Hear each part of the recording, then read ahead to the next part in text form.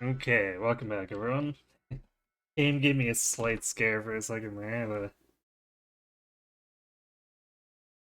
controller took a little bit to register. It's one of those, oh no, what broke moments. Thankfully, nothing. I think it's just that this thing has a sleep mode and I didn't realize it. Okay. So let's go back and make a few of the teachers look silly again.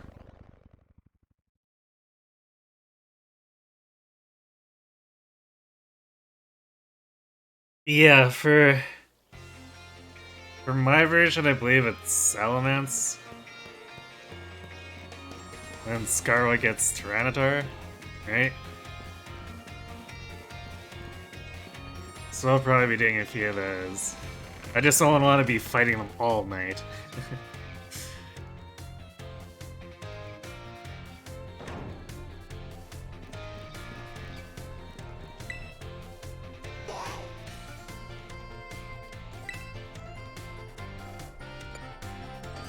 Okay, maybe we just do like one all at once.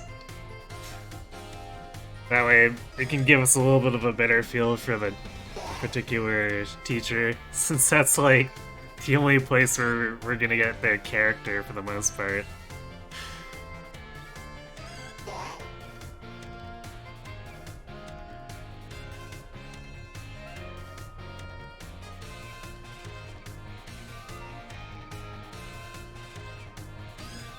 Uh, let's just do top to bottom, I guess. Because I'm slightly partial to Jacques.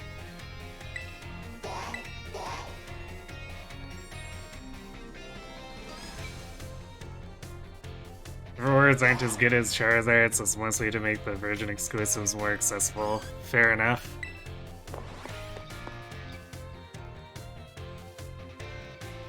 It's 4 to 5 stars, right? Which...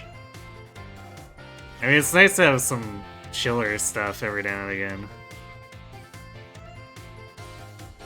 And we'll be right back to fighting Charizards next weekend anyway, right? Hello, hello! I hope everyone's ready to learn some new things today. Did you all try using the ZR button to let your Pokemon out as I taught you in our last class?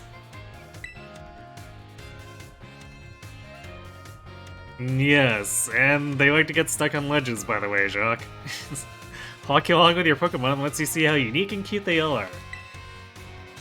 I'd also highly recommend picnics for when you want to spend some quality time together with the Pokemon in your party, and also end up with a bunch of eggs at random.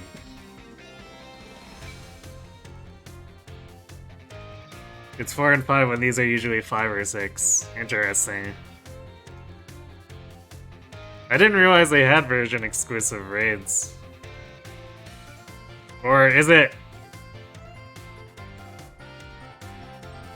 Because does Violet normally get Scarlet exclusives as raids? And vice versa? Because it kind of feels like this event is specifically so you get some crossover.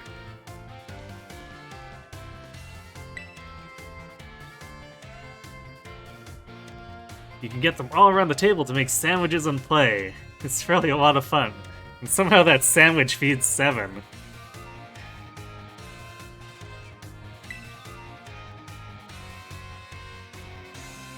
Or I guess technically 8, since you always have your bike dragon.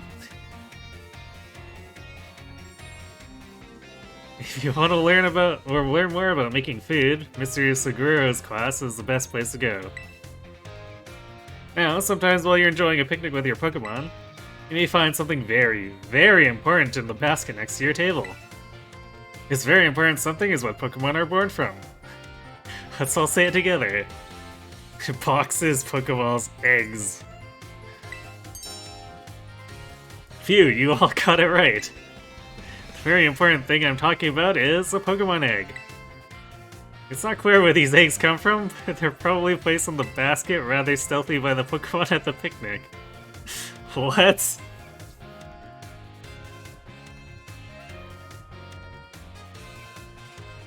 You can join raids from other versions anyway.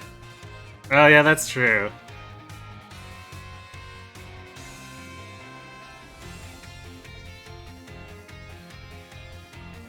Just say usually like this isn't even a month old. That's a good point too. I guess given current patterns for what they're establishing, right? Hey, mathematician, biology teacher doesn't know where eggs come from. Yeah, I have questions. This is... Walking around with the egg will help warm it, which allows it to hatch. Eggs won't warm up by sitting in boxes, though. You have to warm them in your party. And here's some soup. Here's one more super important thing I'd like you to remember about eggs.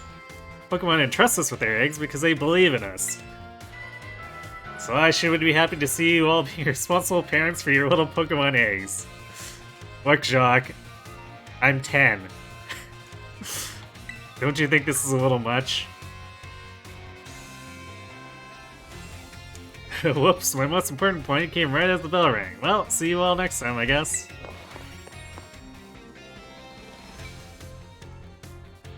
Maybe some of the kids are too young, so he's trying to protect them.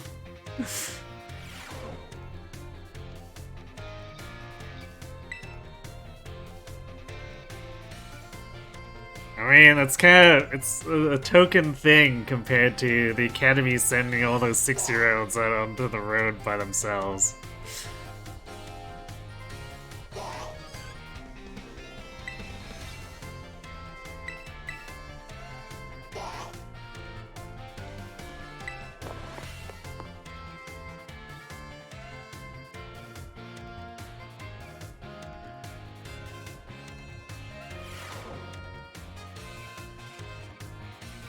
It's actually canon in Pokemon that no one has actually seen a Pokemon lay an egg? What? That's strange. Like, you have closed circuit 24-hour cameras. How do you not see any of that? They appear when humans aren't looking, or always appear when humans aren't looking.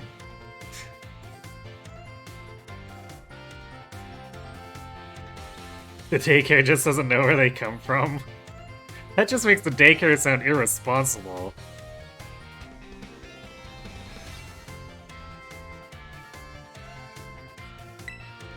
I seem to remember teaching all about the importance of eggs in our last class together.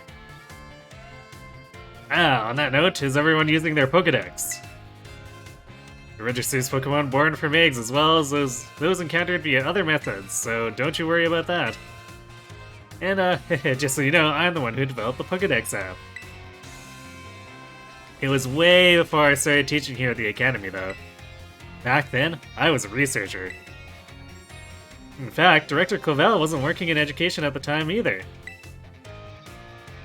He was researching alongside me at the same facility. We got to research Pokemon together day in, day out. Those sure were fun times. I got yelled at all the time, though. You know, that's probably something you don't need to tell anyone. Your Ditto and Eevee made about 20 gigs while both of them were sleeping. Or were they just pretending to sleep?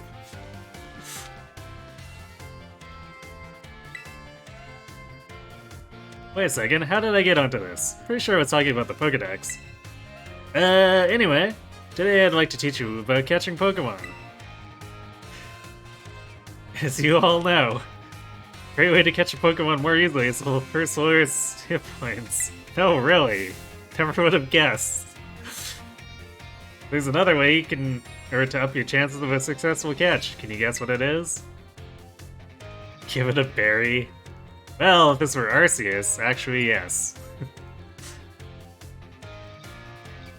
You're stronger than the Pokemon.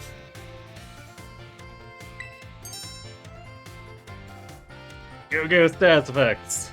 Wow, that's right, Dusky, great job. It's not like you don't already have over 200 entries in the Pokedex. Jock reminds you of your ecology professor who goes on tangents a lot. Seems legit. The correct technique for making Pokemon easier to catch is to inflict them with a status condition. Sleep is an especially effective status condition. Makes Pokemon drastically easier to catch. If you have a Pokemon that can use moves that put opponents to sleep, like Sleep Powder or Hypnosis, filling up your Pokedex will be a cinch. Geez, Jacques, no mention of Nuzzle? There are other ways to improve your catch rate as well, like using Pokeballs specifically designed to be effective against certain Pokemon. Eating food that gives you catching power works. I forgot that's a thing. Yes, food for catching power. Or sneaking up on Pokemon from behind to catch them by surprise when you start a battle. If you're having trouble, you may want to make the rounds to the gyms to get gym badges. Nah, we're fine. We just need to use a little paralysis to catch stuff at level 50 when we have no gym badges. Getting gym badges will make it easier to catch Pokemon of higher and higher levels. Please do come show me your Pokedexes once they start to fill up. Another day, another enjoyable quest. Yeah, don't forget our next quest will be a test.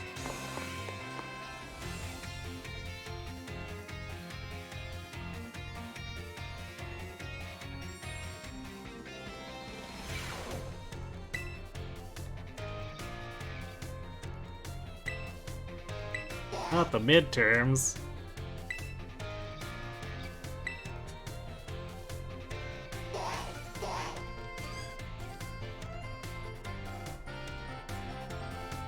Shock reminds you of your teacher who brags about their past achievements but can't actually teach anything to anyone. RIP.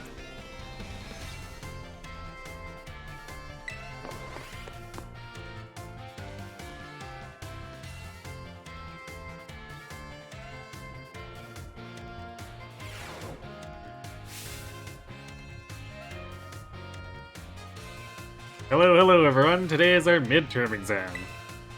It sure feels good to fill in all those empty spaces to answer the sheet, doesn't it? Sure.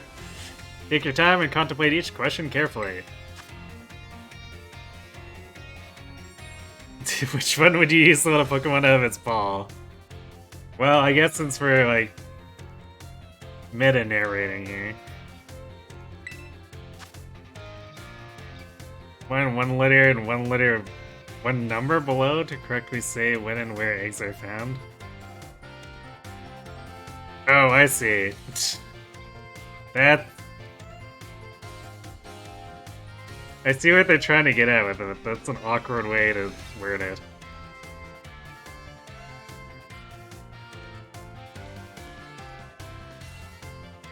So it's A2.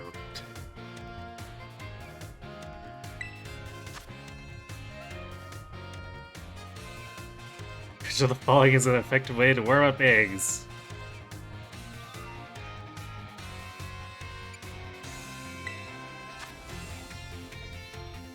It should be a D. What a fire Pokemon set it on fire. No, not really.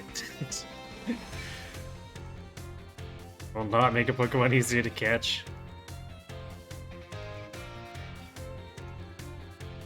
Poor berries.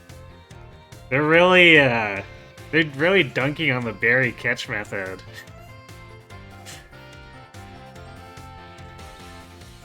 It's like, well, you know, in other games. But in this game, haha, sucks to be you berries.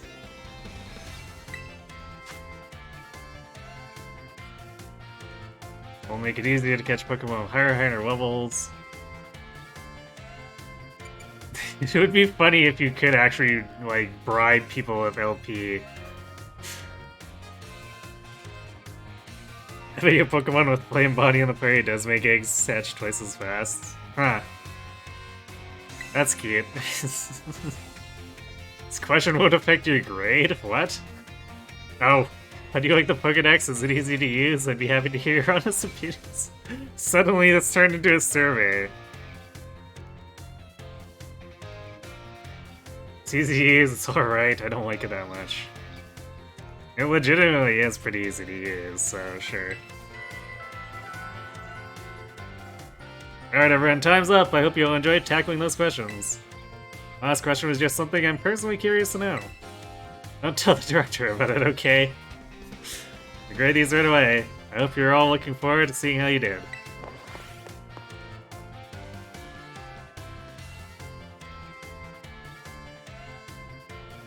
It's the most use you've ever gotten out of Talonflame. I see.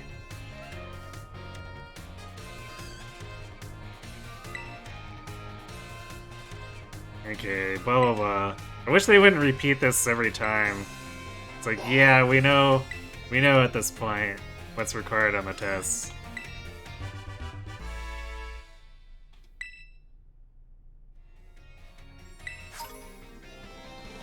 Alright. Seems like midterms are always worth small candies.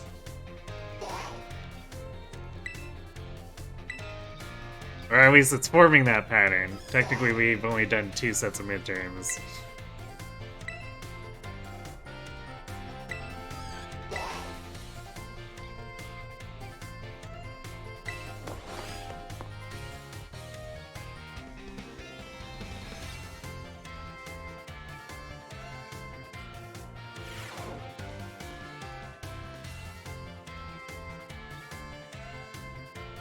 Hello, hello. I hope everyone's ready to learn some new things today. You all did really great on the midterm exam. And thanks for answering my little question at the end, too. I'll be sure to keep your responses in mind. Alright. We're now heading into the last half of our classes together. It's time for our little knowledge to evolve and grow, just like our Pokemon. Evolution. Yep, haha, evolution. Today we're going to learn about the fascinating phenomenon of Pokemon evolution. As your Pokemon battle and level up, they learn moves and get stronger. And for some Pokemon, once they're leveled up enough, their appearance changes and their stats increase, sometimes by a lot. That's Pokemon evolution.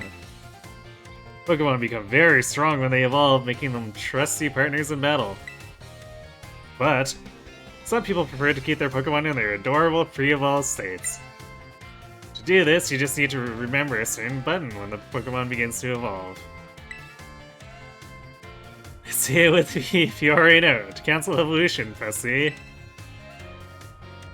B button.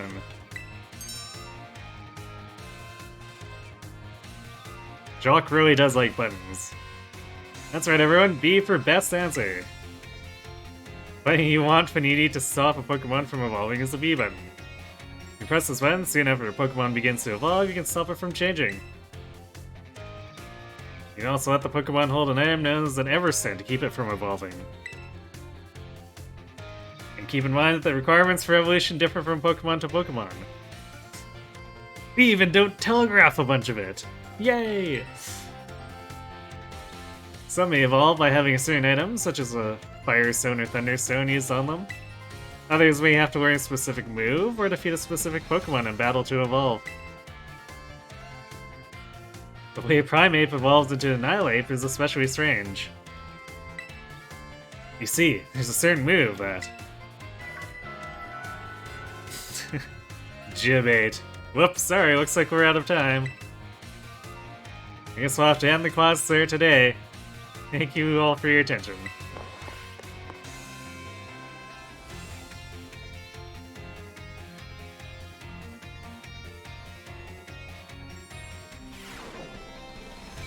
Don't know if they were just being cheeky or making fun of themselves there.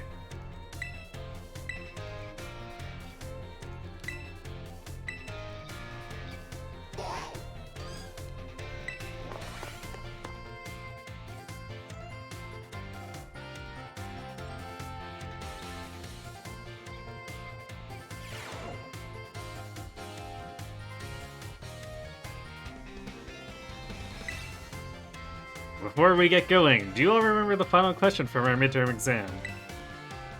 Well, Director Cobell found out about it somehow and I got yelled at. Whoops. Look, Jacques. It's all kept on paper record. How would he not find out?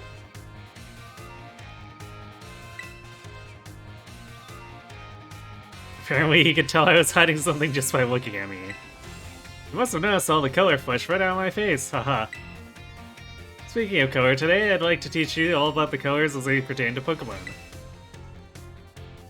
Some Pokemon have slightly different coloration or patterns on their body, based on their gender or individual differences. In very rare cases, a Pokemon may have wildly different coloration compared to the others of the same species. We call these specimens shiny Pokemon. It is quite rare to cross paths with one. Does anyone here know what the likelihood of finding a shiny Pokemon is?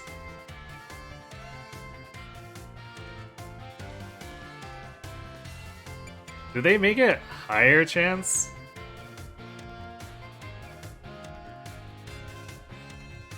Wasn't it 1 in 8,000 something at some point? Or like to begin with?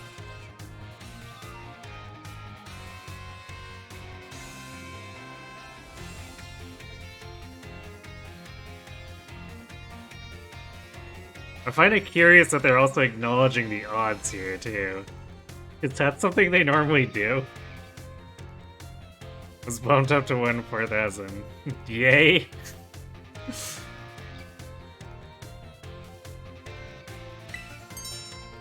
Wow, that's right. You may have the makings of a Pokemon professor, Desby. Shiny Pokemon appear at a rate of 1 in 4,000. Isn't that amazing? The probability of encountering one in the wild is the same as hatching one from an egg, too. The eggs from a pair of Pokemon raised around differing languages are a special case. There's a higher than average chance that a shiny Pokemon will hatch from these eggs. What? We haven't been able to figure out why that is just yet. I've also heard rumors of a charm that increases your likelihood of finding shiny Pokemon when you have it in your bag. Can you believe that? Its claim can't be scientifically verified, but it sure would be fun if it were true. Whoops, there's the bell. And that's all for today. Thanks for your attention.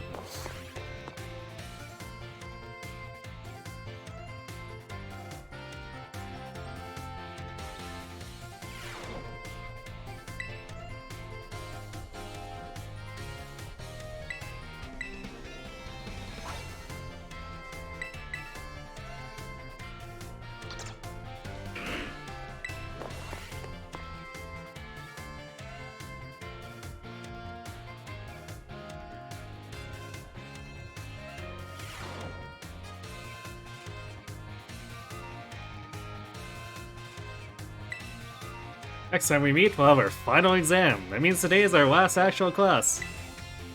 The topic for this last class will be Pokemon forms.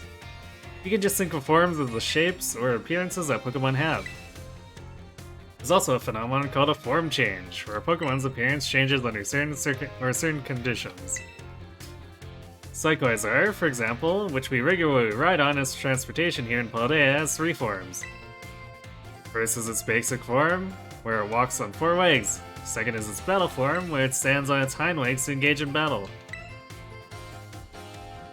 Finally, there's its ride form, where it inflates its throat sac and its tail so it can ride on its back.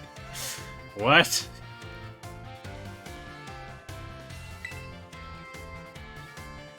Then we can use something you're all carrying with you now as an even better example.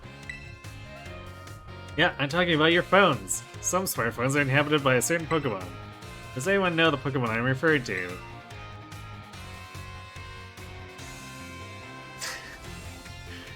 Interesting alternative choices. Pikachu or Heracross?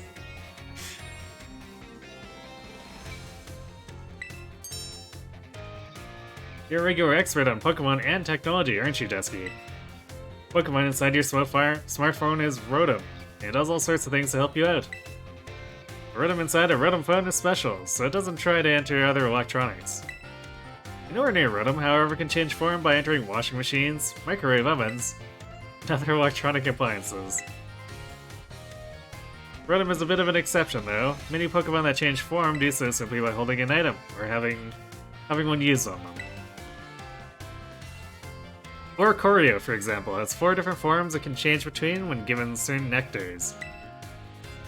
Pokemon may even change change type or learn different moves when they change form. Form changes are different from evolution in that the Pokemon can return to its original form. And unlike shiny Pokemon, which can't change their special coloration, same individual Pokemon can go back and forth between its forms. There's a lot to dig into with this form change phenomenon, as you can see. We can all learn something from Pokemon here, don't you think? Bit of a stretch, but I'd be happy to see you all enjoy your time at the Academy to the fullest, and change form into a new version of yourselves. Or something like that, anyway. Oh, I almost forgot. Regional forms, which vary based on what region a Pokemon come from, don't change like other forms. They are an innate... Whoops, there's the bell. I guess I was scatterbrained Mr. Jacques right up to the very end, huh? I had a great time teaching all of you. Hope you'll do your best on the final exam.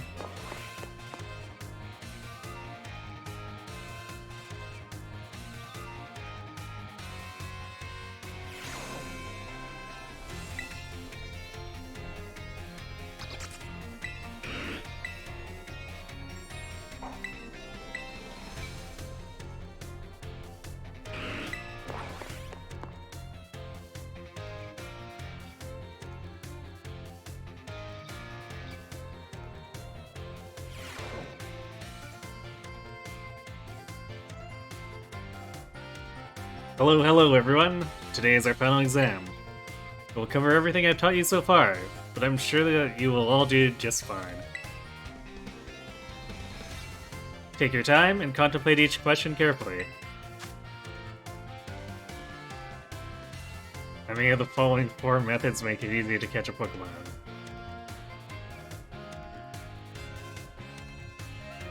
Using a Poketoy? The rest of these are just copy-paste. True or false, you can get new Pokemon only by catching them yourself or training with other trainers. I guess that's a fun way of, or I guess slightly different way of being like, don't forget about eggs. If a Pokemon is holding an Everstone, while using an item that induces evolution, such as a Firestone, cause it to evolve.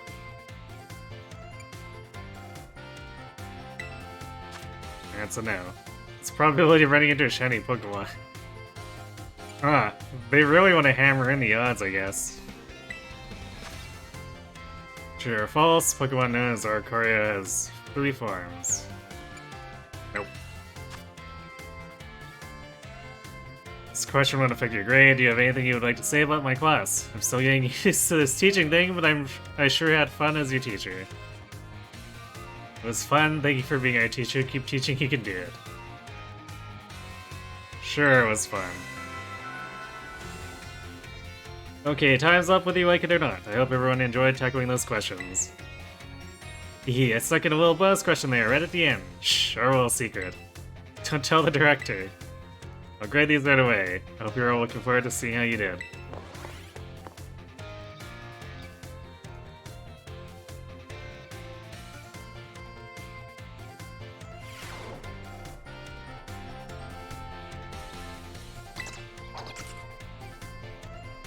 Rates in your class is mid.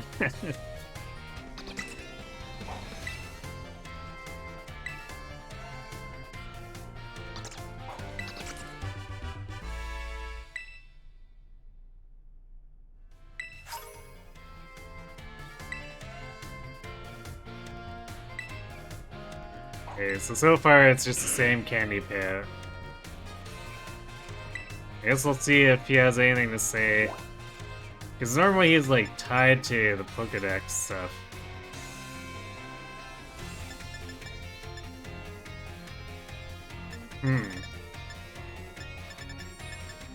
So this is distinctly not Jacques for any of these. But I guess we still have conversations. Interesting. I guess maybe they proxy for him because he otherwise is just the Pokemon threshold, or Pokedex threshold. Ah. That zoning zone. Please stop doing that. I just want to see the cute Eevee. If it's Mr. Jacques here after, you should try the biology lab. That's usually where you'll find him. I just want to talk to the... well... maybe not wake the Eevee. But it does the thing, too, that the Jolteon was, where... sometimes it turns towards you.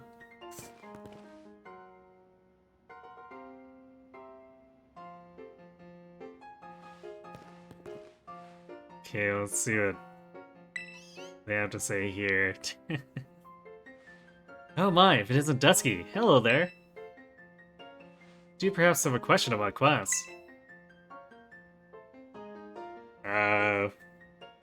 All good, no questions? Hahaha. I'm glad to hear it. Then perhaps you won't mind a little quiz. Flying type Pokemon are weak to rock type moves. When a rock type move hits a flying type Pokemon, what becomes the move's damage? Multiplied by 100? What? Yes, that's right. The correct answer is that the move's damage is doubled. Ms. Time! Ms. Time! Oh my, I see one of our more energetic students is here to see me. You have to wait your turn, dear. There's only one of me after all. Miss Time? Is it true that you were a gym leader? That is indeed true. I'm quite the strong battler, you know. Wow, that's so cool. Why'd you quit? So you want to know, do you? I might be persuaded to tell you if you wait your turn. Okay, I can wait my turn. I sure can.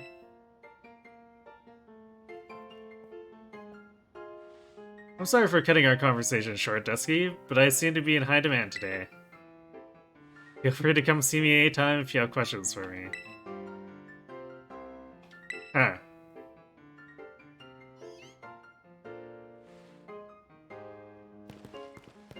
Who else was it here? Is it this guy? Ah yeah, Salvatore. Alright, I guess I did the first level of all these, and I only talked to the one teacher. That's right. Now I remember.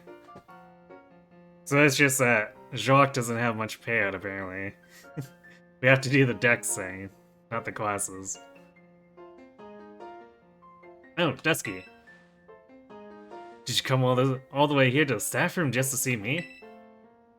I sure did, all the way here. All the way here? It's the staff room.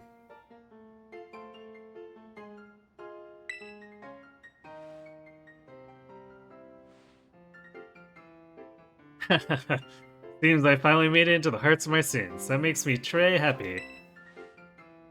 After all, like I said in class, communication is very important. If there's anything you're confused about in class, or if you're having trouble here at the academy, you can always come here and tell me.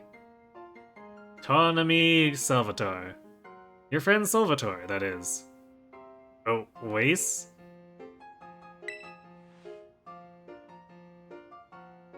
We became slightly closer. Yeah, before start grass Tyranitar raid when I'm ready. Alright. We just have one more conversation here, and then I can jump into the raid.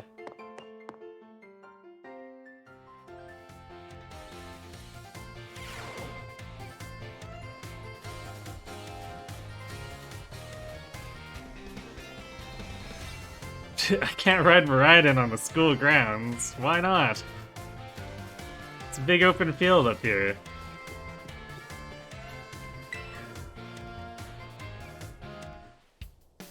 What's new, new kid? Have you come out here to the schoolyard for some training? Not really. Sorry, that was all rude of me to ask. No, the point of training isn't to show off in front of other people. Why don't we do a bit of running together here to get to know each other a little better? Ready? Let's go!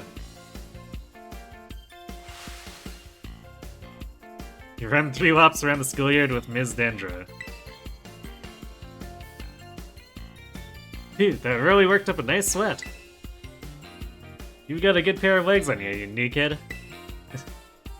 A good bout of training sure does make a body hungry, doesn't it? Well, let you have one of my homemade sandwiches is my way of saying thanks for running with me today. Feed those muscles.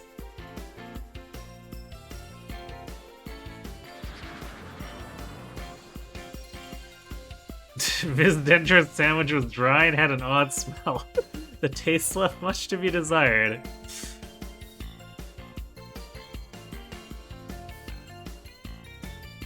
Oh good, it's probably one of those health sandwiches, and then she probably added like muscle building powder or whatever. How was it? I hope it was tasty. Yeah, tasty. Well, to be honest.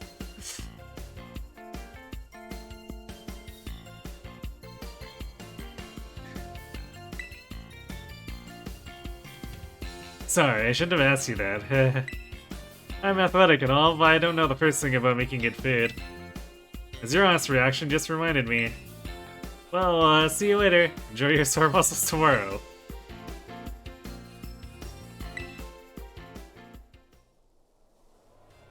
Okay.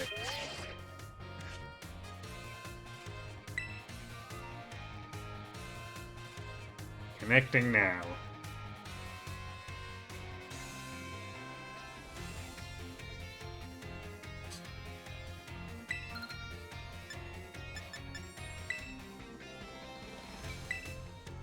Apparently I have to actually leave here.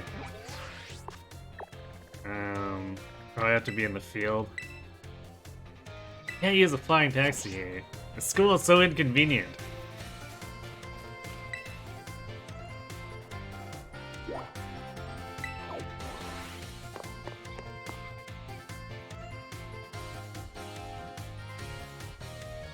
Now we have to go through 2 loading screens.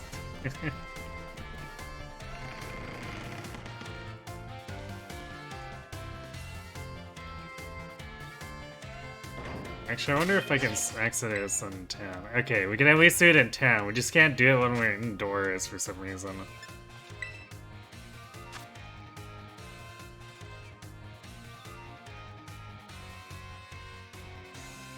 Such a weird restriction.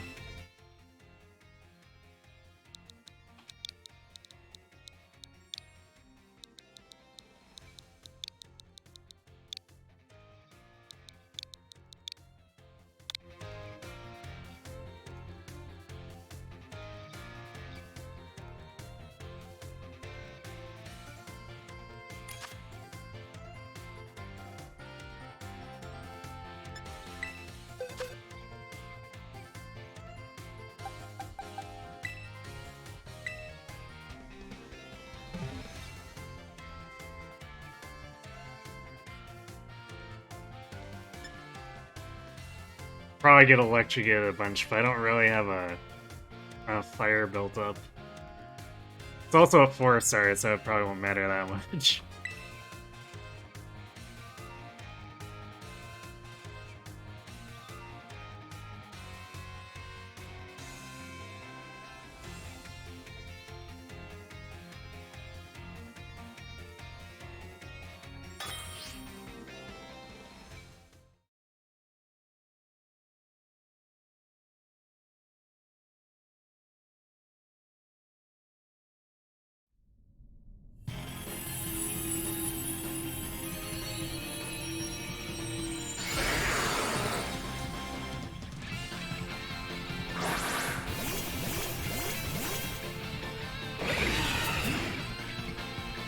Oh wait, it's actual Tyranitar.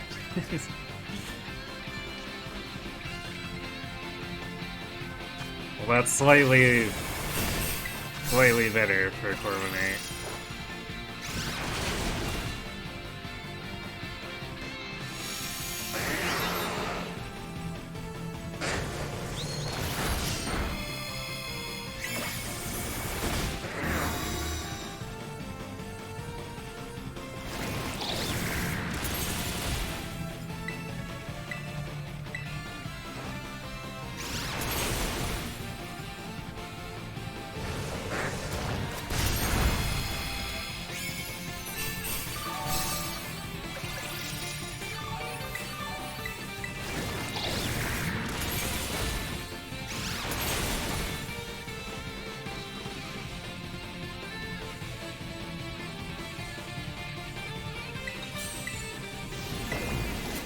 doing a bit of a job of stalling us out, though. Well, not really stalling out, but making this take longer than I'd probably expect from a Forsyth.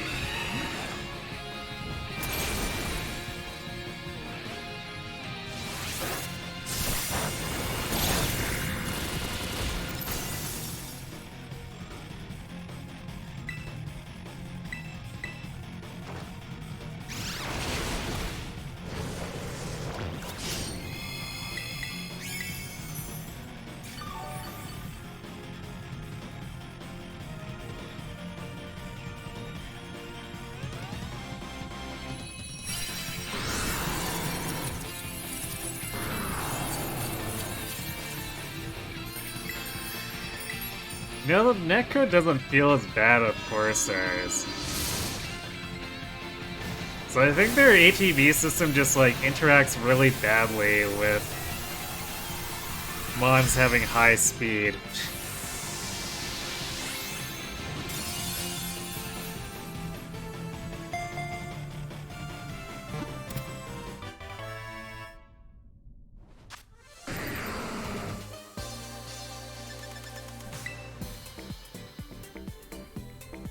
Good work indeed.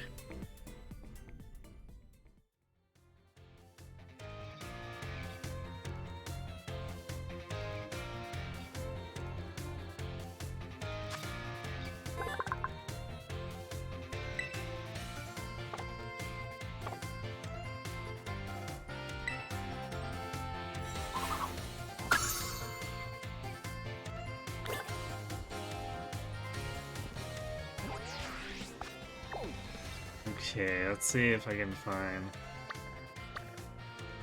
This might be...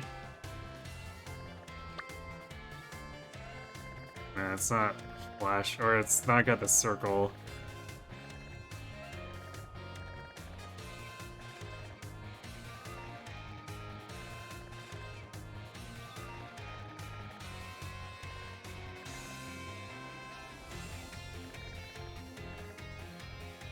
Oh, we got a psychic one over there.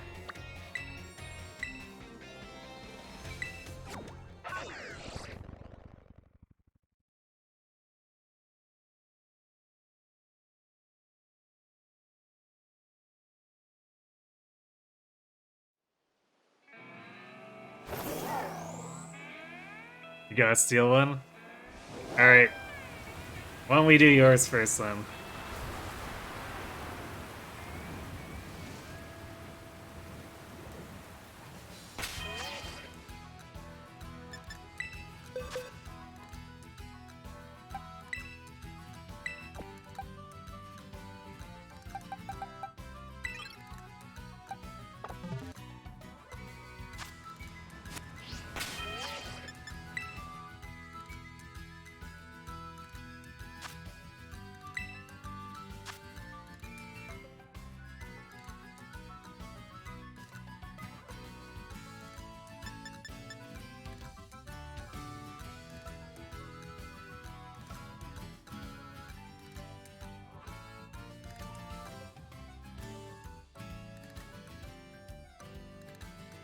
You see there's no shortage of random online ones though.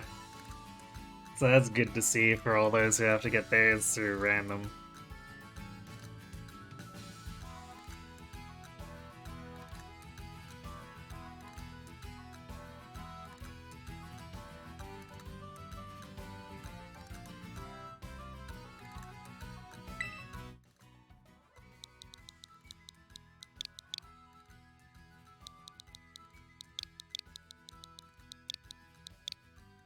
Not a single number in there.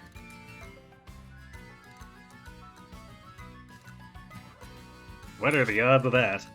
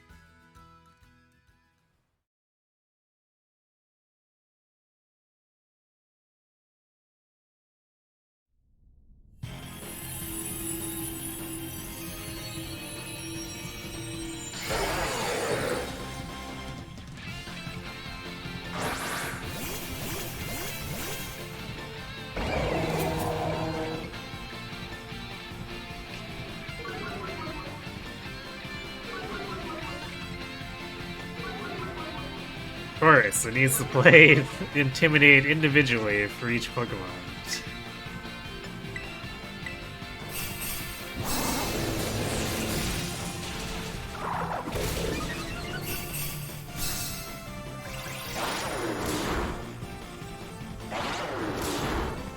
Ow.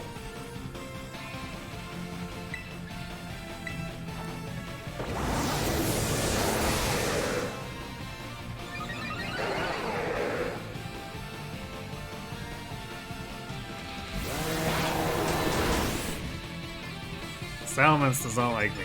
Actually, well, I was gonna try to put paralysis up.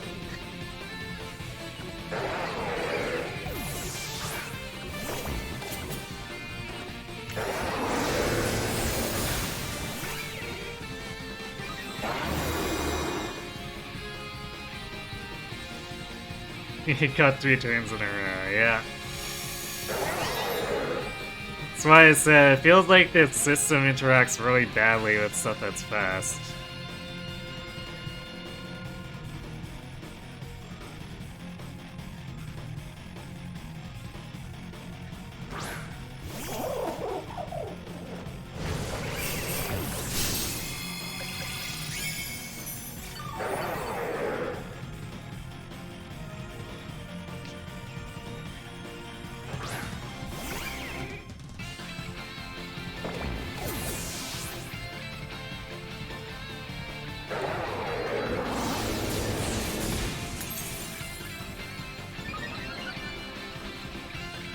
I'm just like not getting a turn. Like at all. You and I go bye-bye.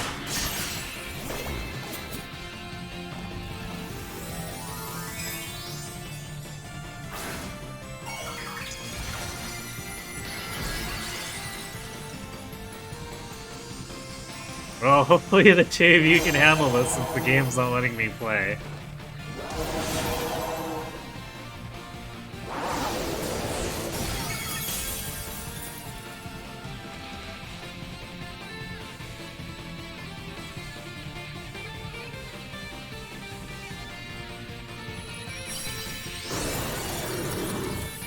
Cat carry. Apparently, yeah.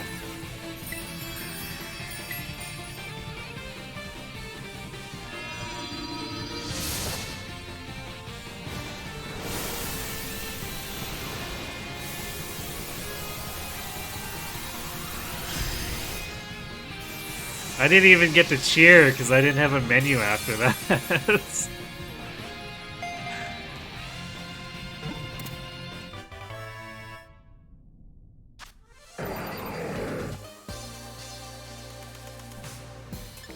You weren't allowed to get any hits either. Rip raid system.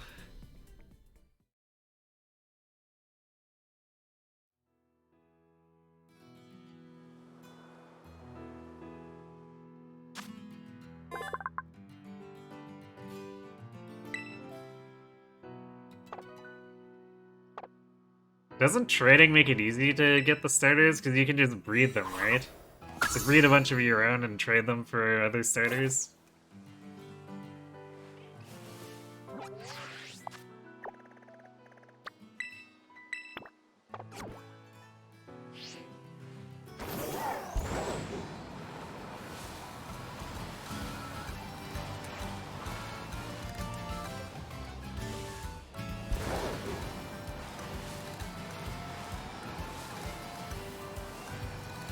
I've definitely not done enough of any of that to have grass cat fodder for other people.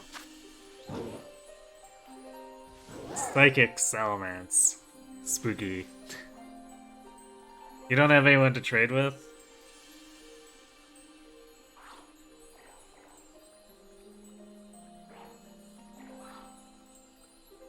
Well, wait, what did you choose for a starter, Nate? Because if you didn't do the Sprigatito, then, or Sprigatito, then I guess I could try to breed one to trade with you for yours. The duck? Okay, yeah, we could do that. Trade a Sprigatito for a Quaxley. I just need to actually get around to doing any breeding.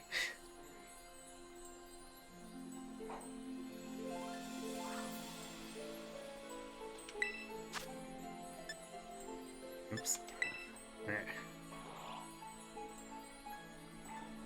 Alright, bring your psychic killers.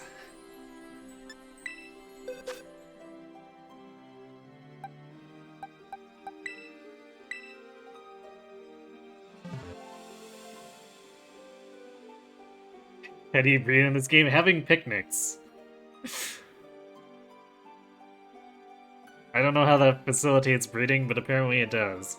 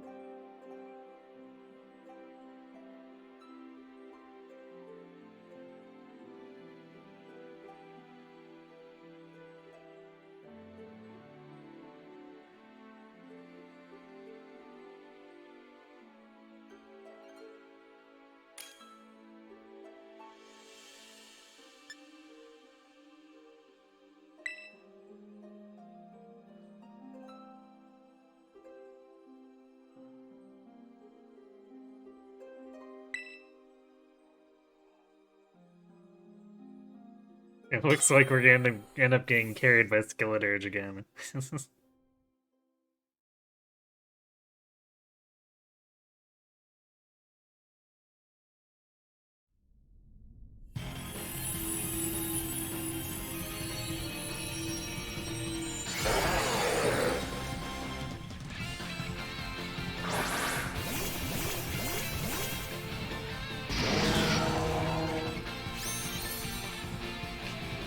You have a 500 IQ play.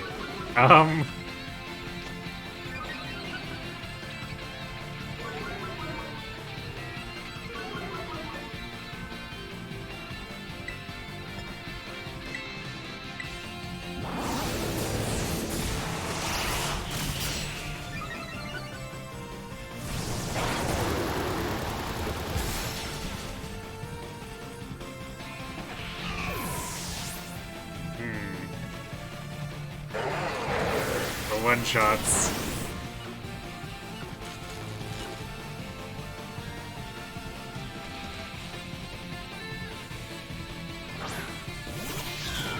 I probably should have picked something that would have been resistant, even if I wouldn't have been super effective attacking.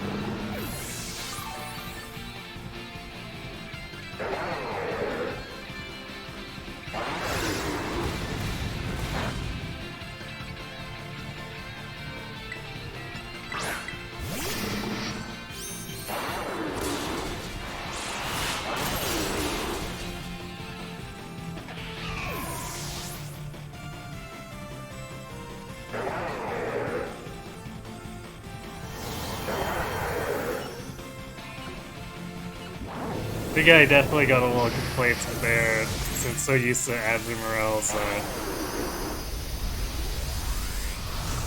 bulk. We'll get it next time. I just need to actually use something that's not super weak to flying.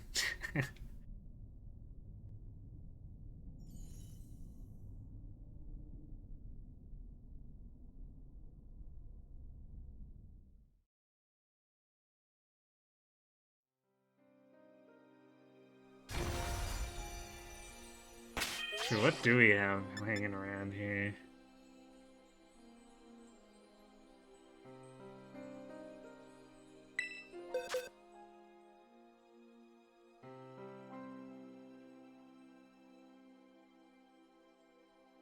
I could just say screw it and muscle it with just neutral Azumarill.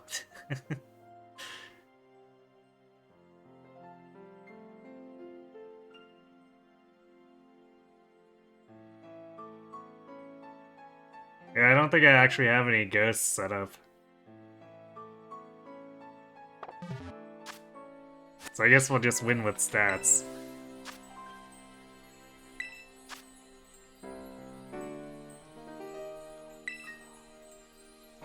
You're really proud of your Defiant play.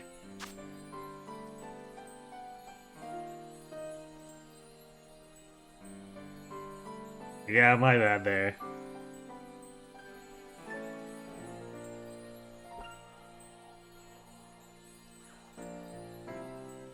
I guess I'll also be immune to the Dragon moves too if I just bring in my Charizard killer.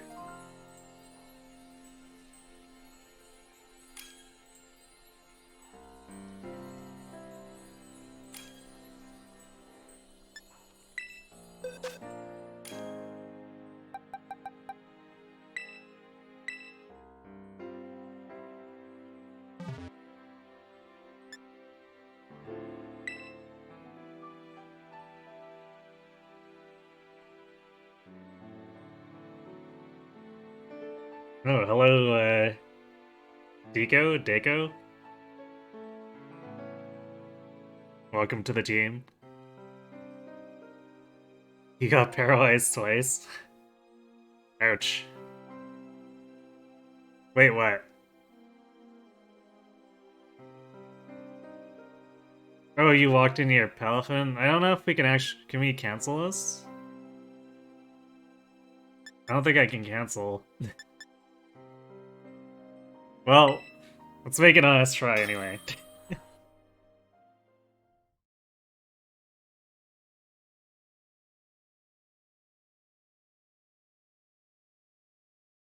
It's interesting that once we're all ready, I can't actually cancel that.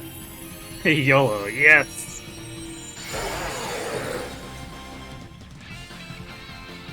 Yeah, I don't think you can back out too once you say you're all ready. Because I couldn't back out of the raid at all there.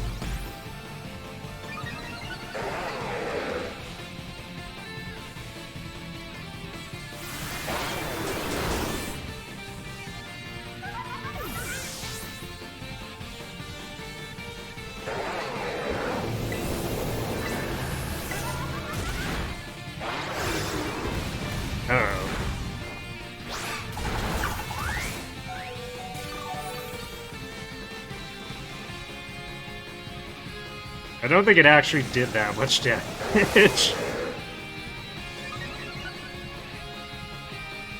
I think that's just a HP bar bug.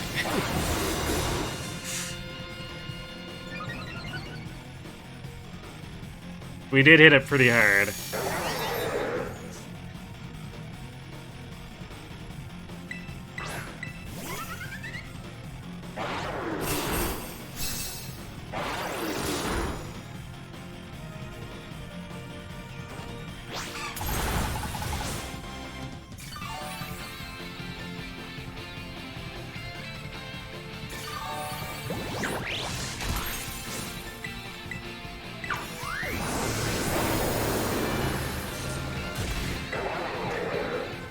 Well, that was a bit of a mess, the overlay there.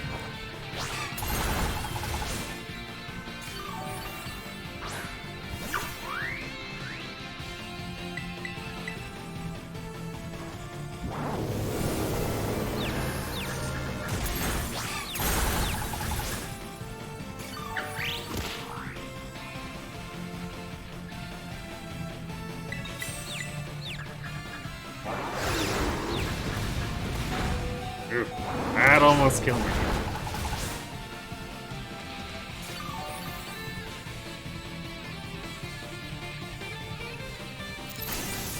It's statistical victory.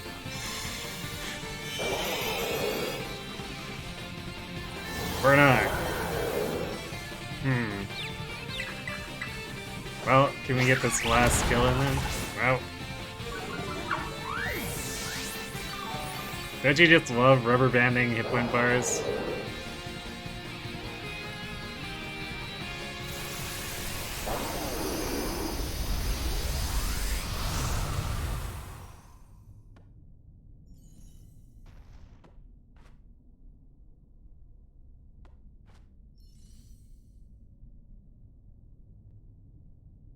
Okay, we got it this time.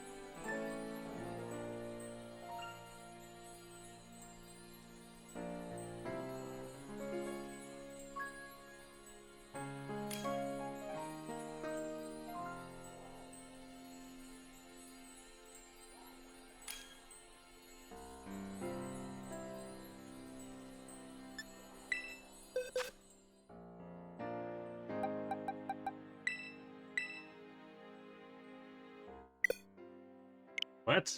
Communication error?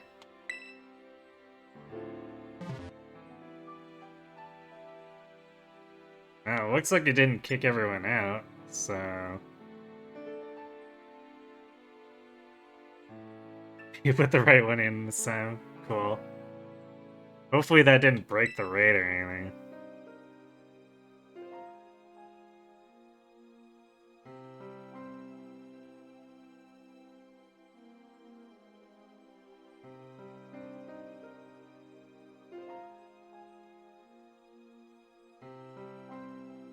We'll give that other person another 30 seconds to jump back in if they're so inclined.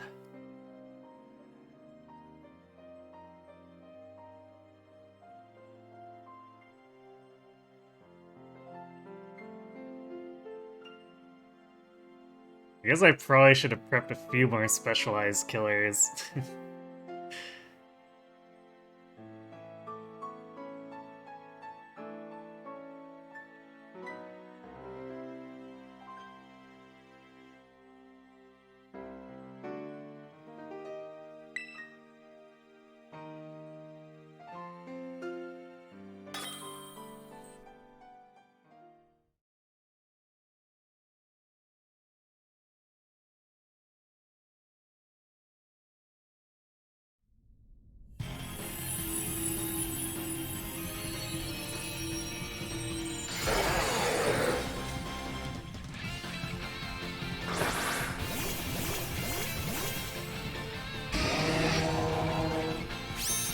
We even got an Umbreon AI.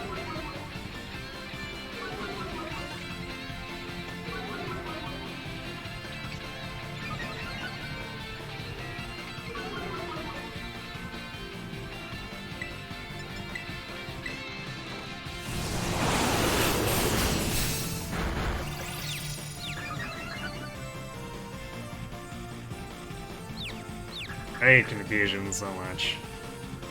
By extension, I hate Hurricane so much.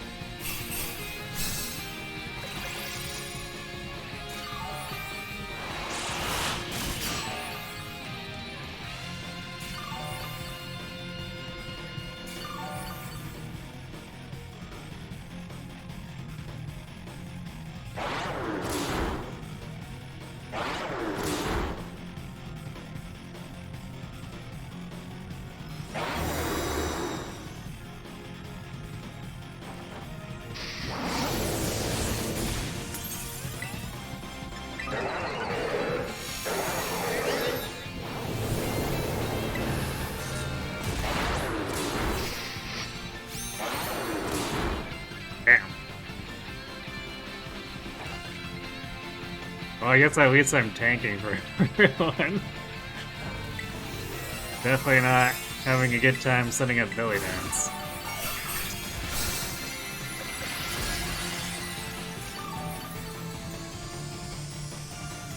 Oh good, my UI is locked up.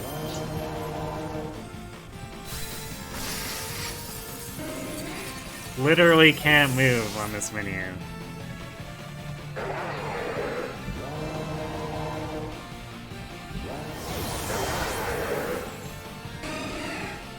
Now I can. Man, it's too late. Cool.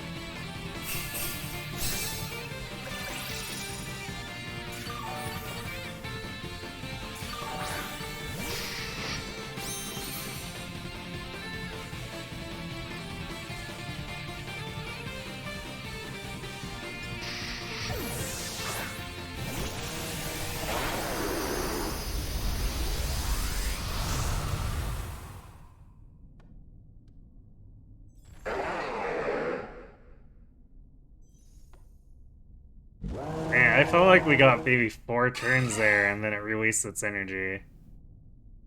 It wasn't just me, was it?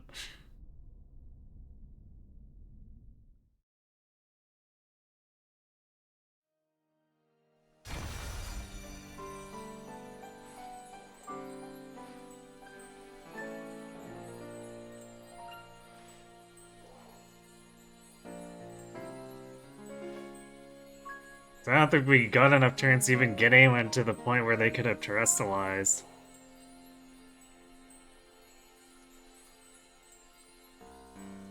Dragon Dance be like that? Oof. I think that's your last one for the night, you're tired. Alright.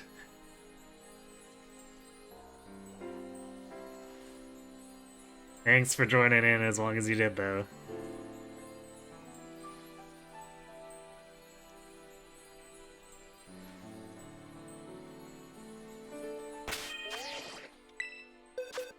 Maybe I could build something real quick.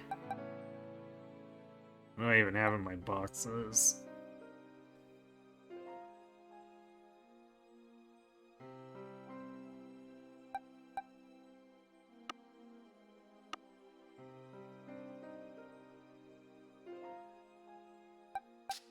I have a level 54 Houndoom. With a Dark Terror type, we could go for that. Definitely wouldn't resist any of the attacks, though. Yeah, I guess we've got the...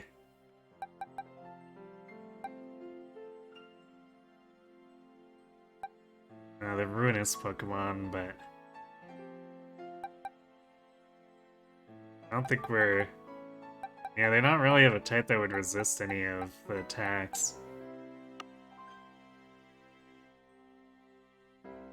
You don't think you have anything else? Yeah, that's kind of the problem, isn't it?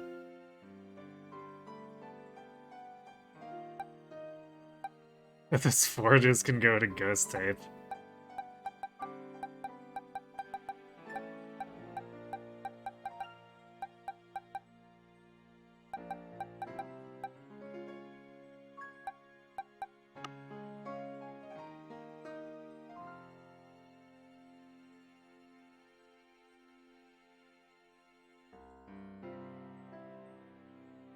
I'll be right back, we'll probably work after that. Alright, see you in a bit, cat.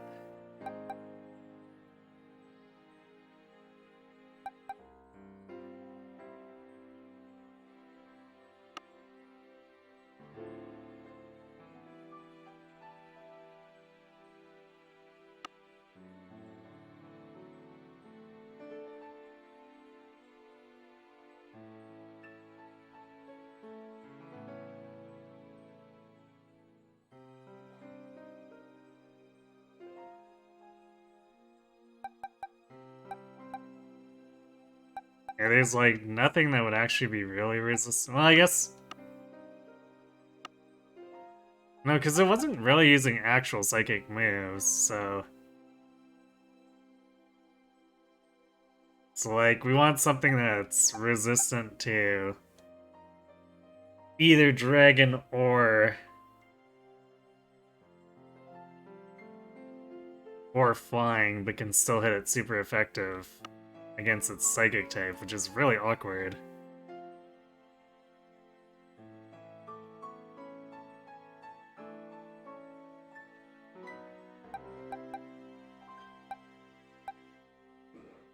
Maybe the Bisharp, or I guess in my case it'd be the Pawniard. I don't think I have, or did I have a Bisharp in here?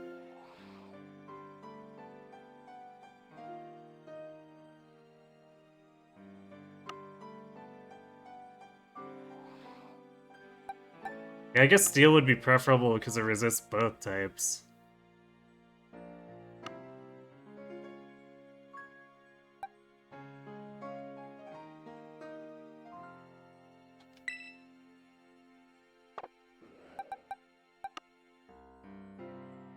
So I guess we'll grab...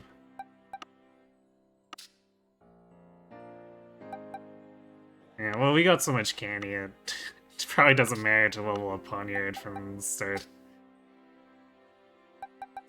Bisharp is just by level, right? I don't need to do anything special to evolve it.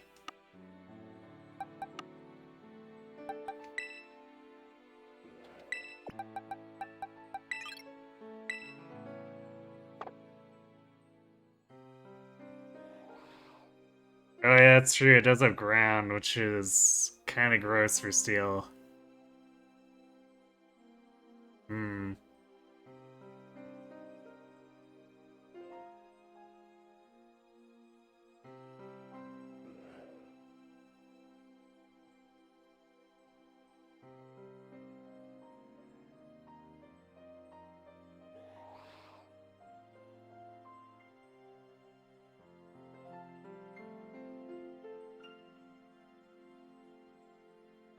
Yeah, that's a super awkward setup.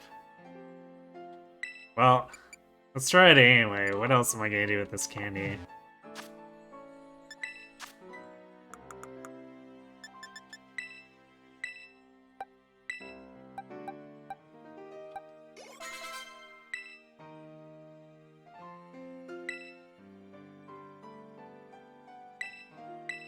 This little sound.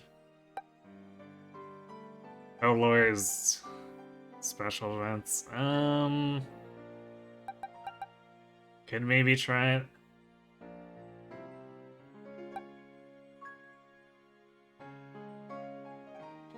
I don't think Torment makes any sense to have here, so...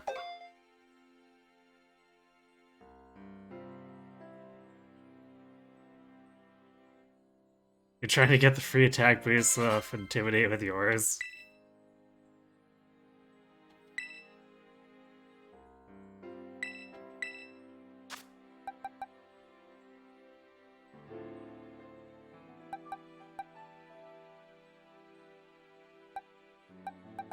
I could also Scary Face it. Night Slash.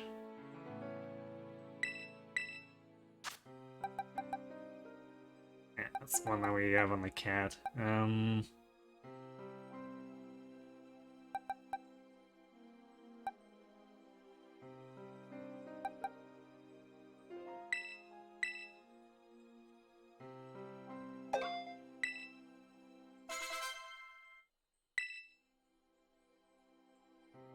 Air Defense.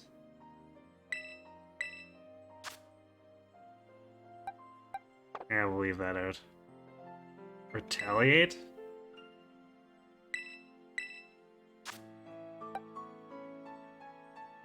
Or take revenge for a fainted ally. Well, that's not a dark move, so... Ironhead. Pass on that. Swords Dance. Actually, huh. Maybe we should... Maybe we should actually bring that. Yeah, actually bring it over Metal Sound, because it's not like we're a special attacker. Yeah, I've got a candy stash. Guillotine, that's not gonna be helpful at all.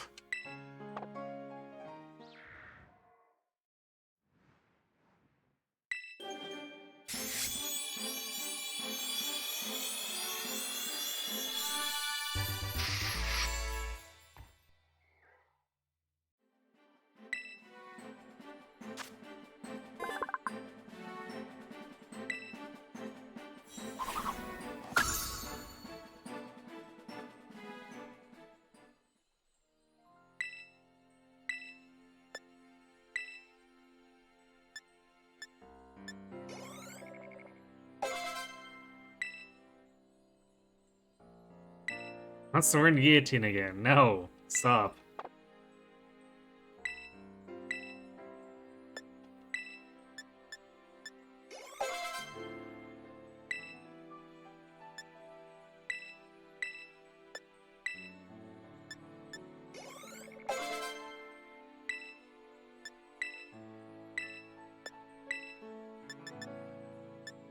Okay, it won't let me over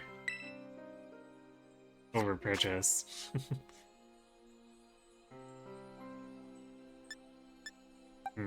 So hopefully being level 100 will make up for the fact that it has no EV training whatsoever.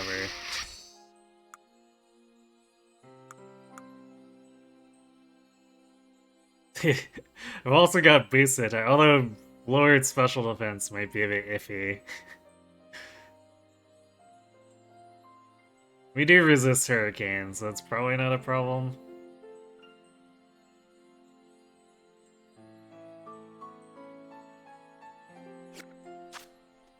Yeah, what do we have for the ability, too?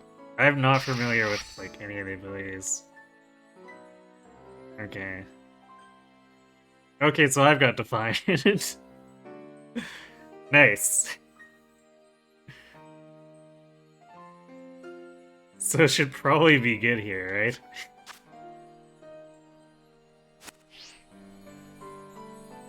You ready to go, Knight?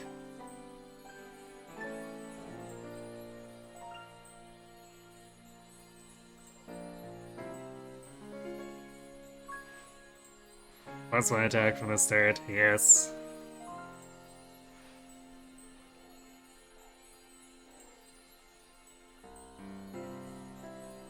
Okay.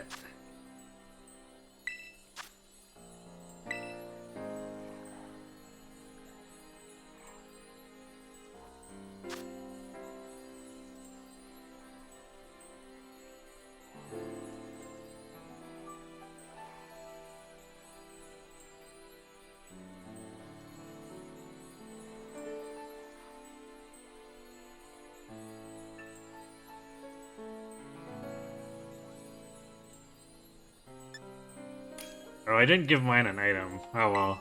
It's probably fine. If we still run into problems, I'll go grab, like, a dark boost item.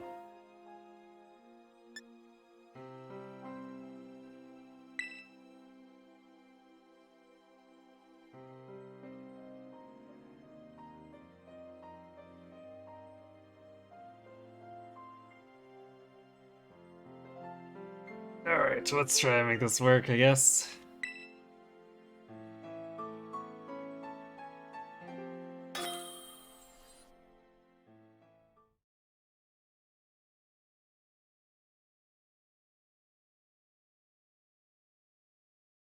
I guess that's the upside to getting obsessed with the Charizard race, is that huge pile of candy lets me prep basically anything.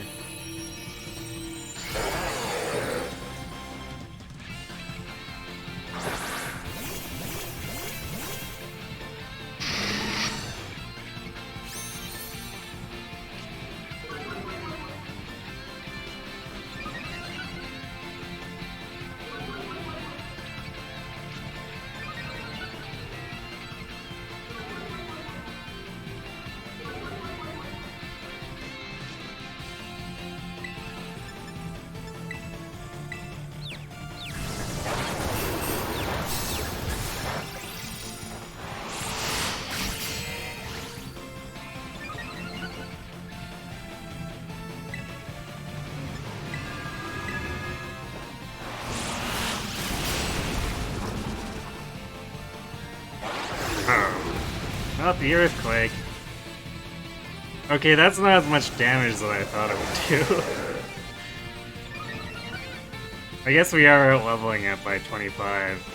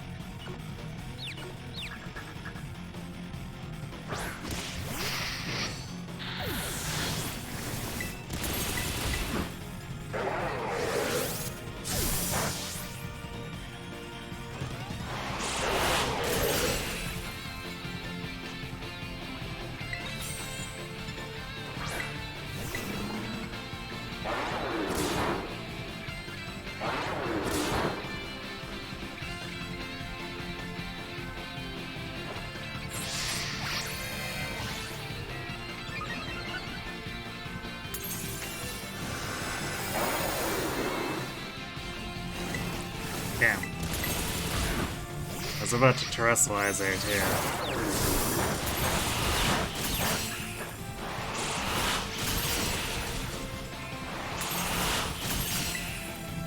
Alright, an earthquake shouldn't kill me unless it crits.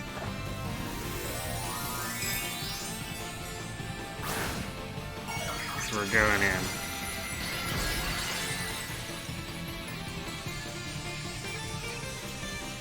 Actually, especially since we are ditching our steel weakness.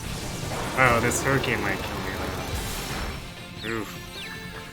Don't be confused. Just Night Slash.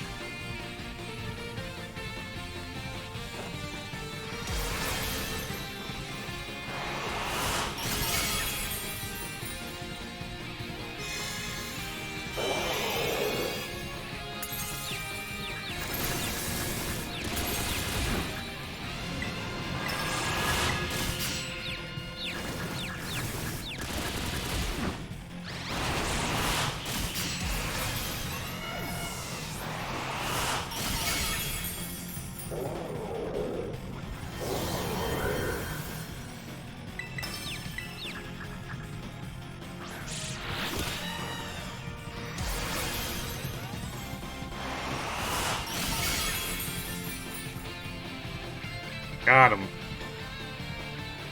That was a little closer than I would have liked there.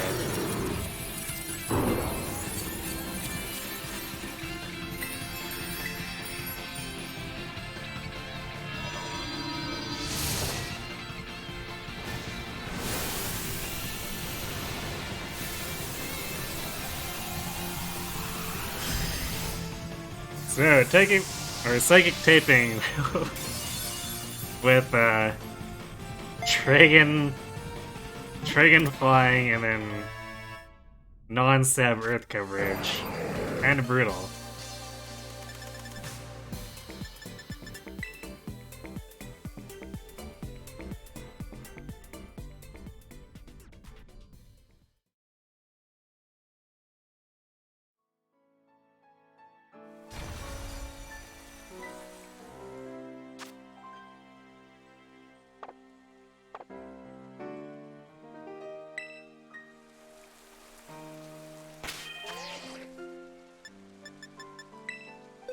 Alright, well, I'll keep this Bisharp in my back pocket for any further psychic stuff.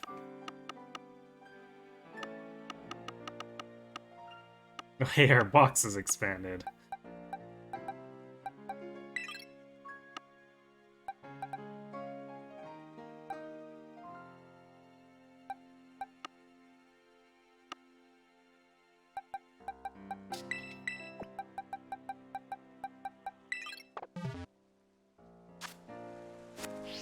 Okay, what else have we got on the map?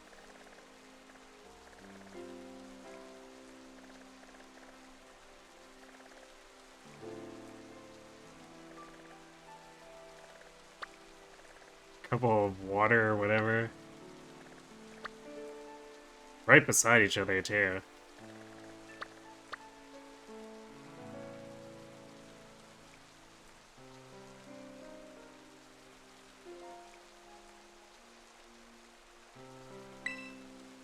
Might have to build something, though, because, like, I don't know if Gus or Sparky are really up to fighting water salamancers. Actually, especially not Gus.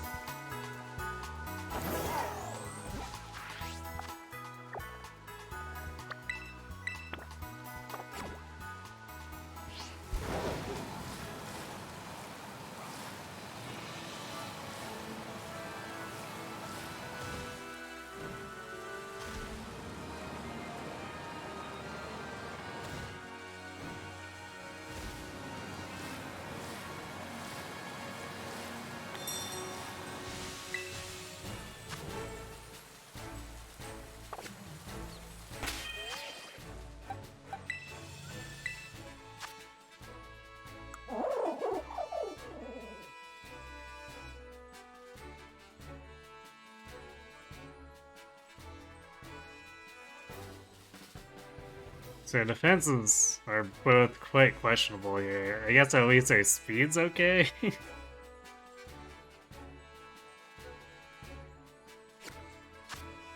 Maybe I bring Baruka instead and give her a few candies. Although Earthquake is gonna be kinda... Well, I guess maybe not that nasty. We got 180 defense. And counting.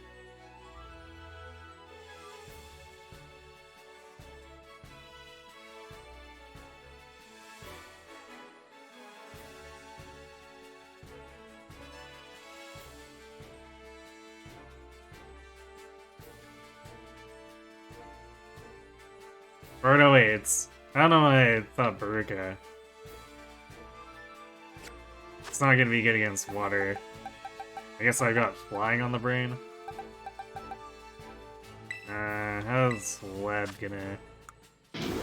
Actually, lead's not that good for... Well, look at his discharge. Discharge is okay, I suppose. We run into, like, not having any bulk is the problem here, though. Once again. The electric type curse.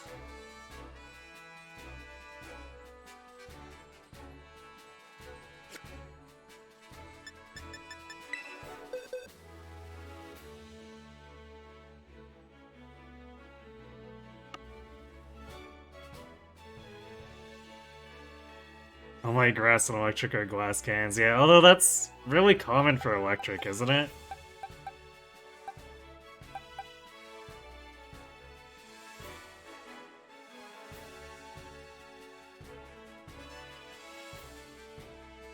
Level 4 normal type? Sure, let's do that too.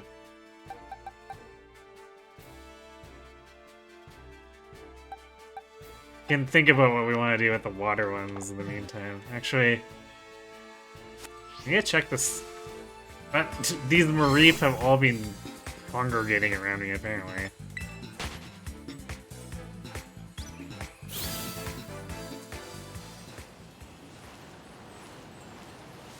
Where is the other one?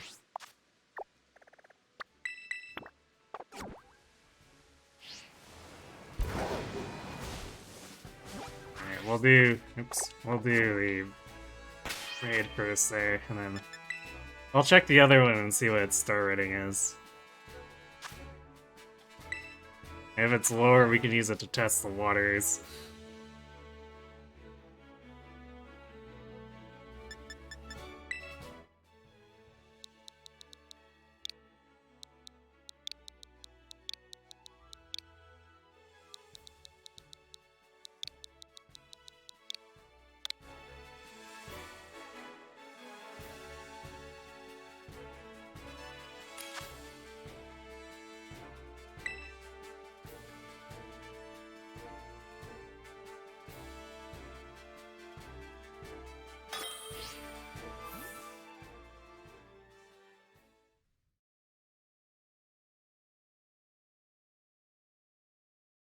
I guess that sort of lets us test it too here.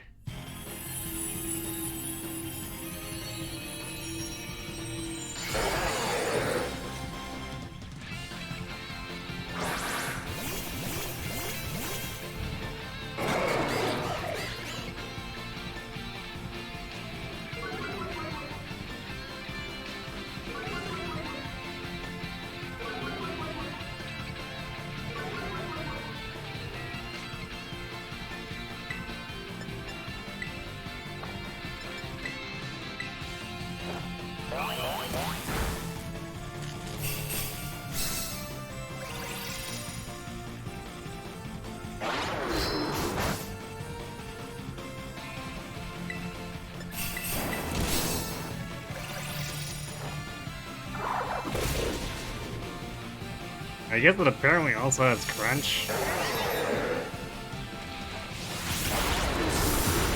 Which is probably not super relevant for the other stuff.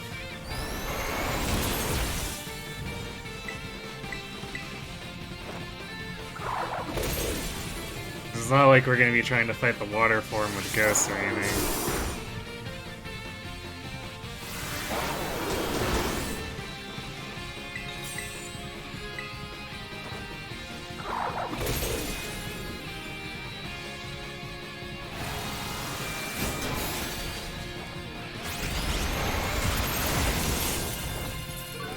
being Crunch is exclusive to the 4 stars? Huh.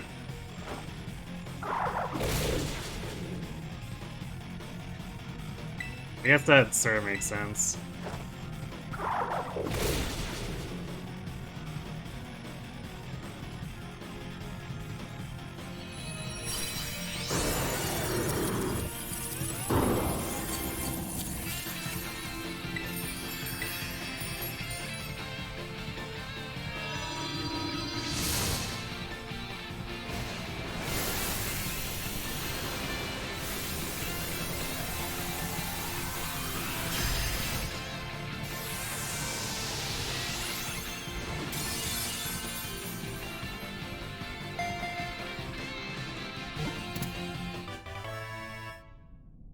Well, she did okay at current level against the 4 star, so if we give her a bunch of candy, maybe she'll be able to stand up against the 5.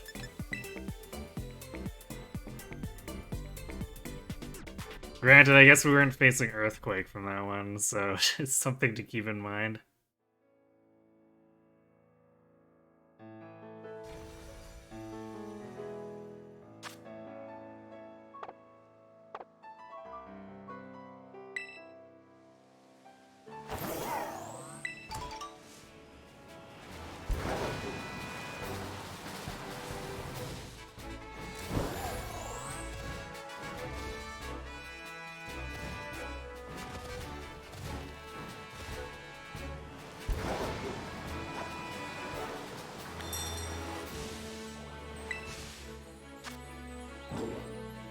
This is also a 5.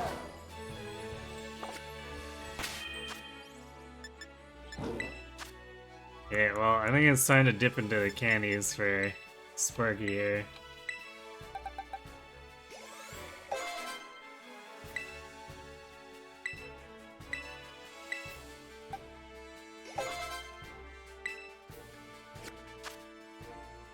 How are those stats looking now? It's like 30 extra of each defense. 255 attack, too.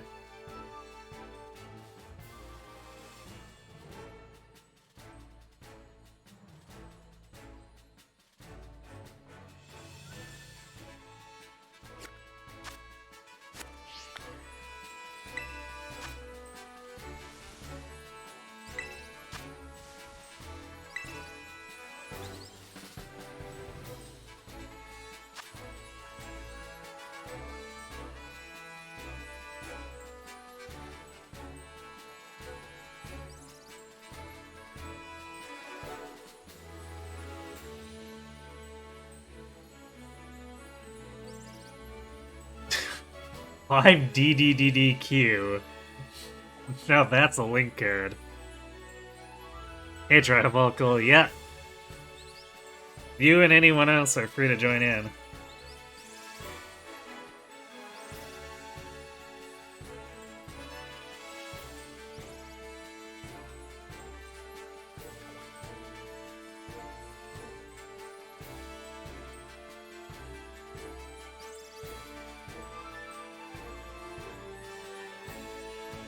Actually, this might actually be bad because fighting is weak against flying. So, neutral's out, which with our paper-thin defenses might not be the greatest. If this fails, I'll probably try powering up lead and seeing how she does.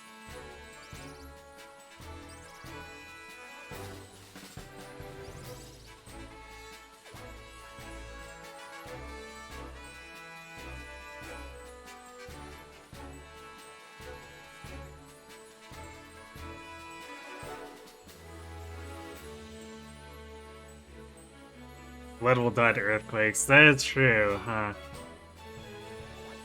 Like... I guess we'll just have to maybe power something else up.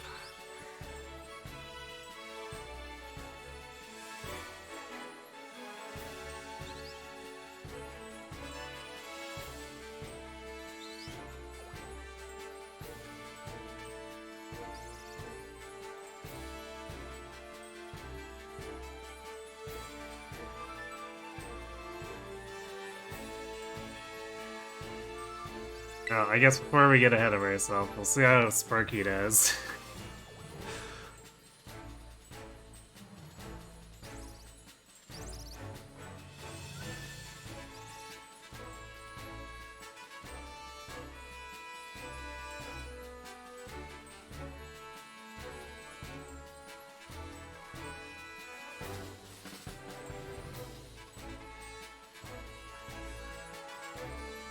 If you're still thinking of... Oh, you ran the Raichu?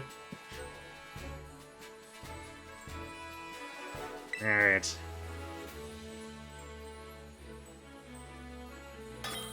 You got a bit of a glass jaw here, but... You believe in your little blob.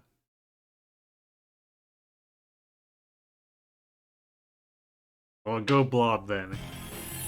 Make us proud.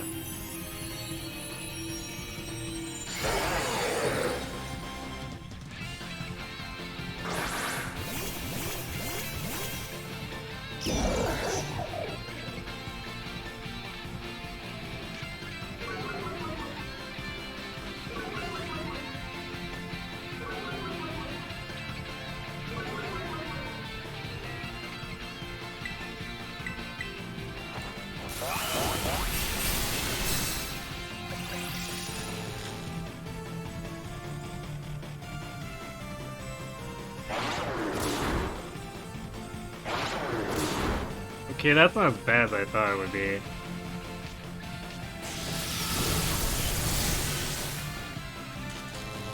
Nice, Nuzzle paying off already.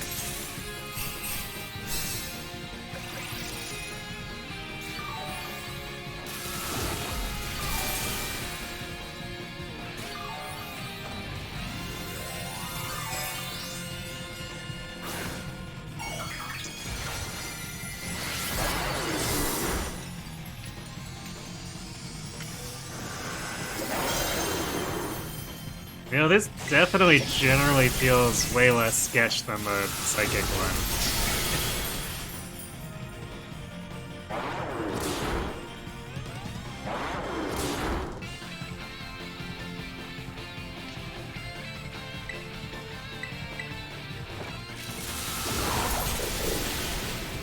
But we also haven't been nailed by an Earthquake yet.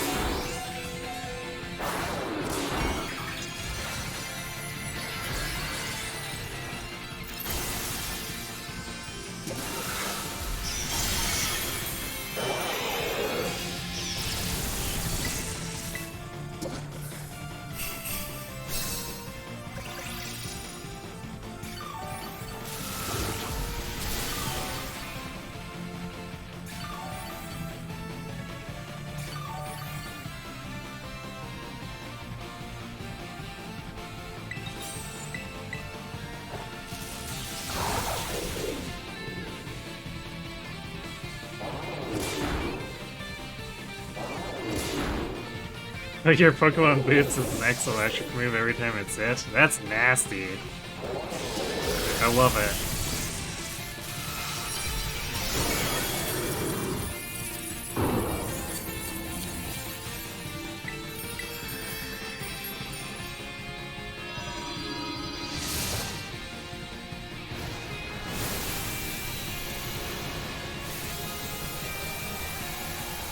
Like you said, you believe in your blob?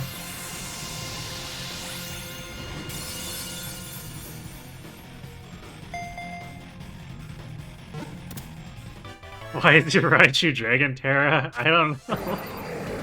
That's random. Did you catch it in a raid?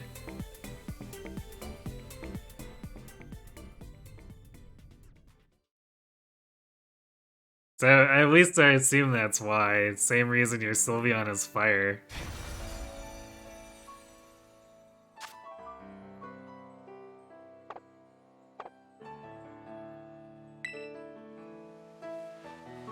we got another one just down that cliff. I'm gonna grab this first. Oh, so glad I grabbed that. 3 potions. This one's a TM at least. Let's swap. Okay, we're head back over here.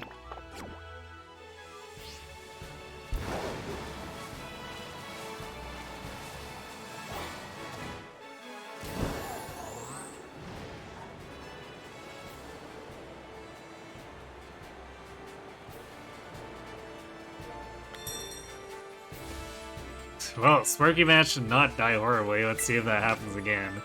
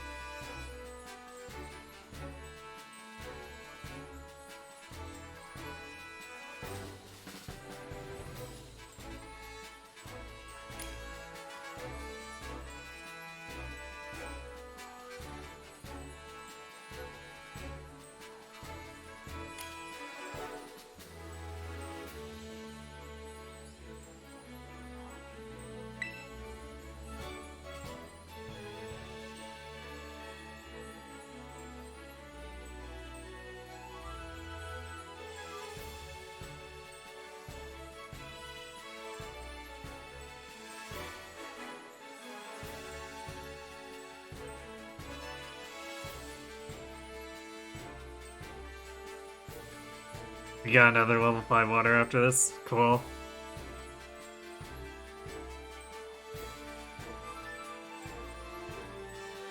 Definitely good to jump in on that.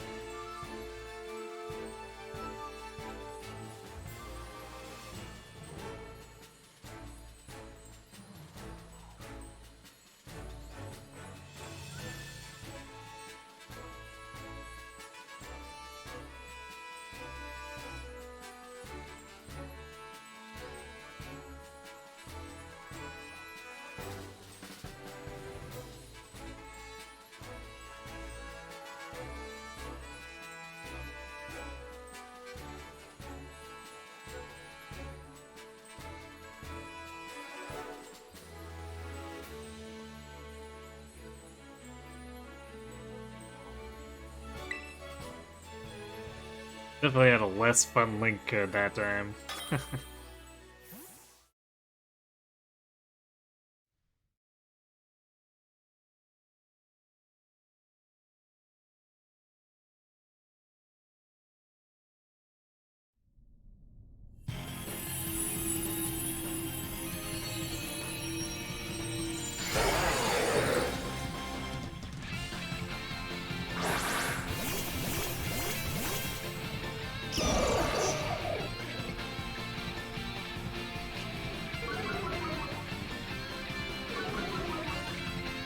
I still find it funny that the Intimidate can't, like, multi-play the debuff.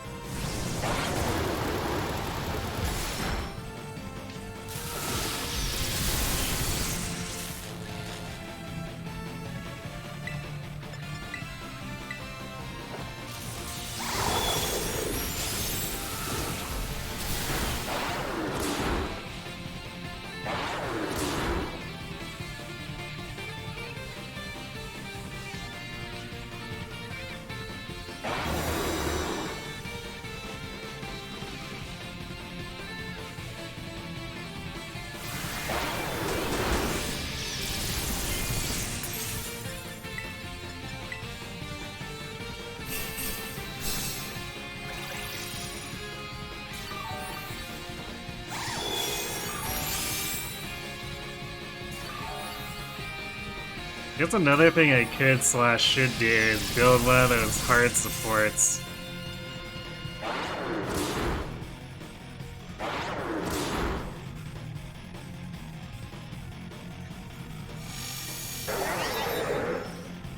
Usually they're okay, as long as they're still neutral for survival. And then they can do their buff thing. Slash, I guess, debuffs, depending. These raids really like to just clear negative effects, so it's a lot less valuable to do the buffs.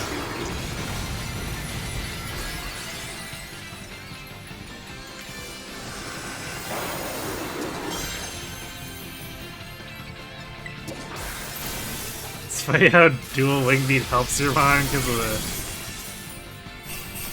the 2 hits of 2 charges. Wow. I didn't realize it worked that way. That's super nasty.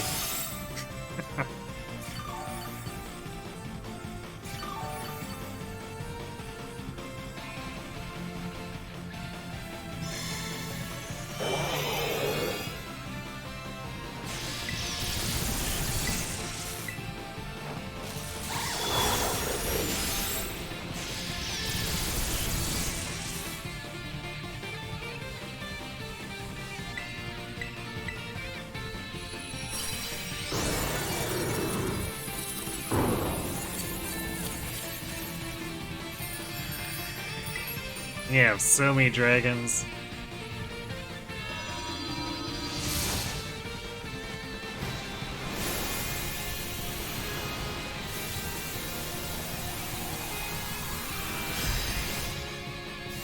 So I guess if I ever need to build settlements for a raid, I've got a very wide array of Terra type choices.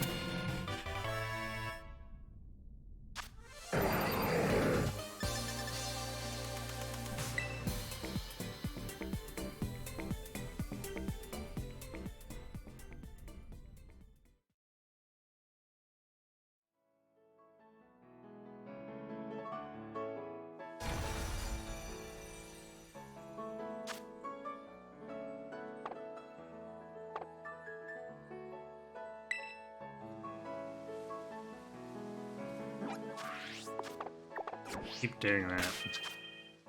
Too many different kinds of minis.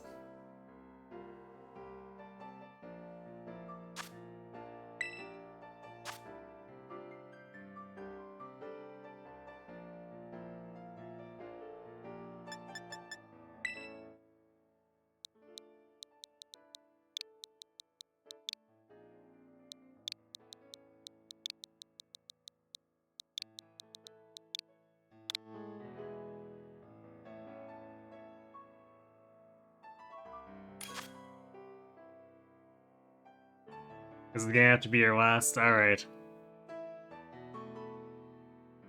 I'll probably go back to doing the quest stuff after this then.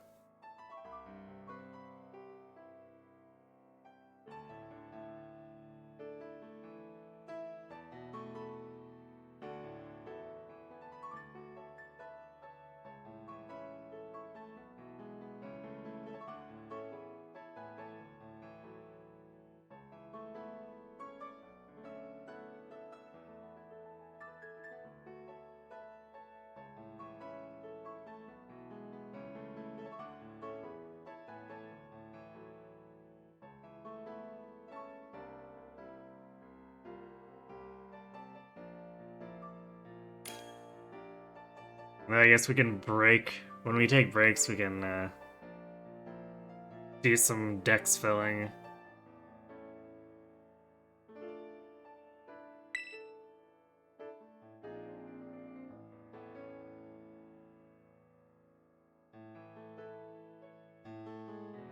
So I think that's mainly what's left at this point.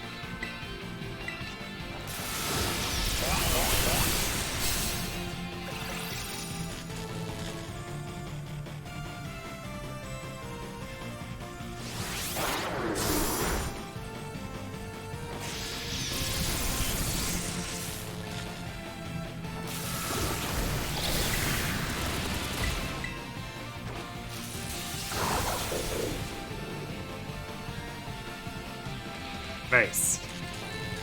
2 paralyzed procs in a row. Can't complain.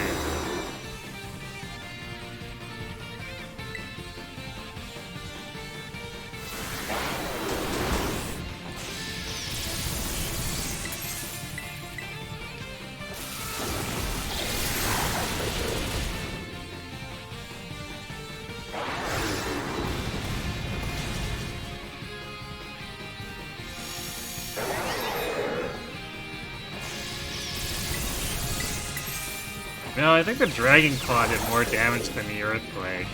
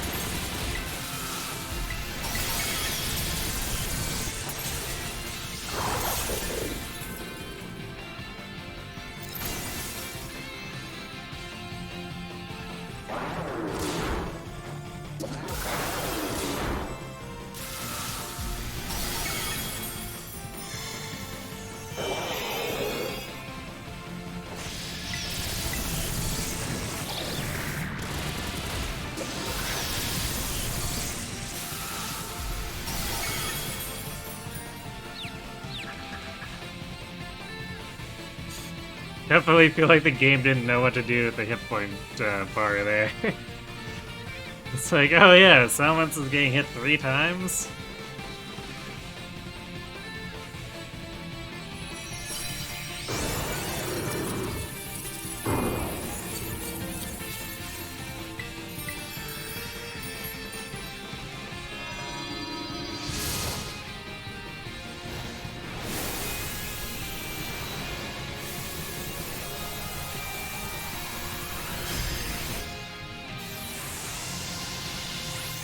Poor man never stood a chance.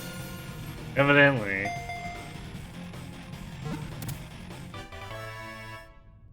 Yeah, water was definitely way smoother than the psychic one. It's hilarious how much of a difference the typing can make.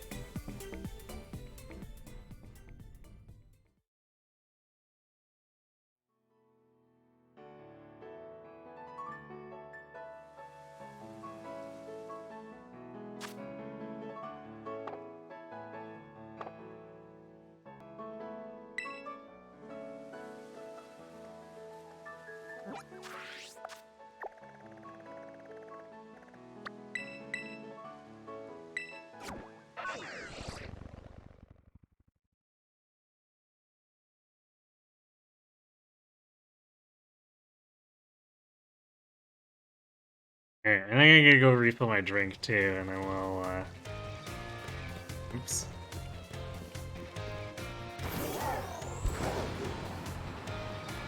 Do a few more of these classes, and then do some dex work. So I'll be right back.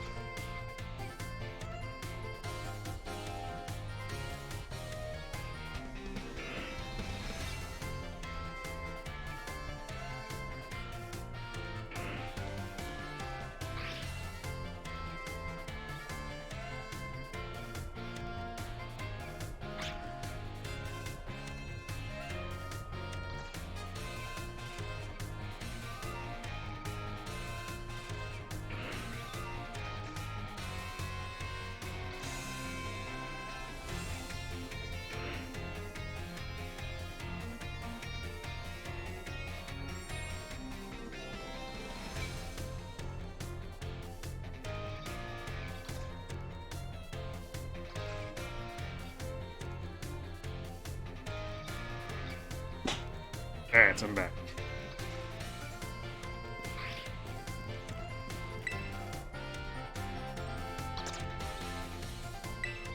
So let's move on to math.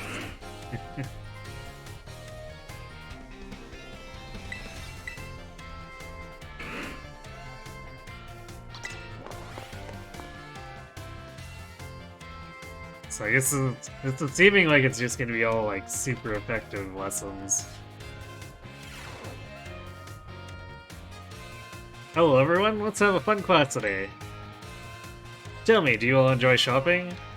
Or buying tasty bread or choosing new clothes? Even just window shopping is so much fun.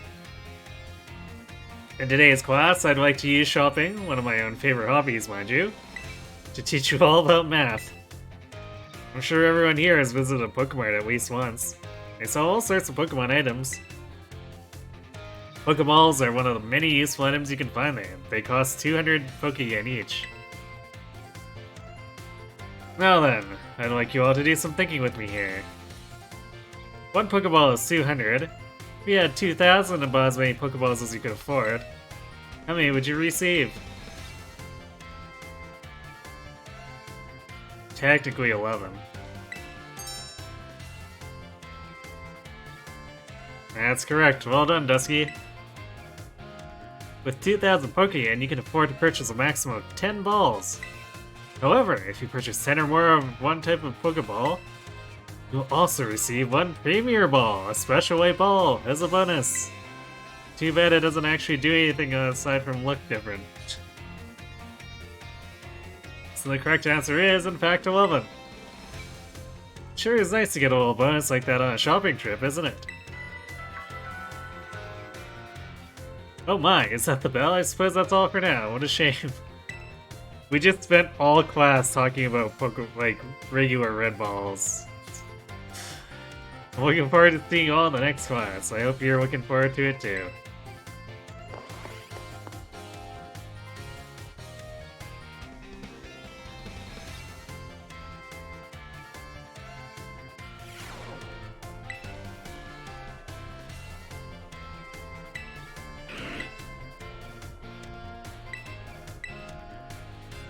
So it's covered super effectiveness and shops. Where are we going next with this?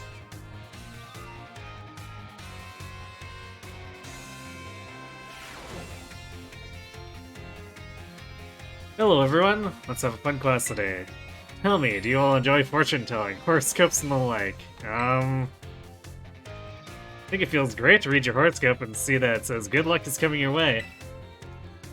So today, I'd like to teach you all math while focusing on the topic of luck. Perhaps you've seen the following phrase crop up during Pokemon battles before. A critical hit. When a Pokemon's attack lands as a critical hit, the damage it deals is increased by half. In other words, it does 1.5 times as much damage as it normally would. It's truly luck that determines whether your Pokemon lands a critical hit or has one landed on it. This can cause a great upset in battle. Does anyone know what % chance a Pokemon has of landing a critical hit? I don't actually know this one. 4% sounds about right, based on anecdotal experience.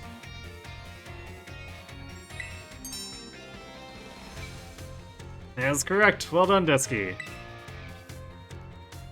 Chance of landing a critical hit is said to be 1 in 24, which figures to roughly 4.17%. The odds are more favorable for certain moves, though. Why, moves such as Stone Edge and Shadow Claw have about a 12% chance. You can also use a move called Focus Energy or an item known as a Dire Hit. Both raise the critical hit ratio by 2 stages. That's a 50% chance to land a critical hit. It feels great to land a critical hit, but perhaps not so great to be struck by one. There is a surprising amount of mathematical probability hidden in Pokemon battles, you know? Be able to do the calculations that'll swing luck in your favor and may open the door for more strategic choices for you during the battle. I feel like critical hits are not really the correct thing to use it as an example here, though. A lot of the time, they're more or less out of your control.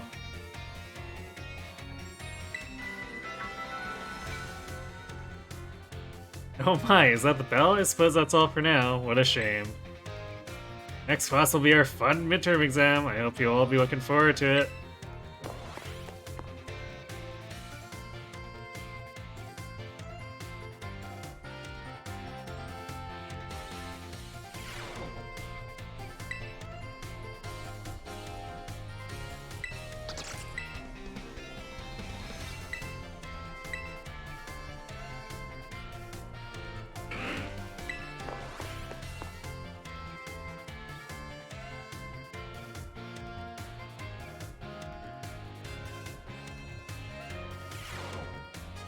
It's also kind of weird to have to do the front desk every time. I feel like once you sign up for the first level, it'd be nice to just be able to skip all that dialogue and just like do the second class and what follows from the directory or something. Alright everyone, it's time to begin our midterm exam. I'm sure the fun experiences you all had in my class will serve you well as you answer. How much damage does water gun do to enhance a fire type? How much damage does Razor Loop do when it hits a fire type? And the Pokeball thing. Critical hit. How much damage does the move deal? No, it lands as a critical hit. Alright everyone, time is up. Put your hands on your weapons now. You're all concentrating so hard, I can't wait to see how you did.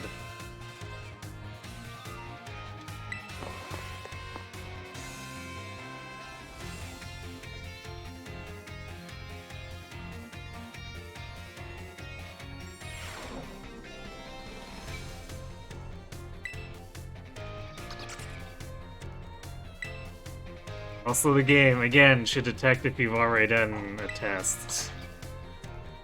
You don't need the tutorial again every single time.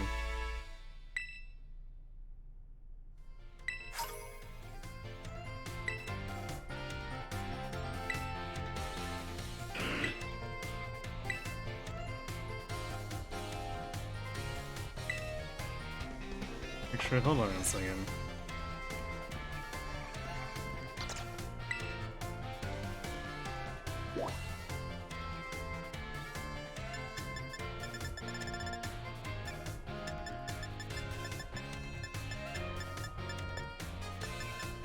Yeah, so Jock doesn't give us anything for completing his class.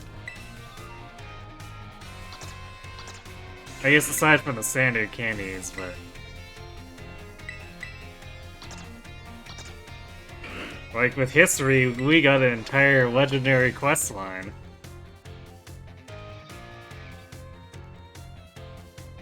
Or I suppose more aptly hints toward it, but still.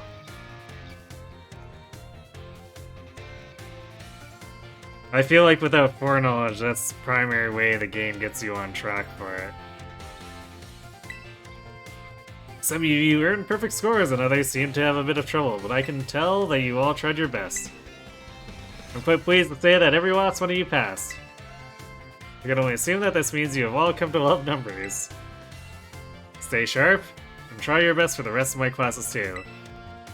Speaking of staying sharp, do you know how that word applies to Pokemon battles? That's right. It has to do with stat base. Pokemon stats can rise and fall throughout the course of a battle, correct? For example, if a Pokemon uses the move Work Up, its attack and special attack stats will rise by 1 stage each. As you may know, each time a Pokemon's attack or special attack rises 1 stage, moves affected by that stat will deal 50% more damage. If that same Pokemon from our previous example were to use Work Up again, both its attack and special attack will have risen by 2 stages total. This results in a 100% increase to damage dealt, making its moves twice as strong. Sora's Dance, on the other hand, boosts attack by 2 stages at once, allowing the Pokemon to deal double damage after just a single use. Using Sora's Dance twice would boost the Pokemon attack stat by 4 stages. How much more damage then would this Pokemon deal? Triple. Wow, that's great. You answered this difficult question with ease, Dusky. Wasn't very difficult. Each stage that Pokemon's special or special attack set is raised increases its damage by 50%. So being raised by 4 stages would result in 4 times 50, or a 200% increase. Base damage of the move is 100%, so adding 200% gives us 300. In other words, the next move the Pokemon uses will deal triple damage. Type matchups, critical hit damage, and other factors all play into these calculations as well. So even a small boost must be taken seriously. By the way, if a stat simply rose, that means it has gone up by 1 stage. If it rose sharply, that's 2 stages. And if it rose drastically, that's 3 stages. I don't think I've seen a move do drastically before.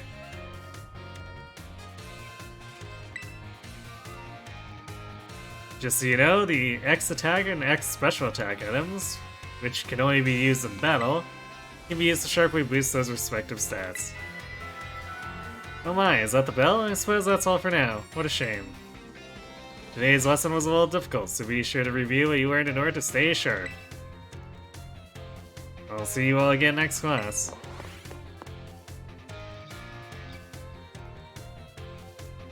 I like that they're more transparent about this stuff.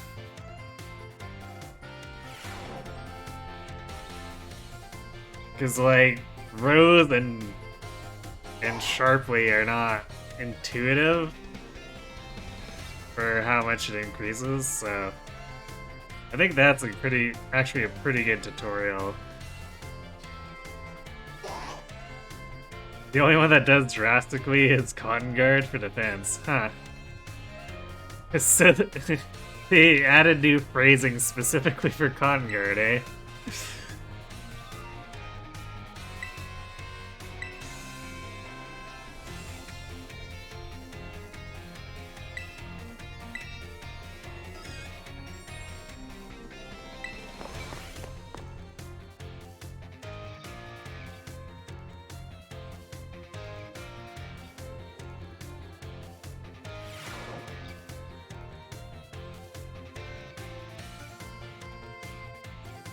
Hello everyone, let's have a fun class today. Did you make sure to review last class's material in order to stay sharp? I know it was a little difficult with all that talk of multiplication and percentages and the like. But today we'll be talking about percentages again to learn about probability. That may sound like we're going to have another difficult class, but did you know that all of you already deal with probability on a regular basis? Pokemon moves generally have a property called accuracy, which determines the probability that they will hit. The accuracy of Tackle is 100, or 100%, so if you use Tackle 100 times, you can expect it to hit all 100 times. Until we start factoring in Sand Attack. The move Hypnosis, which puts opponents to sleep, has an accuracy of 60.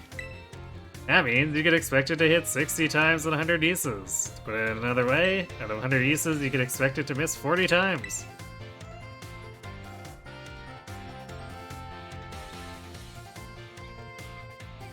Oh, some Z moves did that drastically, but they don't exist anymore. Makes sense.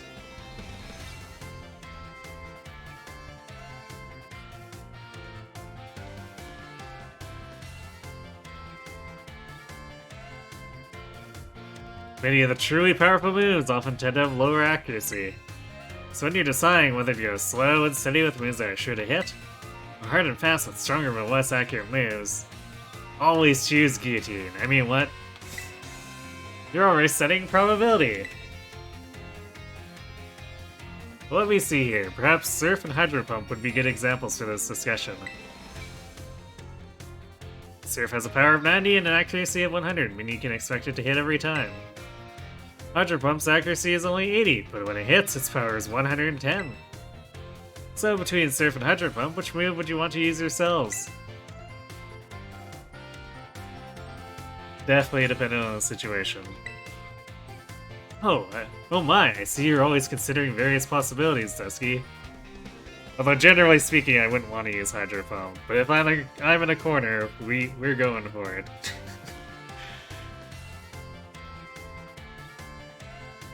Your favorite was hit Splash drastically raising attack. I see. Some dev definitely had fun putting that in.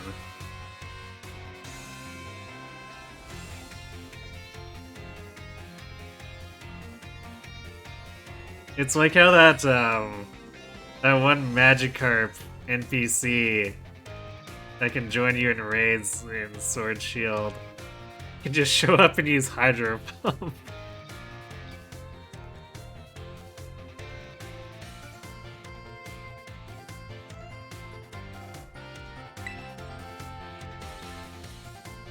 I made it sound like there was a correct answer here, but there's not. You're free to use any moves you wish. Factors like PP or number of targets hit may make some moves more suited to certain situations. However, trading accuracy for power or vice versa is purely a matter of preference. But is it?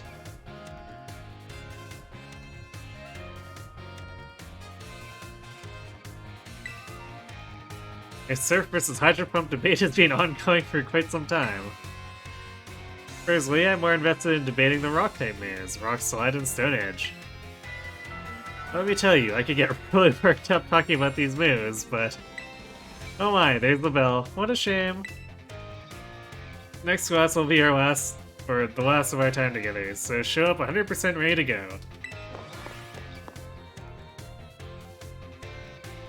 The actual correct answer was to run Scald.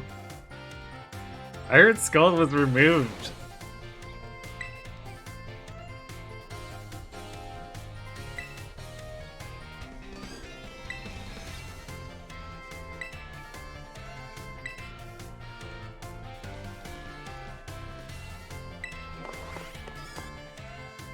Yeah, I read someone complaining about it. Because it was apparently too strong in PvP or something, so they got rid of it. At least that's what I heard. It's secondhand, but... I don't... Like, honestly, I don't care about PvP enough to have looked it up, but...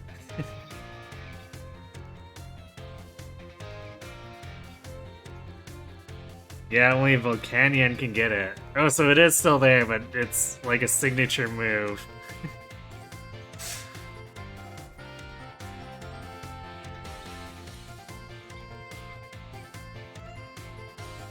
I can't say if I realized how broken it was. You don't say. Hello everyone, I hope we can have fun once again today for our last class together. Last time we learned about probability using more move accuracy as an example. Probability is quite an interesting subject. Did you know that, in a class with 4 students, there is a 90% chance that 2 of them will have the same birthday? This is true, even despite the fact that there are over 300 days each year. Isn't that remarkable? Let's move on to today's topic before we get swept along with probability again. I've been teaching you all how to calculate damage in this class using examples like type matchups, critical hits, stat base, and the like. All of these variables are multiplied together to calculate damage dealt to an opponent. However, did you know there's an even simpler way to increase the damage of your Pokemon's moves? All you have to do is have your Pokemon use a move it shares its type with. A Rock-type Pokemon uses the Rock-type move Stone Edge. The move's base power of 100 is multiplied by 1.5 to become 150. Ground and Rock may seem like similar types, but if a Ground-type Pokemon uses Stone Edge, the move's power will remain 100. Super effective moves and critical hits also add multipliers onto this little numerical increase. So most certainly must not be taken lightly. Let me ask you a question to see if you understand what I'm talking about here. Say you have a move with a power of 100. If a Pokemon that shares a type with its move uses it against an opponent that is weak to it, that type, what happens to that move's power?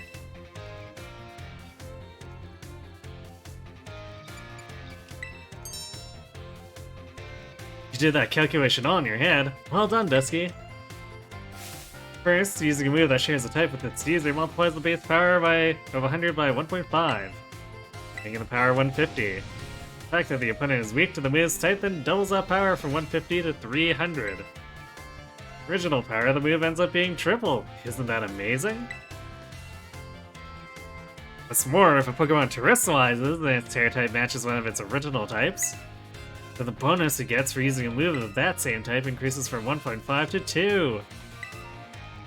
Well, that explains a lot.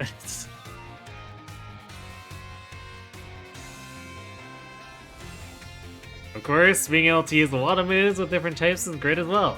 That's one way you can surprise your opponent. In the end, your own innate characteristics are what will really let you shine the most. Bear in mind that this is true for both humans and Pokemon. It sure would make me happy if you could take those words to heart. But I suppose I should really have shared this basic advice right from our first lesson. My apologies. It looks like Jacques' not the only one who can get Scatterbrain. And just like that, class is over. The last of our time together flew by in the blink of an eye. It was so much fun to be able to teach all of you eager students about numbers. Next class will be our fun final exam. Be sure to review the material well in preparation.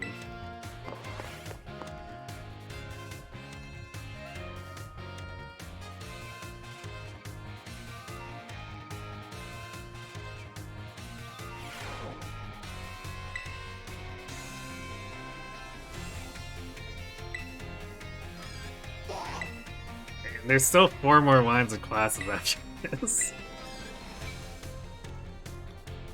Class will begin soon.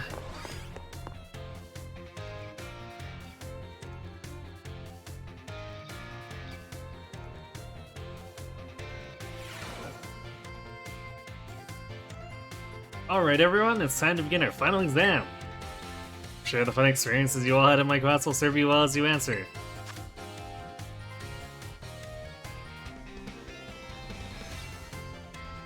Oh, she's changing it up.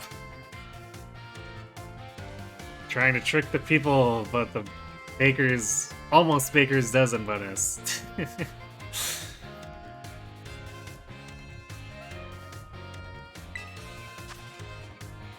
Water type move with a power of 100 lands a critical hit on a grass type Pokemon. Well, let's Power Bay.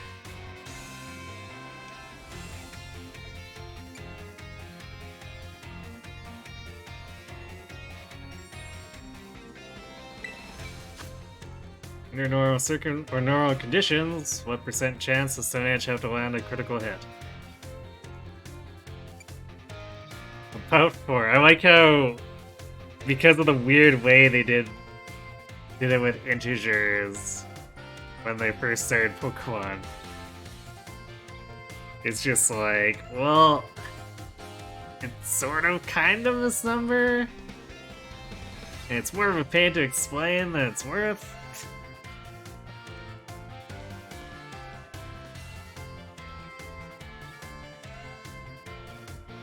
You're wondering how the game will teach stat drops because it's more complicated to explain, but it looks like they skipped it. So it's not just reversed, so it's a 50% drop for each stage.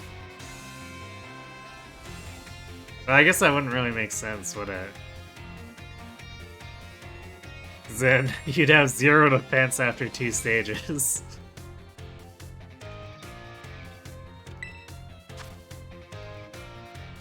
Pokemon uses Swords Dance twice, bases attack by 4 stages. How much damage does physical moves do?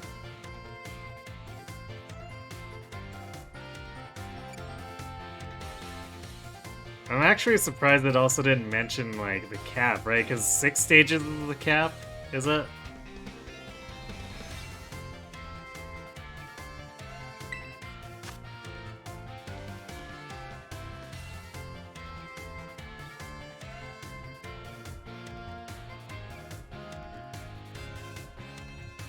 At least I remember a discussion when Go started adding the stat differences, or like stat buffs and debuffs. It was apparently nerfed.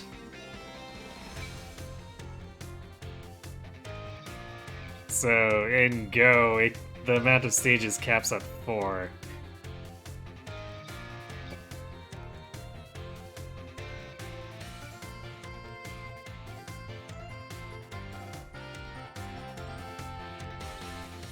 multiplies your stat by 1 divided by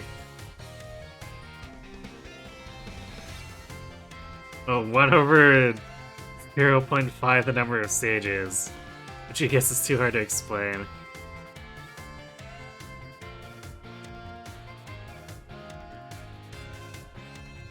Yeah, I guess because the fractional scaling can get a little odd.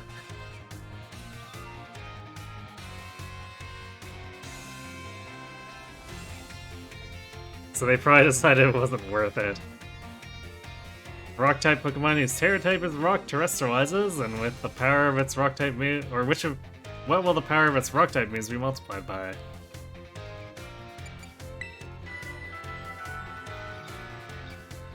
Alright everyone, time's up, put your hands on your laps now. This test was a combination of all I taught you, and I'm sure you all did just fine.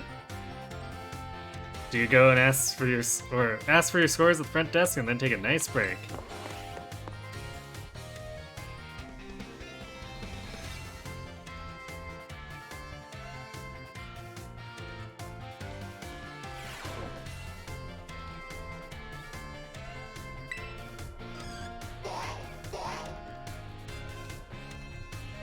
So I guess at max stages then that's... Your stats decreased to 1/4, which... Yeah, the math's definitely coming together for why for the Charizard raids. You could set up the Sylveon one-shot with Hyper Beam.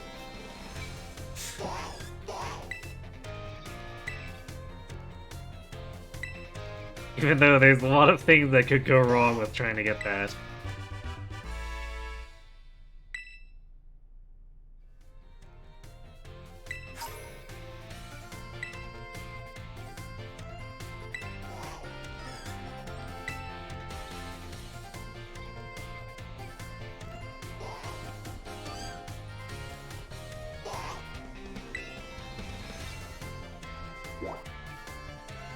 Is she?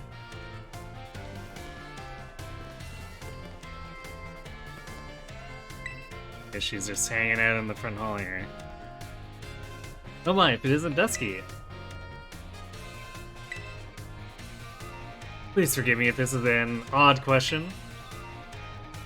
Were you perhaps watching me from afar just now? No? I just got here. Yes, I suppose you wouldn't have been doing something like that. I'm sorry. You see, how should I put this? Recently, there have been times when I feel as if I'm being watched. Not by a Pokemon, mind you, but by a person. I thought it might be a ghost, so I tried asking my sister for help. She said it most likely isn't one. She's good with ghost-type Pokemon, you know?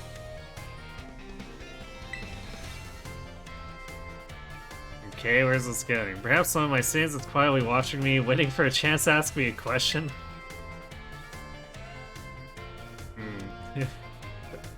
That might be it, or maybe? Maybe.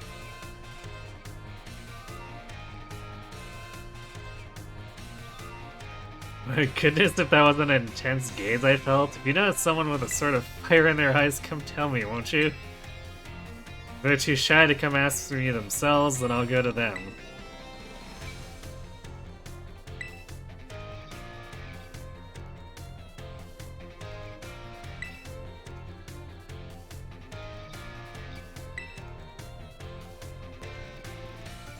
Okay, so...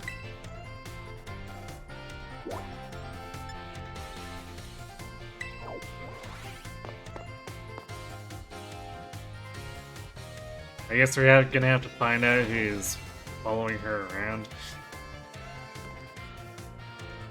It's doing it to me again. This silly zone that's not a zone.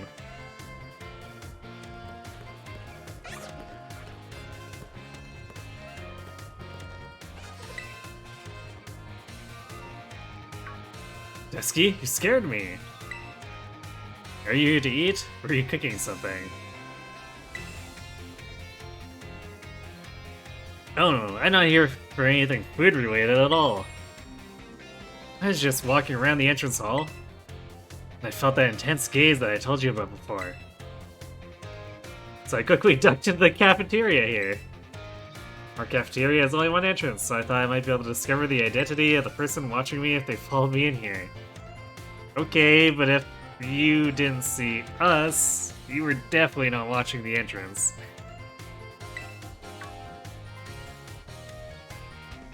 Ah, someone's come just now. Huh? That's weird. I thought I saw her come in here. Guess I won't be able to ask my question today either. The girl. I feel like I've seen her several times before. She seems to be a student here, but I get the feeling that her question is not about her studies. Next time I see her, maybe I'll go start up a conversation myself. It could be a little scary being here on my own. I'm glad you were here with me.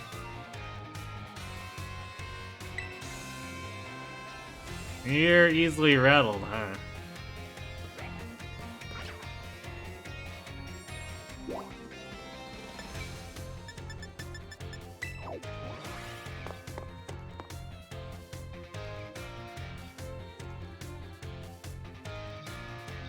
Which is actually kind of funny for someone who apparently likes rock Pokemon.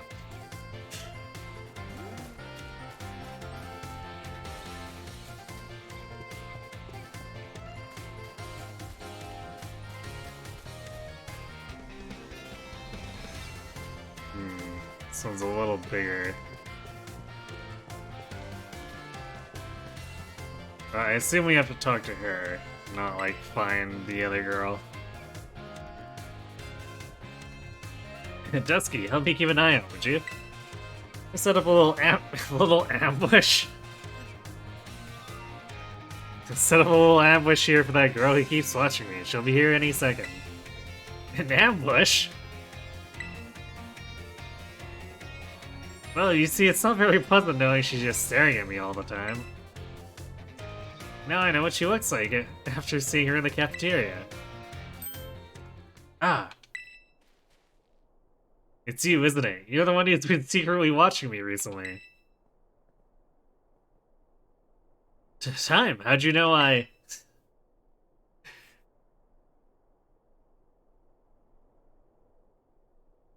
I guess you must have noticed me. I'm so sorry. Well, of course I noticed you. You were watching me practically all day, every day, after all. I assume there's something you want to ask me. Yes, I do. I've been a huge fan of yours since your time as a gym leader, and I love rock-type moves so very much. Oh my. You just suddenly retired from your post as gym leader a year and a half ago. Why did you quit? My goodness, is that all you wanted to ask? Yes, your reason for retiring was never made public. It's well known among the students here that you just avoid the question anytime it's asked. That would be rude to ask you a question that you don't want to answer, so I just couldn't find the courage to ask. So that's why your gaze felt so very intense. I see, forgive me. So very intense? Ah, never mind that. As for the reason I quit my job as gym leader, I simply wanted to focus more on my job as a teacher. It's not that I disliked being a gym leader or anything of that sort. Quite the contrary, talking about the gym fills me with feelings of nostalgia and sadness. That's why I always avoid answering the question when the students ask. Oh, I see. Do you have any plans of becoming a gym leader again? No, I'm afraid I don't plan to do so. My sister is doing a splendid job as gym leader in my stead. I personally find being a teacher most enjoyable these days. But since I am, in fact, your teacher, I would appreciate it if you would call me Ms. Time. As students do, and not just Time. Okay, I'm sad to hear that, but I understand. Thank you so much, Ms. Time. Well, I suppose that solves that mystery.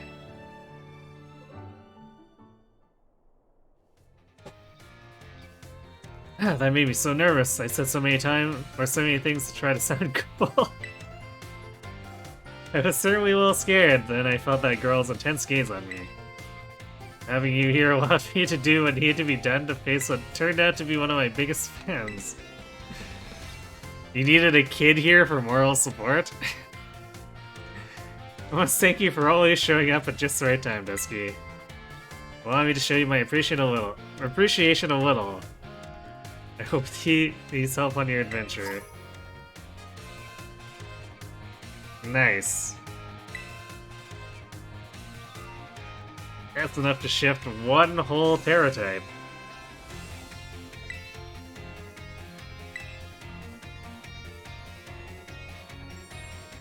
Okay, that was kind of weird, but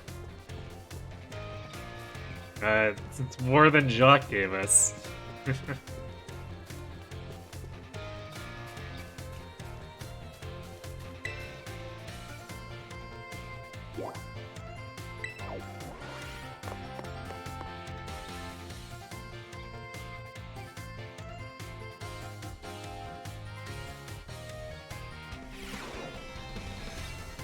So how many did we have left? 4 more, was it?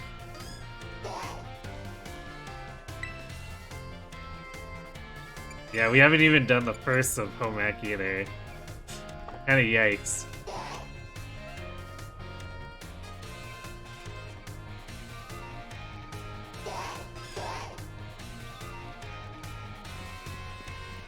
Let's take a little bit of a break. That was quite a bit of text.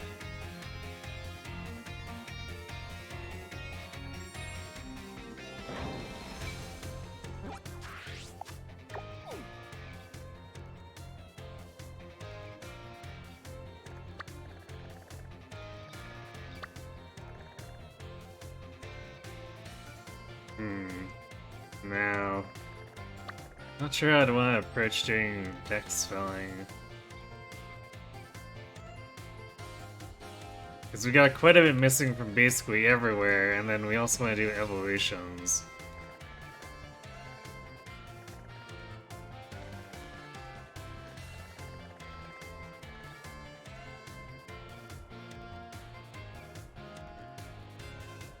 Also, I guess I want to go back. Actually, let's do that.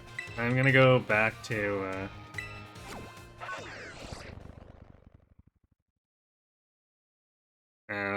the final battle of the first right before the first credits.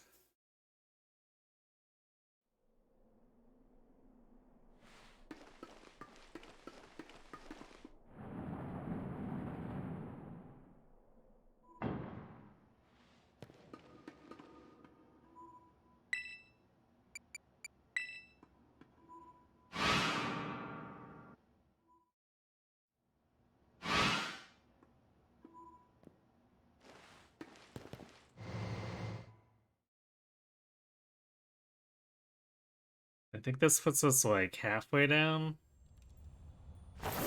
Although we can just jump and be all the way down. Actually, let's see if there's anything on top of these giant Terra shards.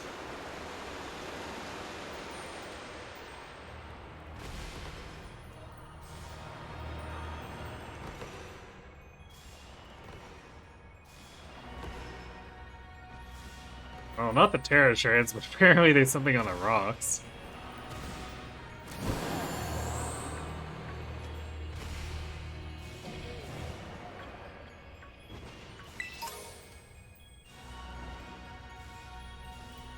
Okay, we've got copies of all of those, so that's pretty whatever.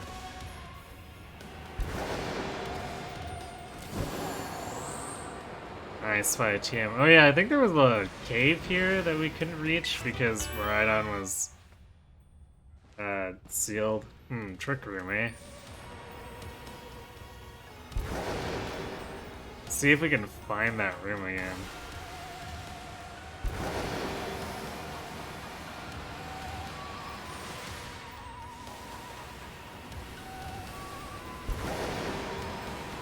Because I'm definitely curious what's in there, if we can actually find it.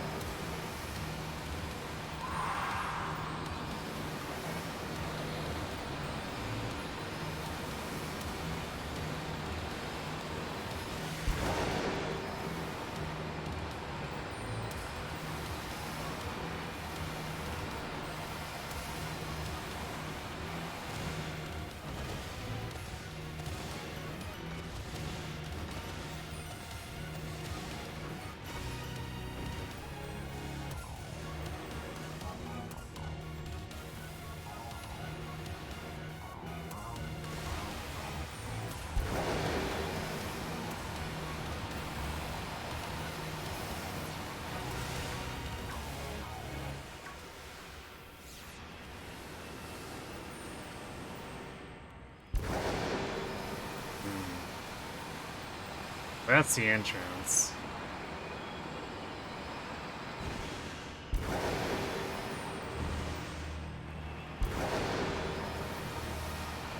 We do want to eventually go there, but let's see, was it this cave?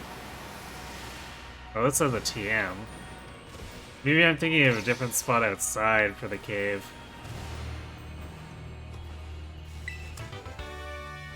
Oh, another Terror Blast copy. I won't say no to that.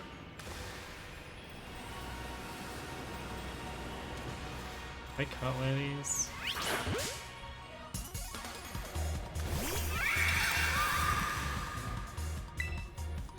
Apparently not.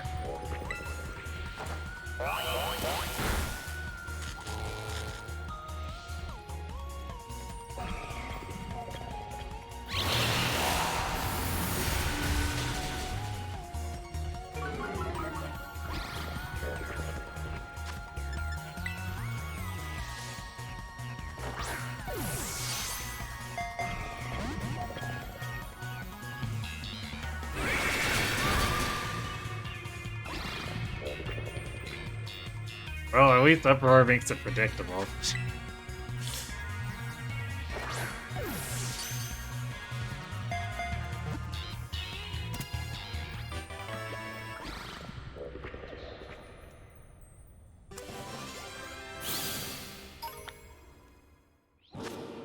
Hooray, Dex completion.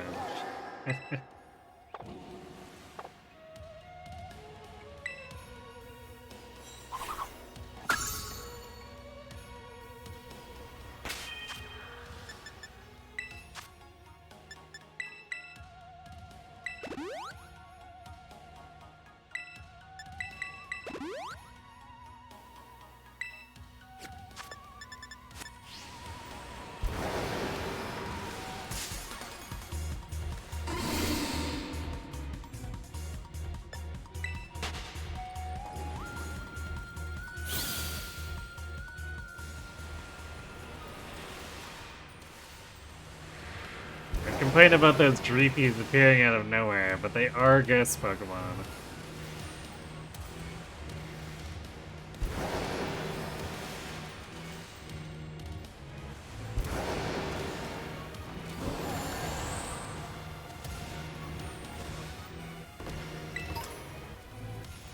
Oh goody, Dragon Terror Shards, which actually would be pretty valuable if I didn't have like 300 from the Charizard raids.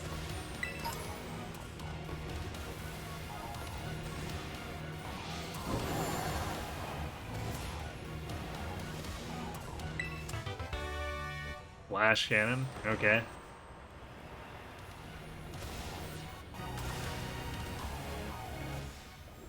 Have I done Dugtrio? Yeah, apparently I have. Alright, bye Dugtrio. Don't need you.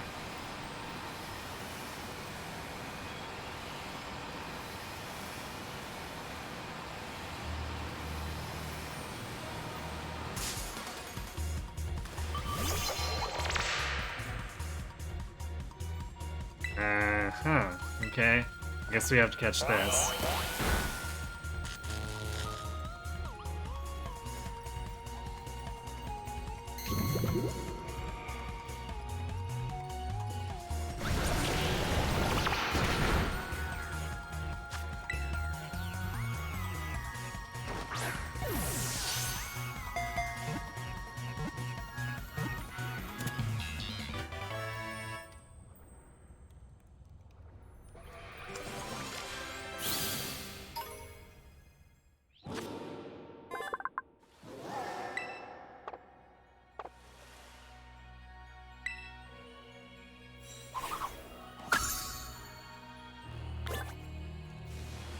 I guess I didn't realize there was a first stage for that.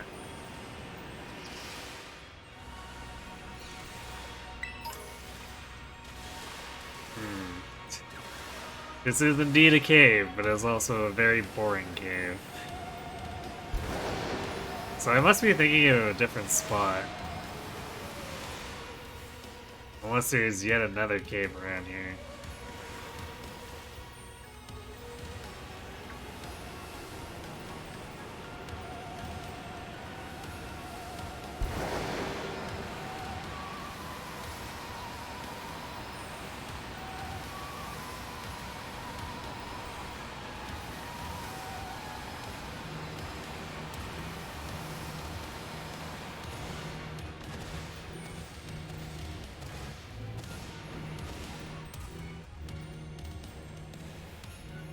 Can I actually get over this? Apparently I can, but I think it just leads to the other... Yeah, the other side here. So it's basically like I just went around.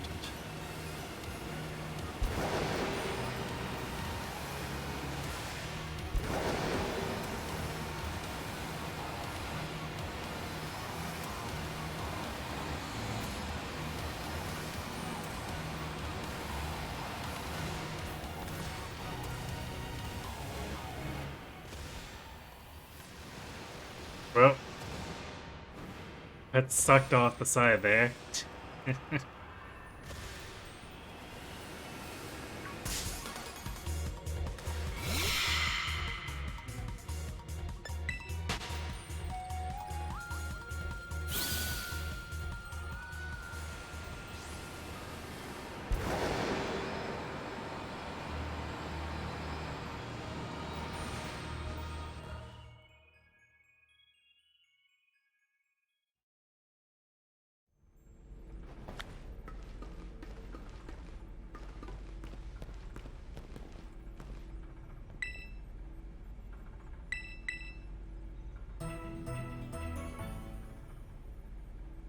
Moldy beds.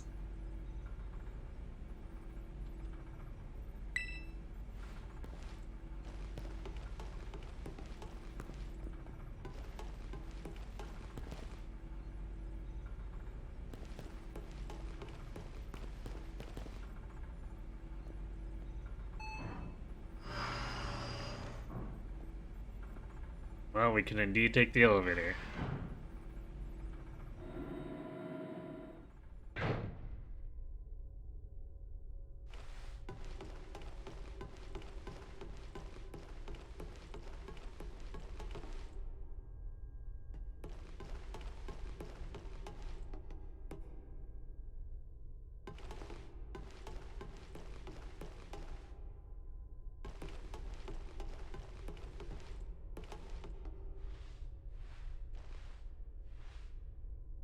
No, we can't use the machine.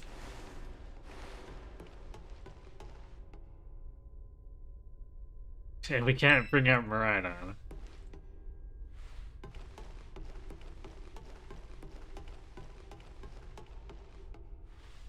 Okay, so we could just come down here for no reason.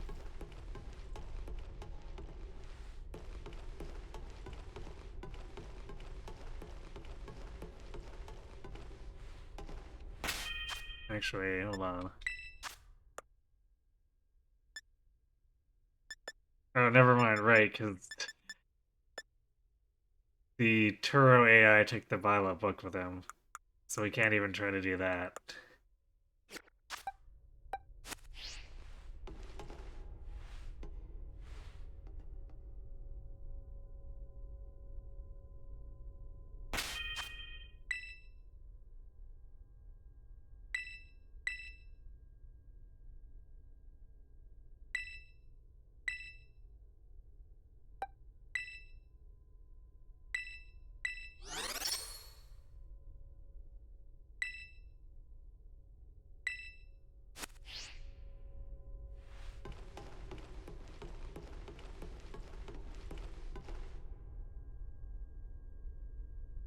And we can't take Pokemon out, okay.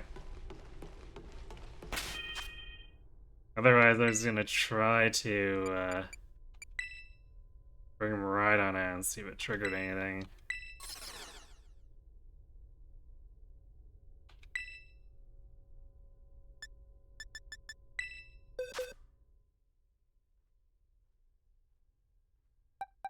Oh boy, where did it put lead?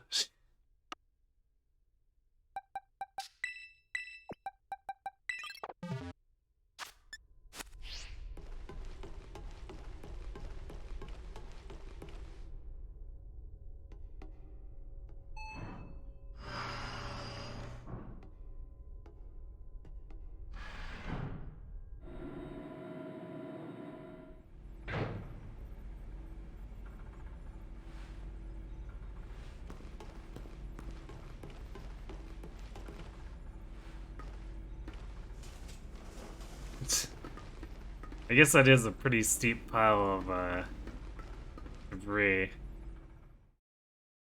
But definitely annoying to just slide off trying to climb up from that side.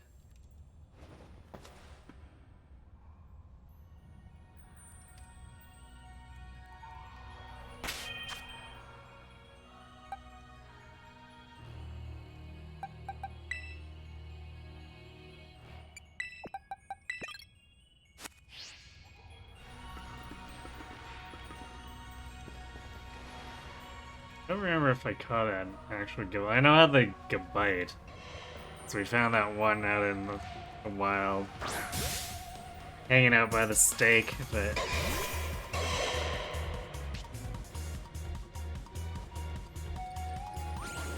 No, we have not. Alright, well... Stun, quick ball, go.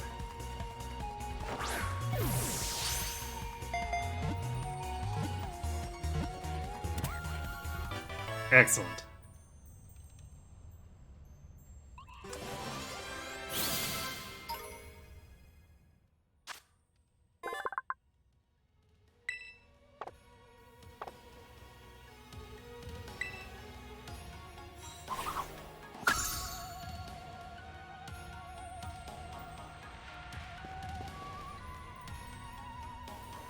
I don't know if that's everything here, but we've definitely caught a lot of it.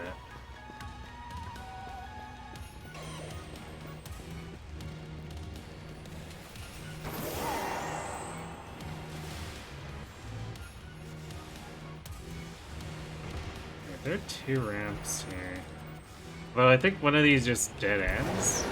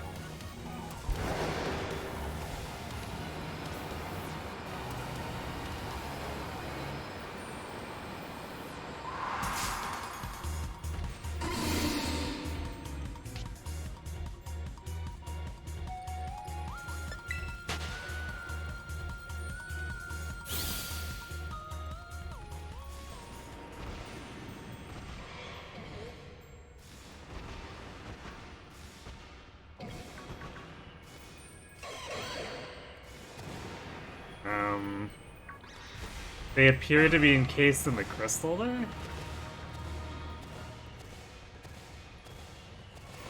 Yeah, they're definitely inside it. Nice.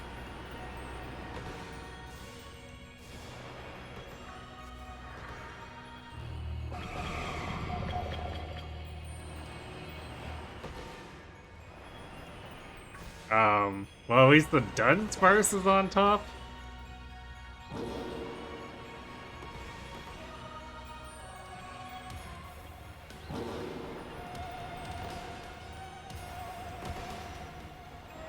Or, oh, I guess, maybe very complex reflections.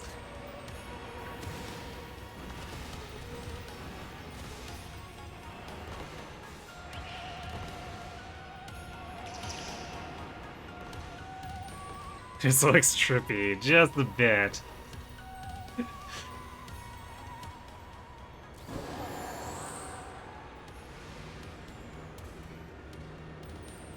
Okay, I think this goes... Yeah, this goes back up. So is it this one?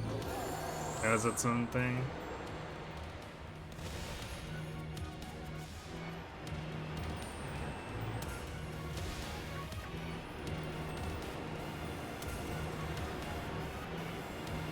Or maybe it's just a branch where both lead down. That might be it.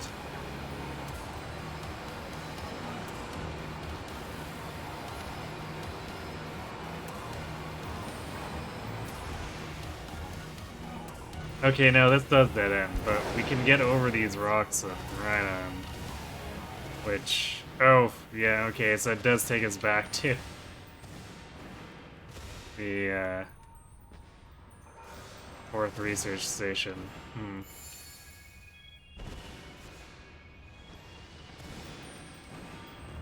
Oh, I spy TM. Power Gem. Apparently not my first copy.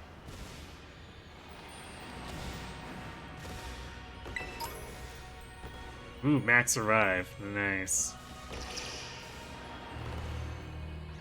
So I guess this is where we're supposed to farm for them if we really want Max Arrives. I don't know what I'd use them for at this point, but it's there.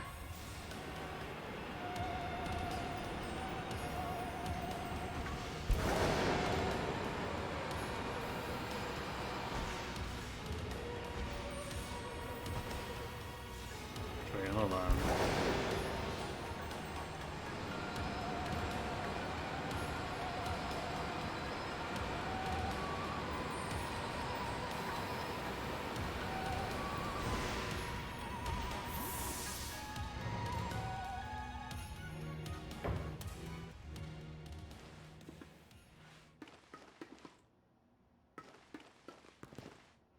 Yeah, I guess there really is nothing special in here.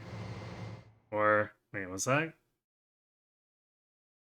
That has to be a trick of the eye, but I thought one of the terror crystals might be glowing over there.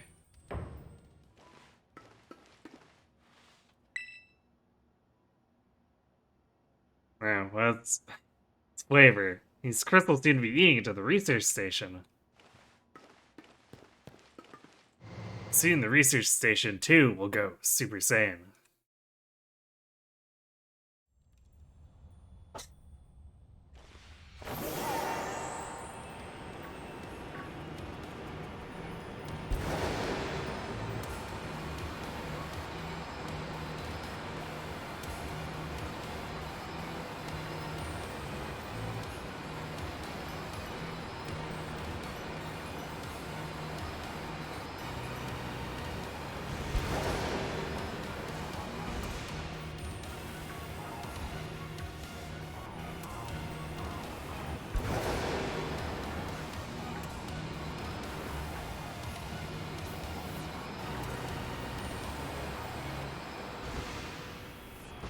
There's a lot of stuff we've already caught.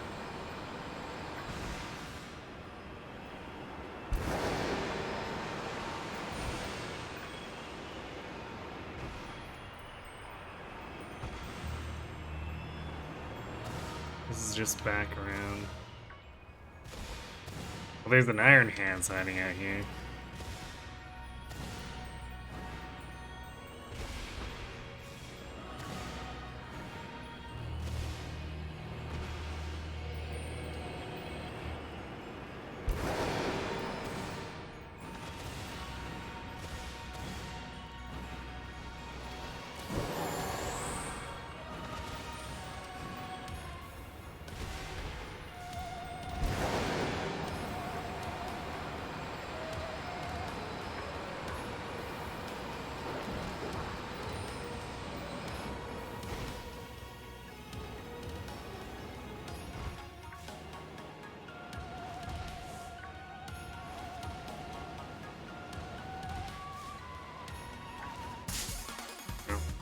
Hi, Iron Hands.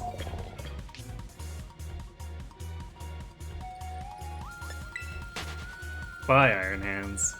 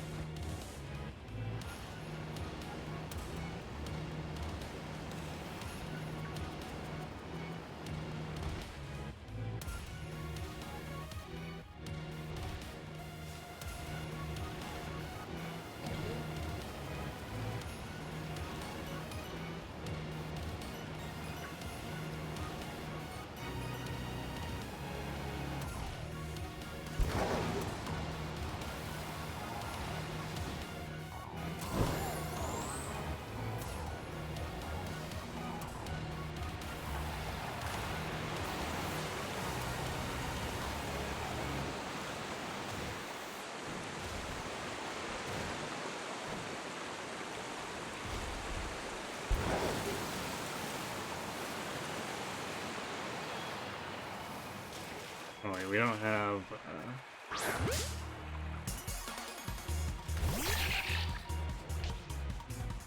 At least I don't think we have one of these.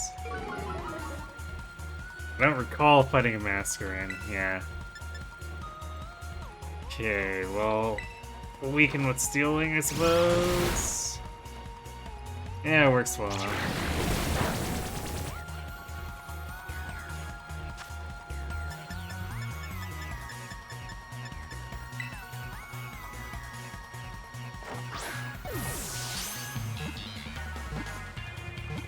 Not sure if I got a Surskit though. I'm sure that won't be too hard to find on the overworld, so we probably won't look around for it too much here.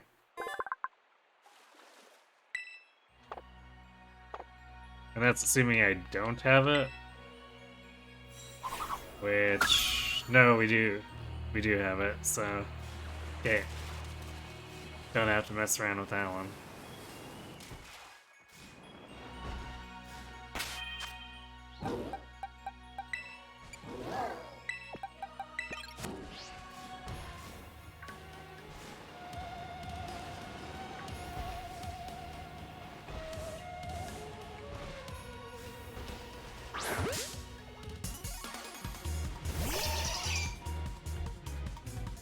I do find it funny how apparently the Flamigo never evolves.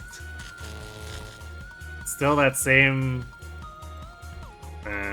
short flamingo with a barely modified name that was at the start.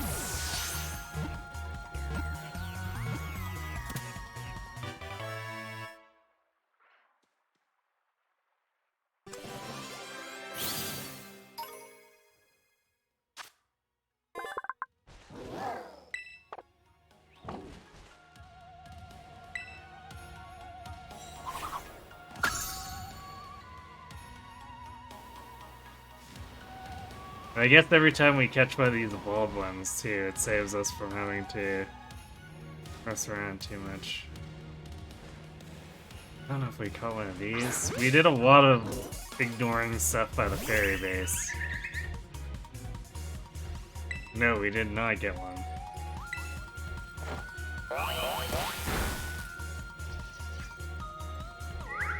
Nice crit.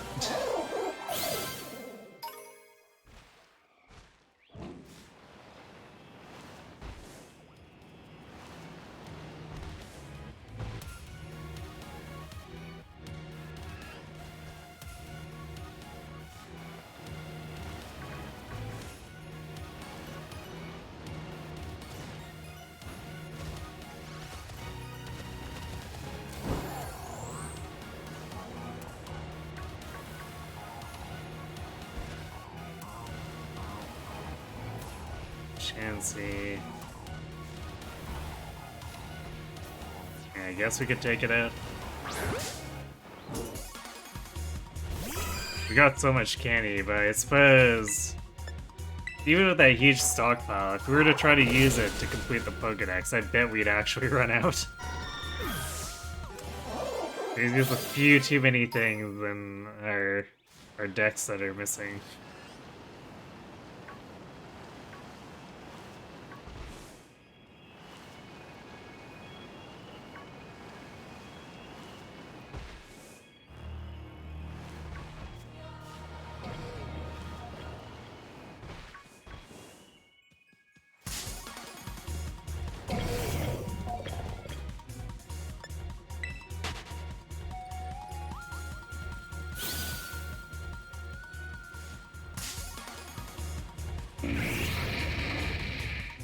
Oh, it came to me, huh?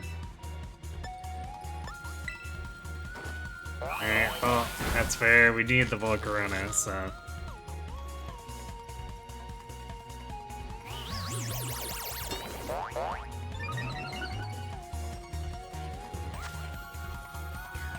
Oh yeah, I gotta counter that physical attack by raising a special defense.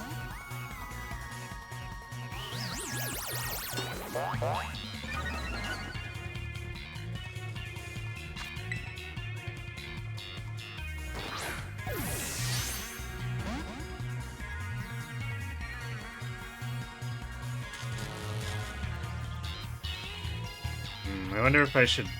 Let's nuzzle it again. Weaken it a little bit.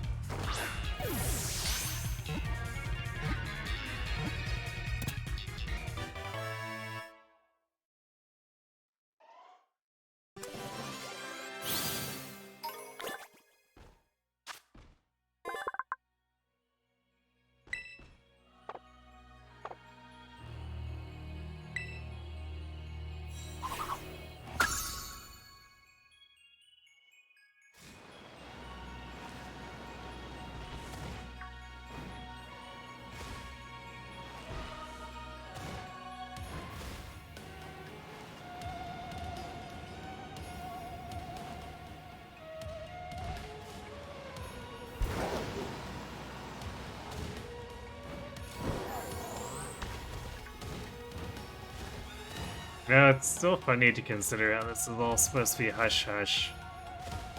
We are free to just catch stuff here and bring it to the outside. And I'm pretty sure if we just were throwing around the iron whatever it's willy-nilly, someone's gonna start asking questions.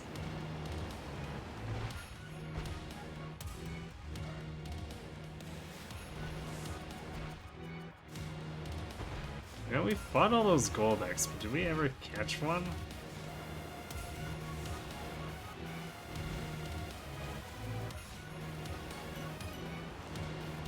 Oh my god, why did you not lock on properly?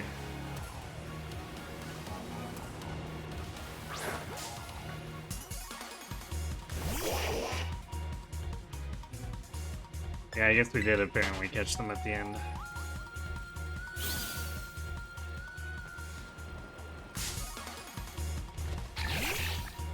So that's convenient.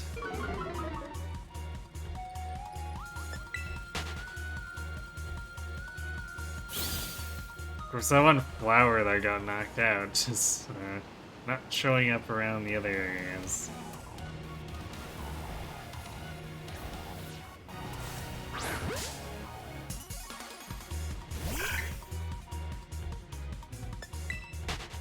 Okay, we have a Swablu, but do we have the Altaria then?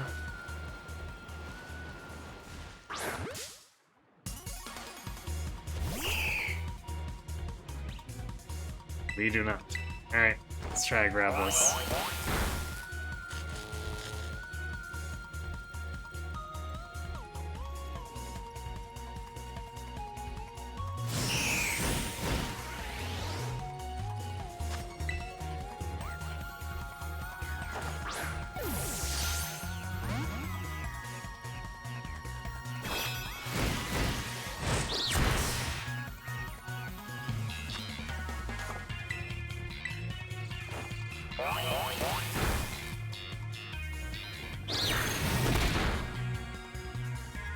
Oh boy, Recall Moves, my favorite. Especially when a Pokemon can kill itself when I'm trying to catch it.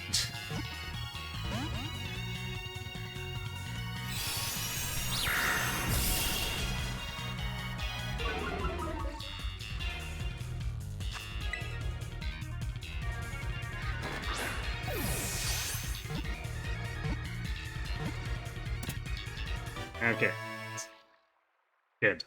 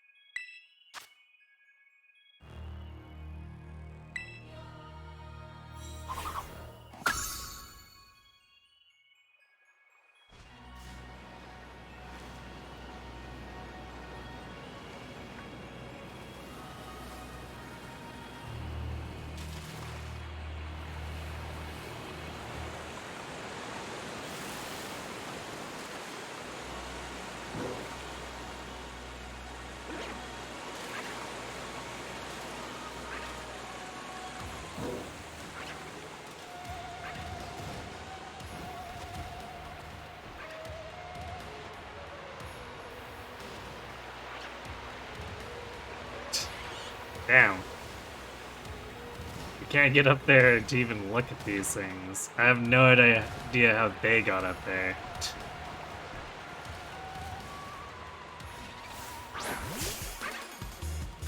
Oh hey, one of them was in the wall. Nice.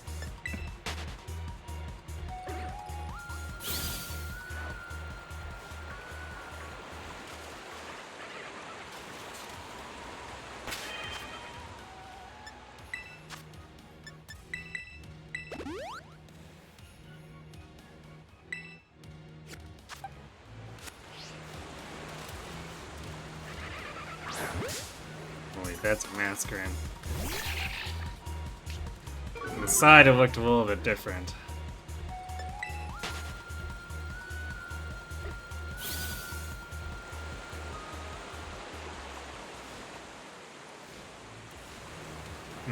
Could have sworn it was a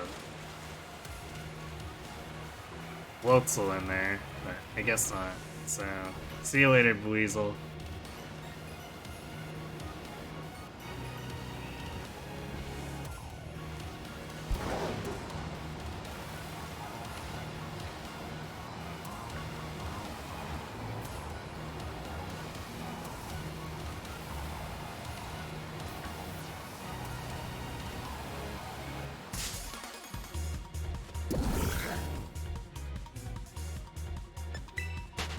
Okay, we already got a Belly Bolt, so we don't care.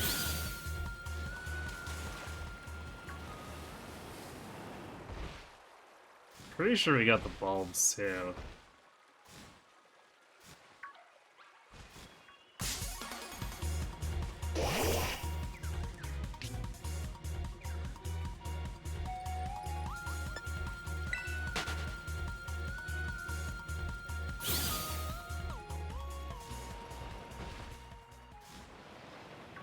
Well, bulbs are gone now because the stupid Golduck interfered.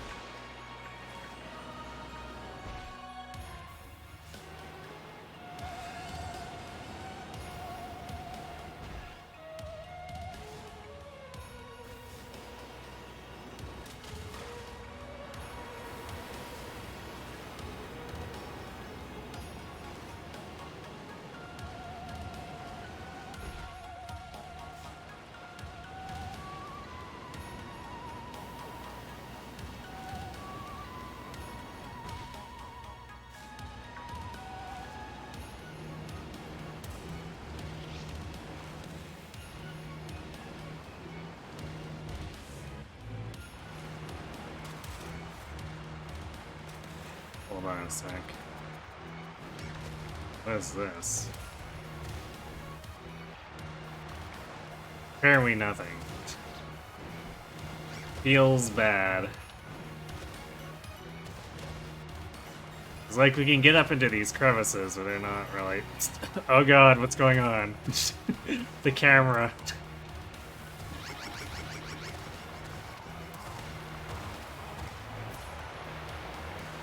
Well, aside from succeeding in making myself dizzy, there's nothing else up there.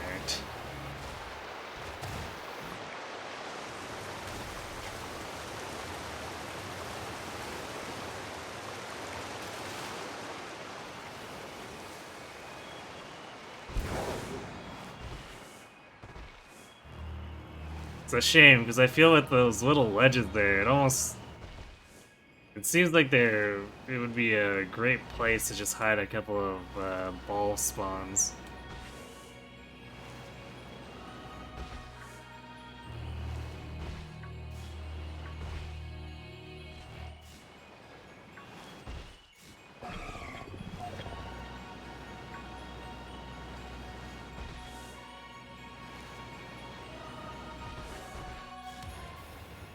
We can also get on top of here now. Or can we? Well, we certainly can't climb it, so... I guess we can go from the cliff up to it. Also... Let's see if we can not crit this one into oblivion. There we go.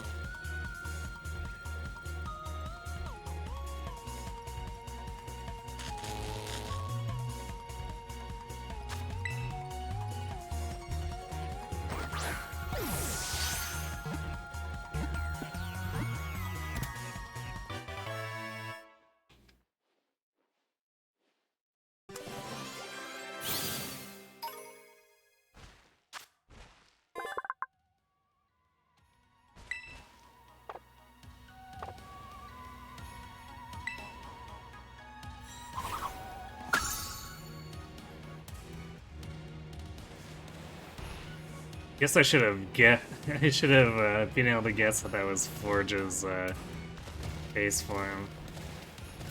Yet another one where I ended up catching the evolution before the base.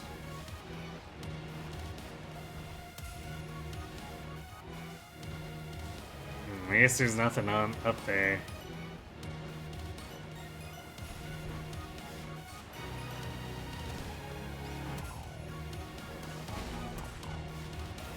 Actually, oh, let's go use the bed.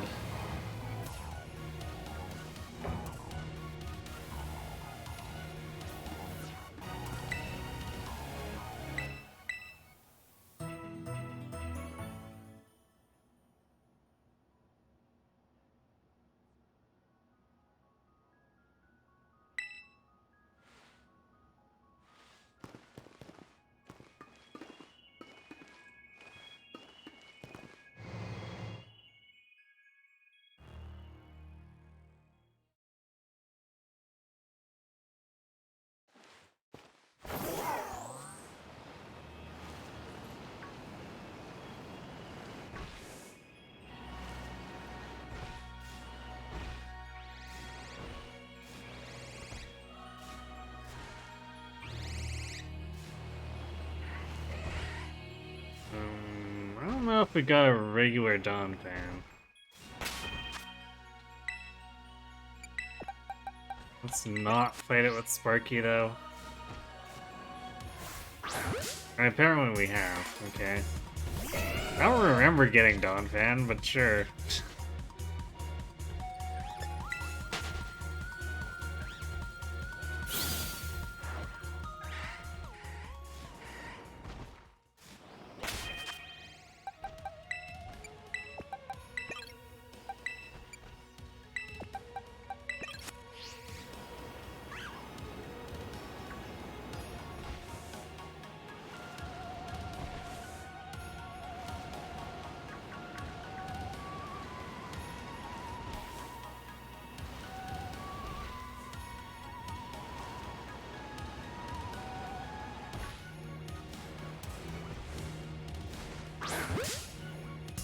I think this is the jump plus we would have ignored. No, I guess we did catch it.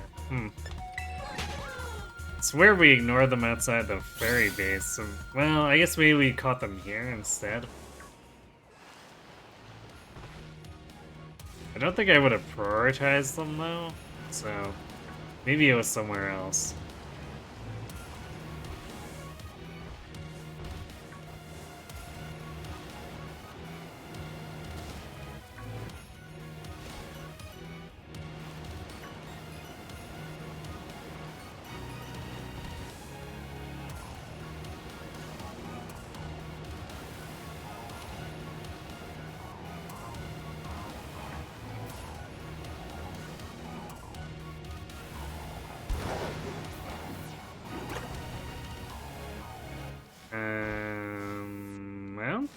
I think we caught Meditites or Metachan. Yep.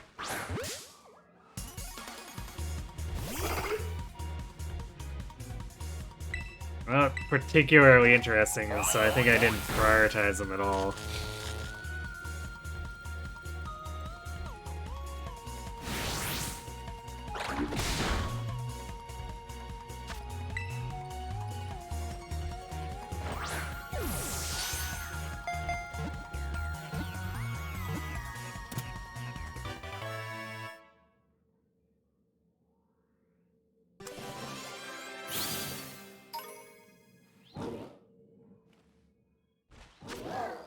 Okay, we're probably gonna have to do the same thing with the Medicham.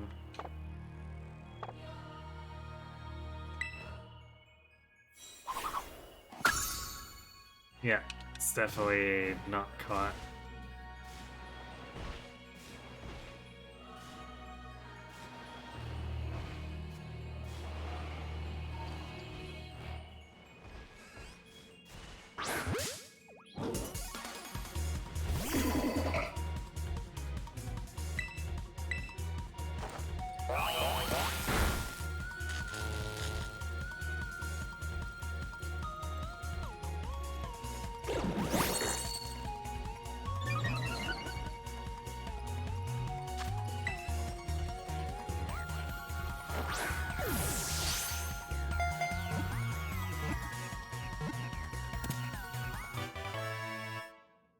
Evasiveness rose sharply, but not enough to dodge a dodgeball.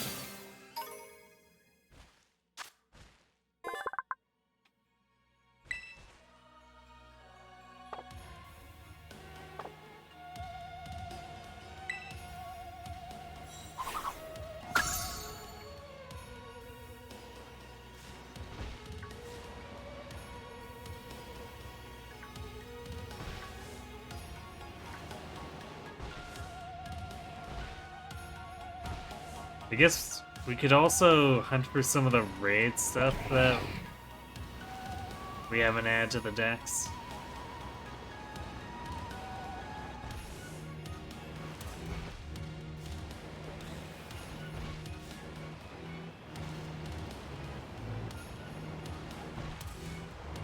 Although I'm not 100% sure how much I want to chase those crystal dens around again.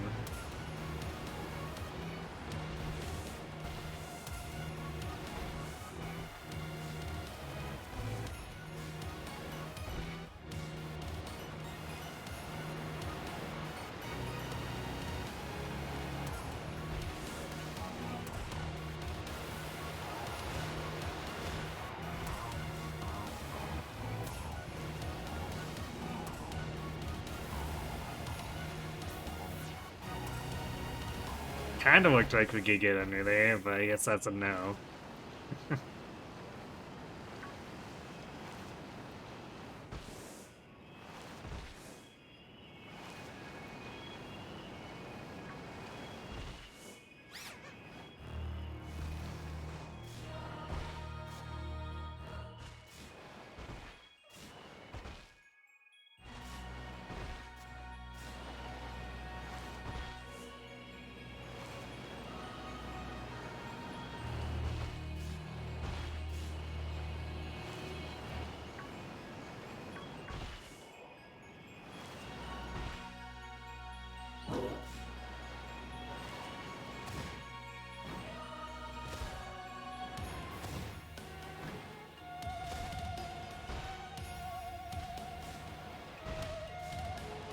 I think we caught the Hawlucha.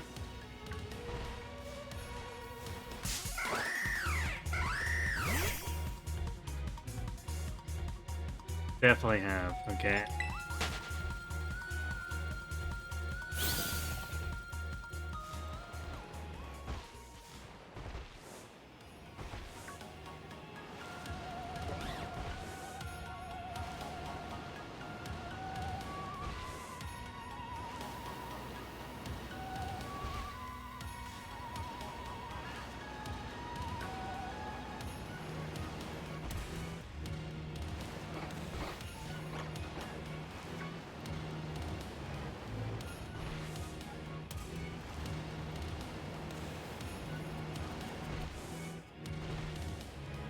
Okay, I guess it's just a solid rock formation.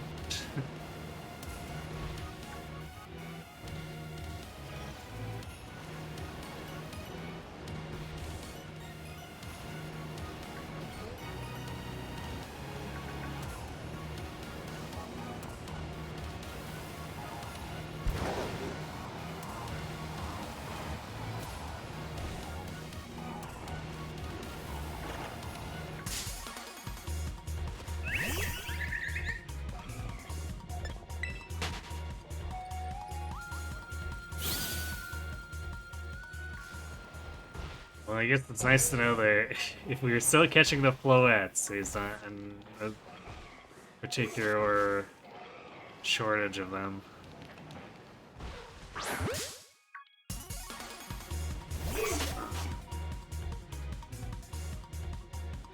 Already caught one of those.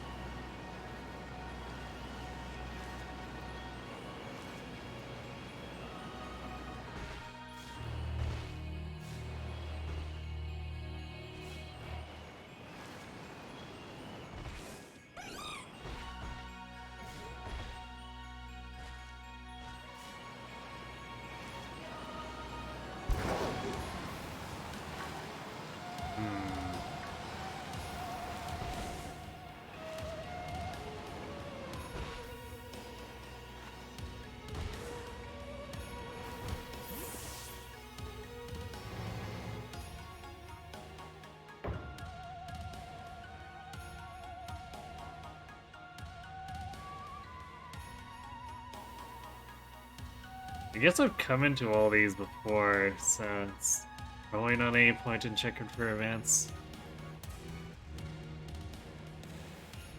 I'm gonna be right back real quick. It's only got real cold in here even though I have the heat on, so I can grab a hoodie. 1 second.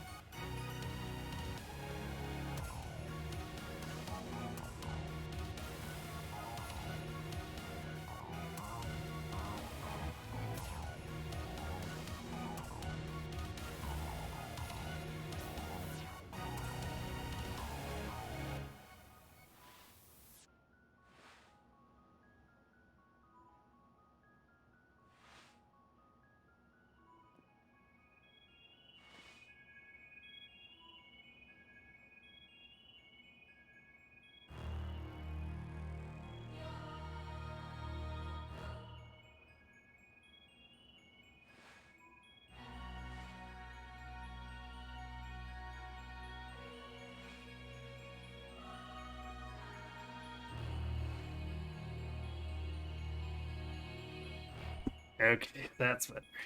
Sorry about that.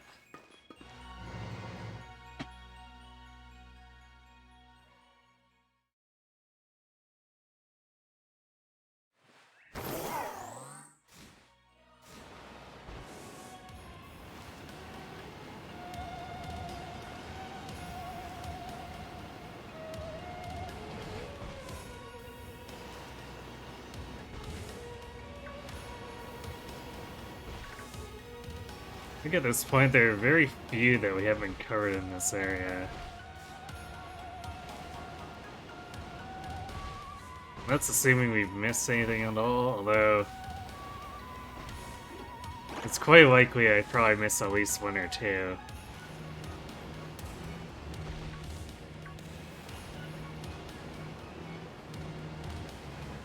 But putting aside the iron Pokemon, a lot of these have appeared in other areas, so if I miss them here, it's not a big deal trying to get them elsewhere.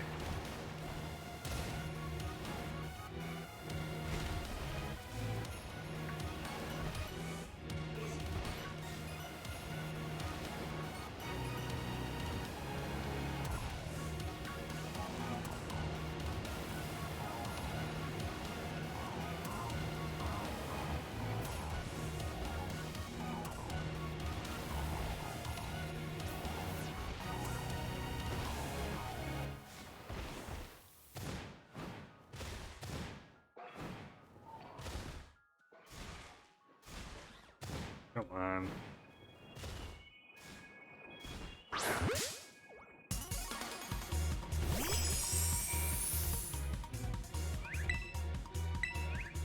Well, speaking of ones that we've missed,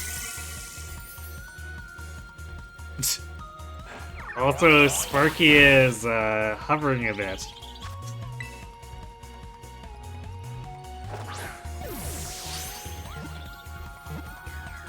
What a talented little electric mouse bear thing.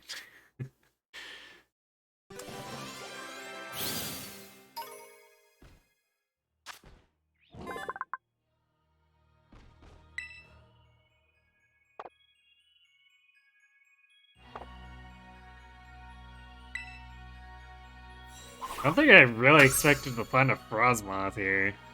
That's a little weird.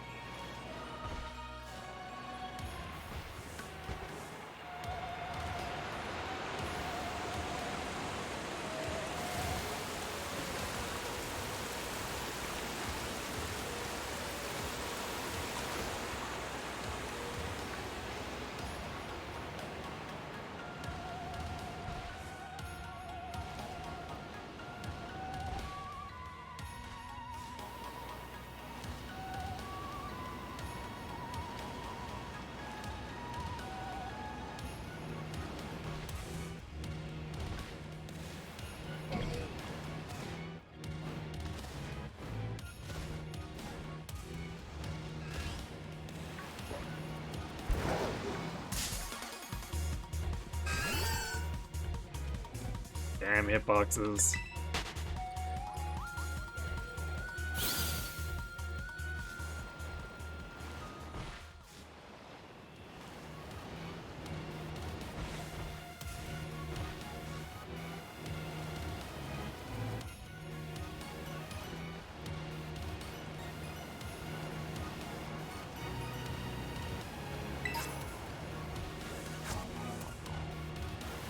Huh, I've really not picked up Naughty Mints before.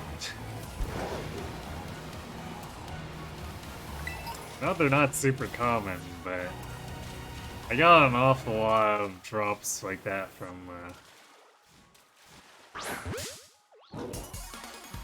the Charizard raids. Or no, wait.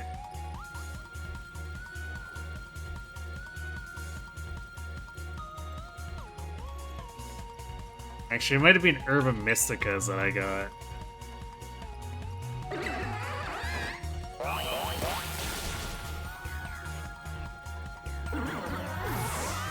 Well, I guess we're really high level, comparatively, so... Even Nuzzleness 20 attack power is a little too much.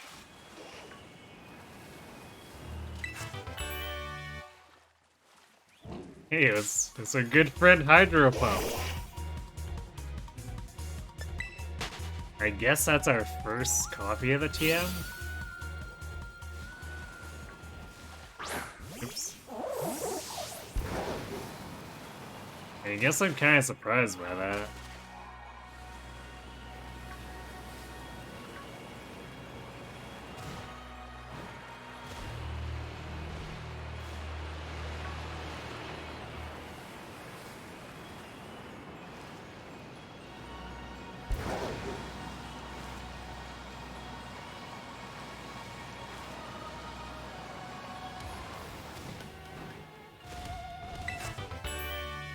Leaf Storm. Apparently our first copy.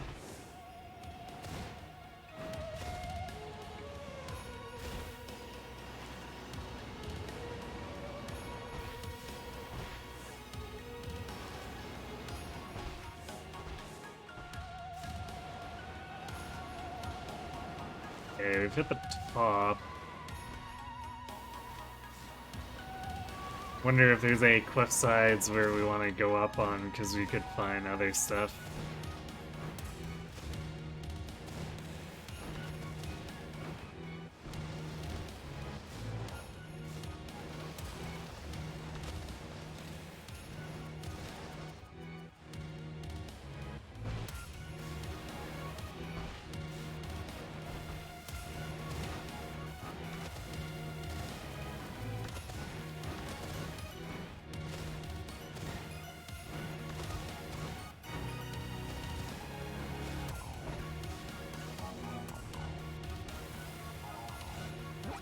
Alright, well. I think that's all we can do here for now.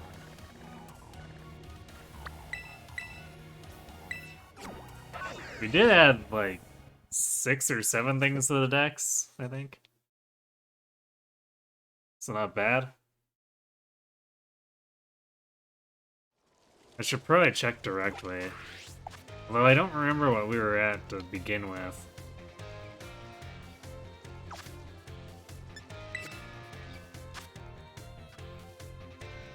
$221.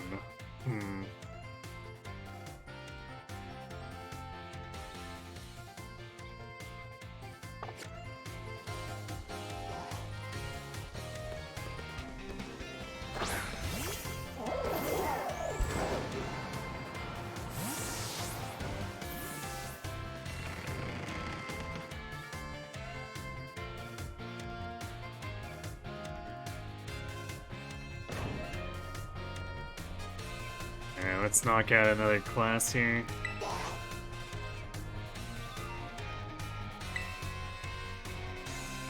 And then I guess after that we could catch in the snow area.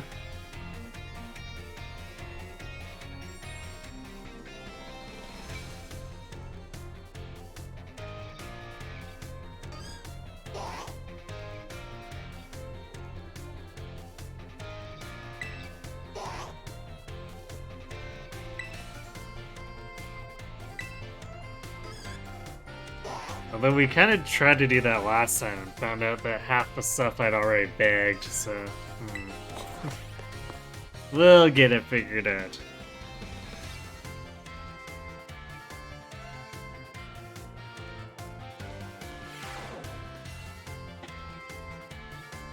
My dear friends, how are you all today? Feeling absolutely fantastic, I hope. It's time for Salvador's language lesson. Êtes-vous prêt? Are you ready, everyone? You can answer yes or oui. Sure, let's say oui. C'est super! In our last class, I believe I taught you all how to say thank you in other languages, right? In le cours de jour, oui, today's class, we will learn about a certain word sure to make people happy when you use it in your travels abroad. What word, you ask? Well, you'll have to guess. Delicieux. Ouchie. Uno. Anyone tell me, or can anyone tell me what these words mean? Delicious, obviously.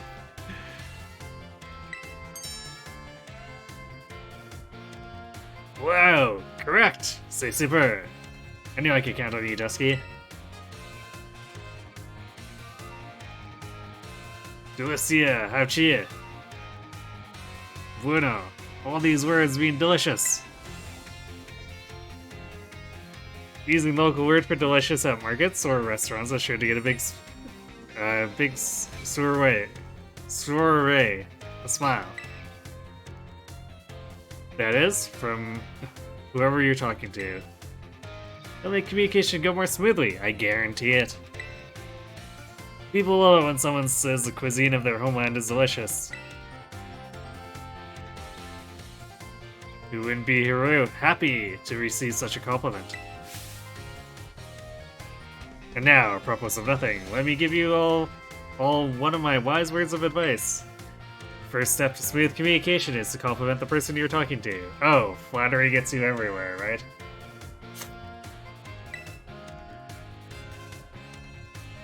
After all, it's not likely that a compliment would put someone in a bad mood. I guess that's likely true.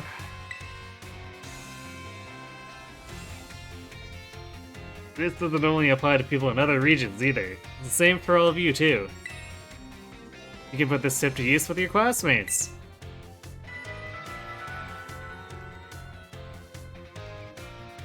How about you all try complimenting each other after class? I bet it will make for an ambience plus sympathique. More friendly atmosphere. That's all for today. See you all at prochain cours. Next lesson, that is. Adios, Matena.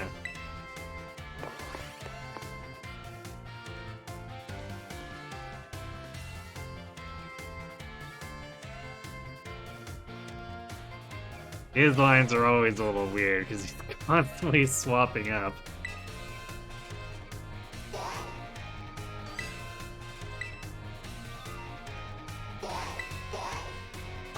Oops. Wrong button.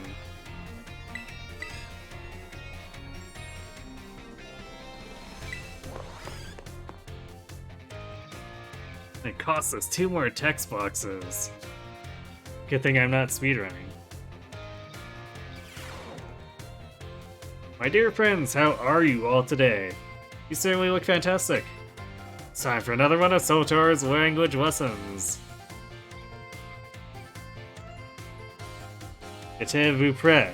Are you ready?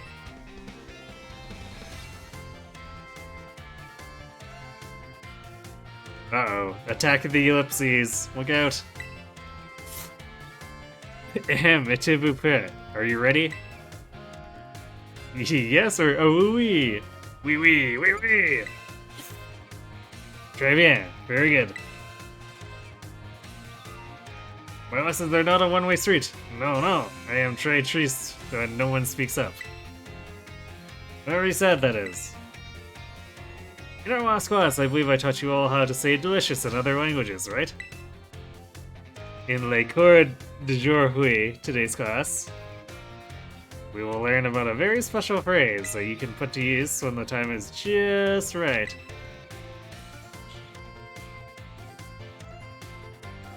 I should tear.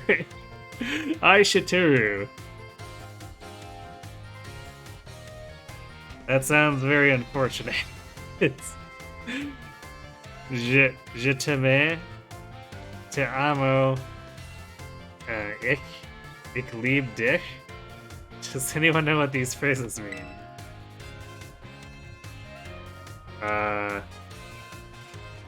Time to eat, I guess?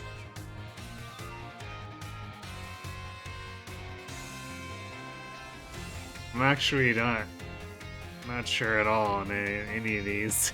So. Oh, Dusky. No, we can't be eating anyone. That's a mauvais response. A wrong answer. These 3 phrases you may know, I think. Why? Because they're all quite famous ways to say I love you. Huh. Oh my, have I embarrassed you all, my friends? But to me, little garçon et filles. Shy boys and girls, that is. It's so very important to express your feelings about things to others, you know? This is especially true for positive emotions. You get married someday and argue with your spouse over some silly little thing.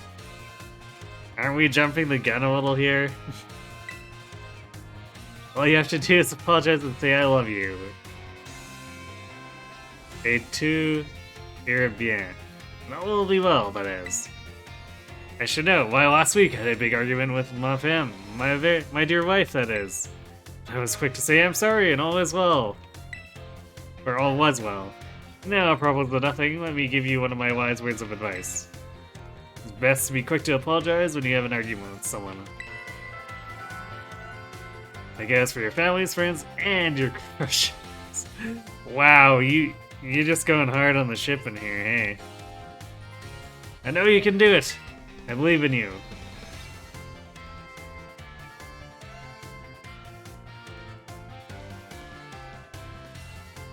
Our prochain cours, our next class, will be the midterm exam. Be sure to review what we learned. All our lessons so far. Adios, Matena.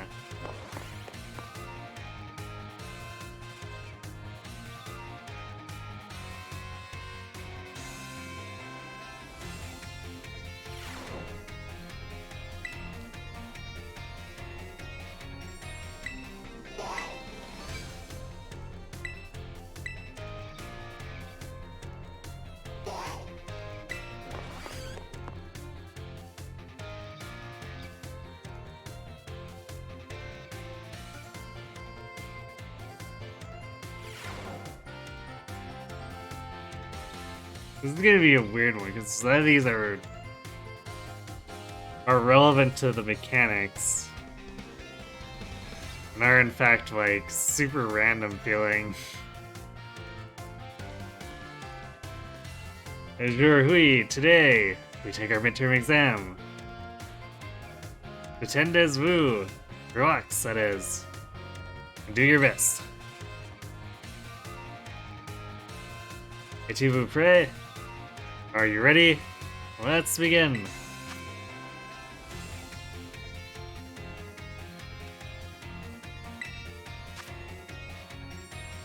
Following these delicious. These phrases don't belong. I wonder if it put time to eat as the D because I answered that way before.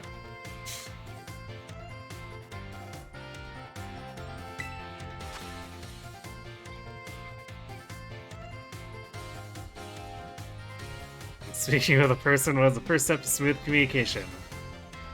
Compliment them, get mad at them, bury them in flattery. I mean, bury them in flattery is basically the same as compliment them.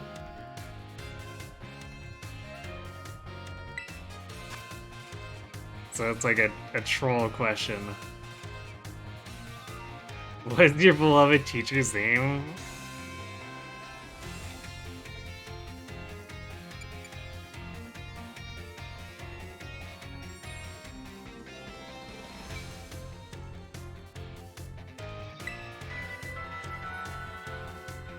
C'est fini! Time is up! What does this have to do with Pokemon? I have no idea. Like I said, it feels pretty random. But it will Stelos? Put down your pens, that is. I hope that was easy enough for you, especially that generic question. That last question. I'm sure you all did great. Bravo, my friends. You can check your scores at the school's front desk.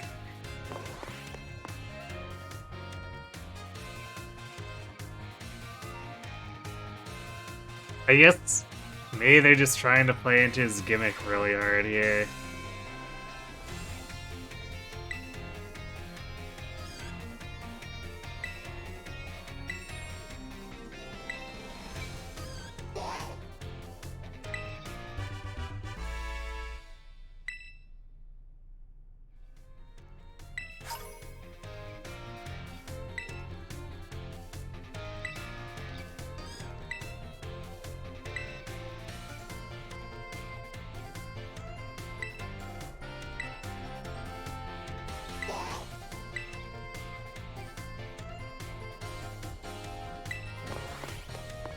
Because really, languages almost feels like the place where we should be tackling a lot of the terms here. If we were treating these as tutorials.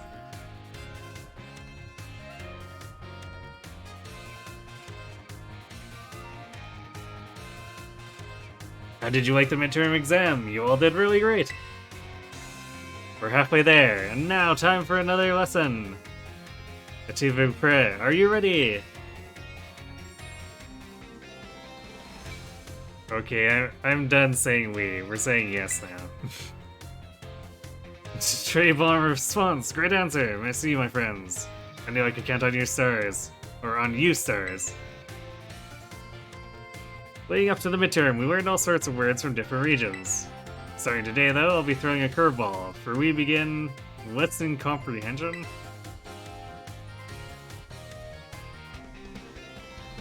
Visi, go for it, my assistant Pikachu. Oh, so are we learning Pokemon language now? Are we gonna be fluent in Pikachu by the end of this?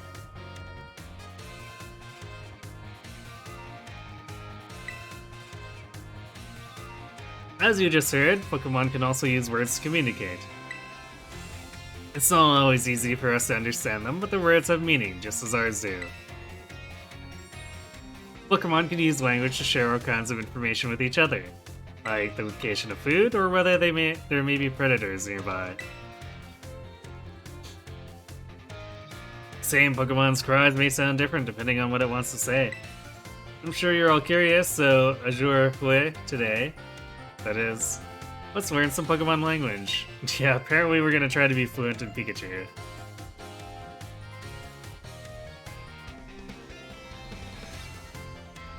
Je t'en prie, if you would be so kind, Pikachu. What emotion do you suppose Pikachu was trying to convey just now?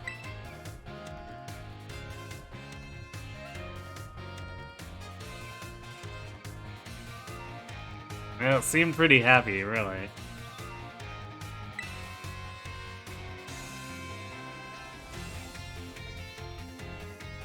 What was that? Okay. Sorry, Dusty, that's not right. Pokemon language is hard, isn't it? And Pikachu says... That seems like happiness or excitement. Do you think it's angry voice? Then why are you smiling? That's right, I had my little Pikachu friend here pretend to be angry for us. It's pretty bad at pretending then. Don't you think he did a great job? Give Pikachu a round of applause, everyone.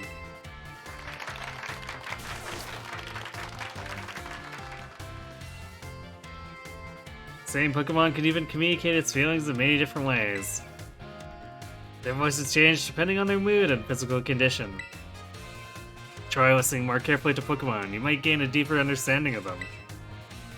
That having been said, Pokemon are quite mysterious creatures. Some actually don't communicate with words at all, but instead use things like electromagnetic or ultrasonic waves. Some even use telepathy.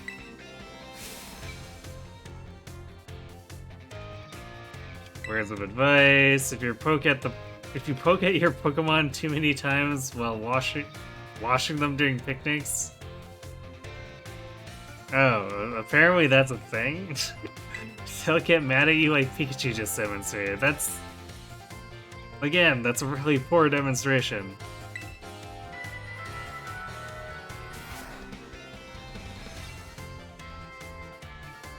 Okay, bye. See ya. Well, I guess at least that was more relevant, but his thing is starting to wear a bit thin.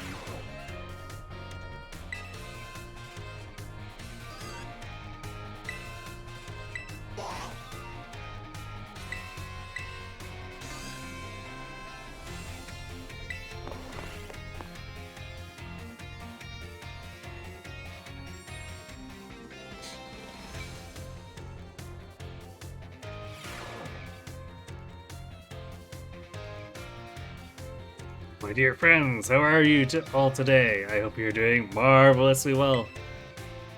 It's time for another Solitaires language lessons. Yeah, we're ready. I'd expect no less from my excellent friends. Even your replies to my questions are excellent. Once again, focus on listening. Go for it, Pikachu. As you may remember from our last class, the same Pokemon's cries may sound different depending on what it wants to say. Today we'll be learning more about the language used by Pokemon.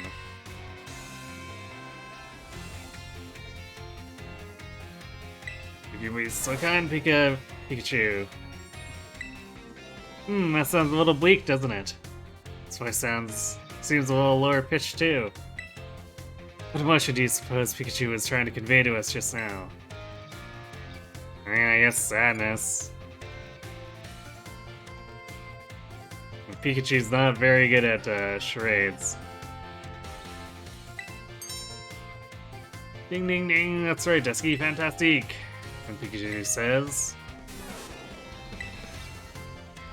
It's expressing sadness. Kinda makes you want to cry, doesn't it? That's right, I had my little Pikachu cry as if it was crying. Haha, funny joke, right?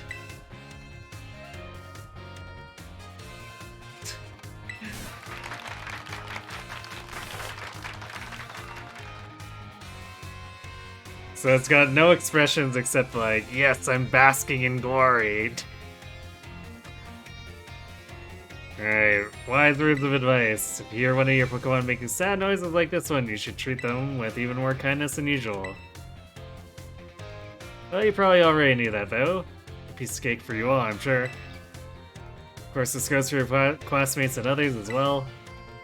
Friends should support each other in times of sadness.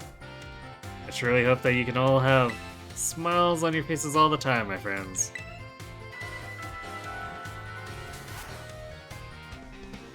Our next lesson will be the last lesson. I hope you're ready for the climactic finale. Adios, Matene.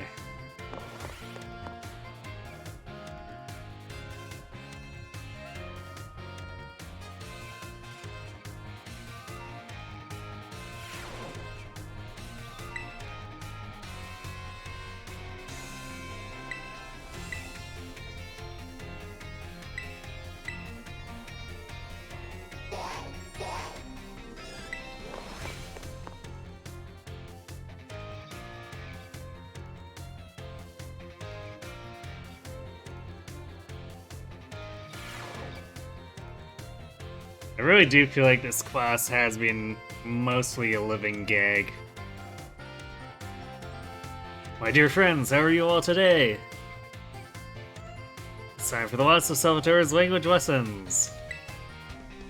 Are you ready? Yeah, whatever. What a response, fantastique. Great answer, that is. Perfect for our last class together. I love it. We're doing another whistling lesson.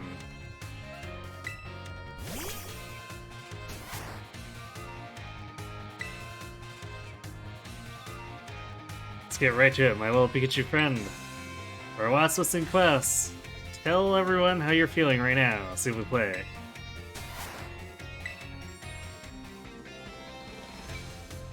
Ooh, can you feel that? That's one contagious emotion in Pikachu's voice. What emotion do you suppose Pikachu was trying to convey just now?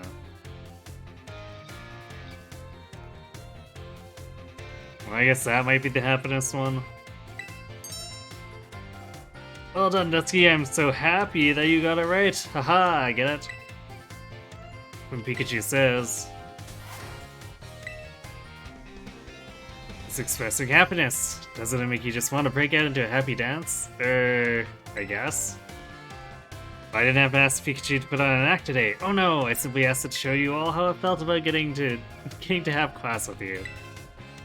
Getting to meet so many new friends and stay together in this class with you. It's made both me and my little Pikachu so very happy. And now, apropos of nothing.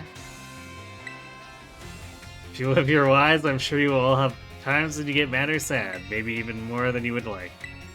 Everything has its ups and downs. Life is a veritable roller coaster. But à la fin, in the end, that is, there is surely happiness waiting for you. So good as les souris. Keep a smile on your face, even in the hardest of times. When you're faced with a problem that you can't handle alone, find someone to rely on. Be it a teacher, your family, your friends, anyone.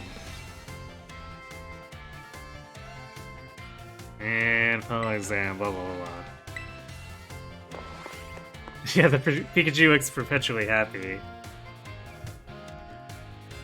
Like I said, bad actor, but cute.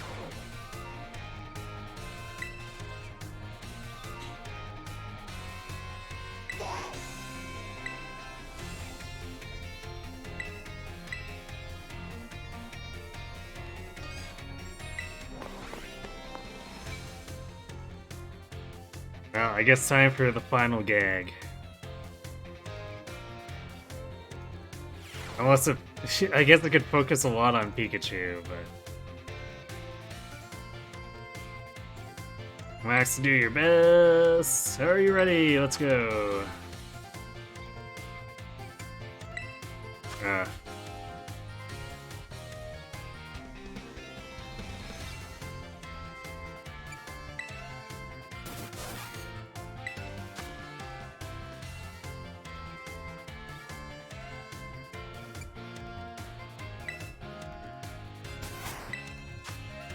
Yeah, so just memorization, I guess.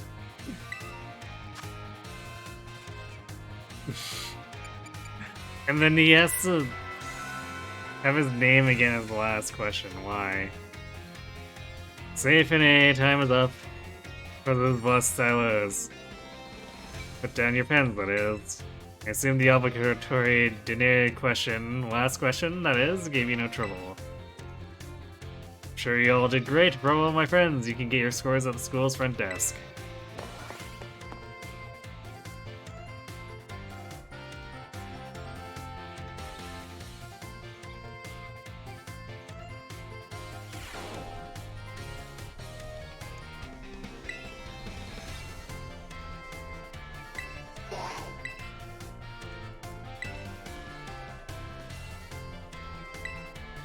Yay, medium candy.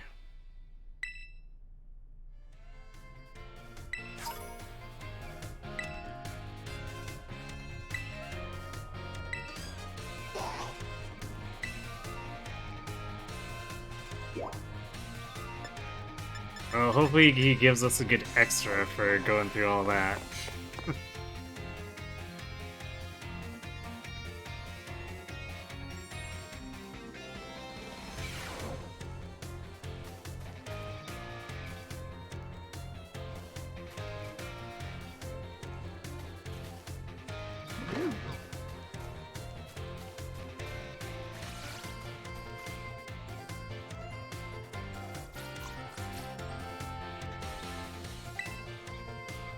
Guess this Pokemon's sleeping on the job. Husky, I'm in a bit of a pinch. Take a look at this. This Palmy really doesn't seem to be feeling well. I don't know if the poor thing can even stand up. What should I do? What should I do? Use a potion.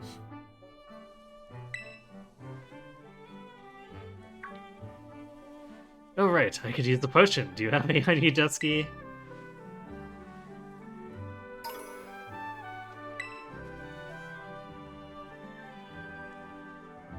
This'll fix you right up, my friend! Potion power, go! He really doesn't carry any inventory at all, huh? Even though he keeps Pokemon. What kind of trainer are you? Phew, that seems to have done the trick just in the nick of time. This Palmy doesn't appear to belong to a trainer, huh? Could a wild Pokemon have wandered onto the Academy grounds? Still, I can't just leave it here alone without anyone to make sure it's okay. So sorry then, I, Salvatore, will have to lend all the helping hands I can to take care of Palmy in this touch-and-go situation.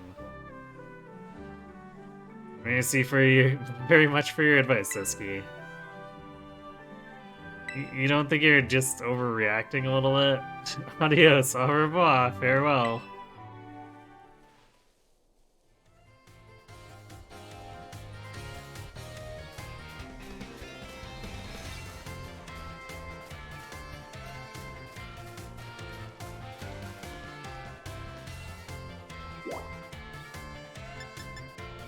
Well, at least he has the sense to take the Palmy to see Jacques.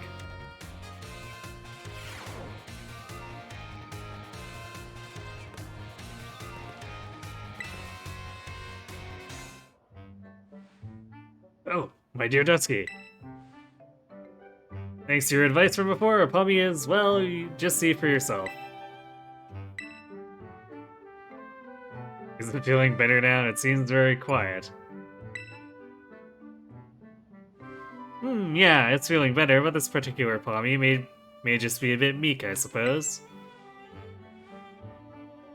I had Nurse Miriam take a look as well, and she says there's nothing wrong with it health-wise. So it shouldn't have any injuries, ailments, or the like.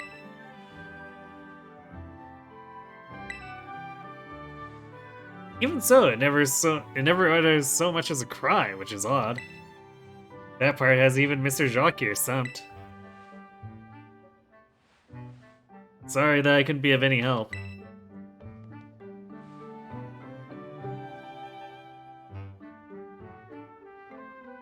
Nay, Tinque Pa. Don't worry about it.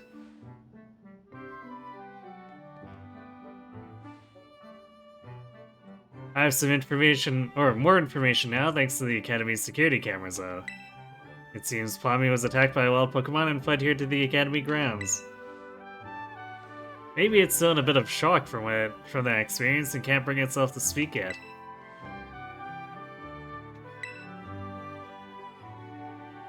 Yep, if that's the case, there's absolutely no problem with keeping quiet. Pas de problème, eh? We can just attend a wait, that is, until it feels like talking. That's all we can do, really. If you can speak all sorts of languages, there's no guarantee that you can understand what's going on in someone's heart. But have no fear, I won't give up. No, I'll keep on trying until we've figured each other out.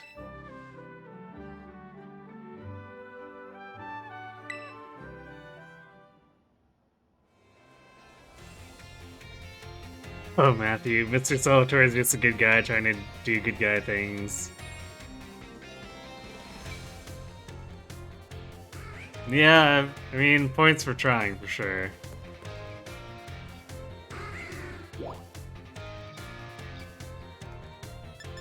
Staff room next, okay.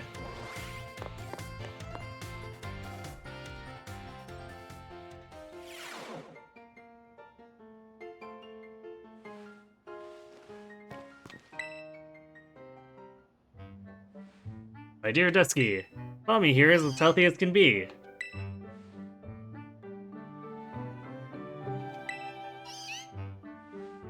Hahaha. Well, it seems being quiet is simply a part of this one's personality. But it's hard for a Pokemon to communicate with its fellows without speaking up. As you know, wild Pokemon use their cries to tell each other all sorts of things, like the location of food or whether there are predators nearby. So even if I were to release it back into the wild, I'm afraid that it may not be able to do those sorts of things.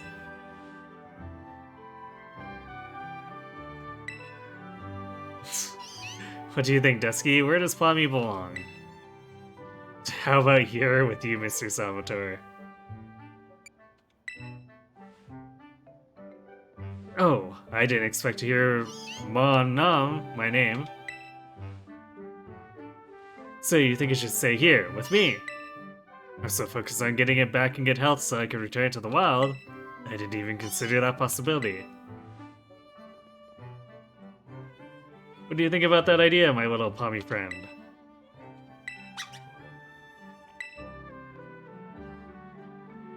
Pawmi, it spoke, at last! Even without speaking Pokemon language myself, I know that that reply means yes. Oh, my dear Dusky, merci so very, very much for all your help with Pawmi. All the more reason you should have this. Here, rare Pokemon for you to raise. Rare Pokemon? Wait, Meowth is rare? Unless it's a regional?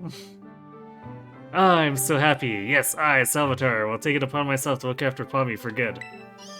I will indeed.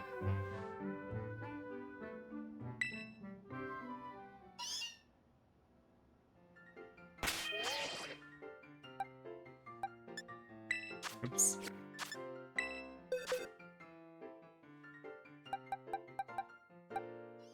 No, it is it's the Galarian Meowth. Okay.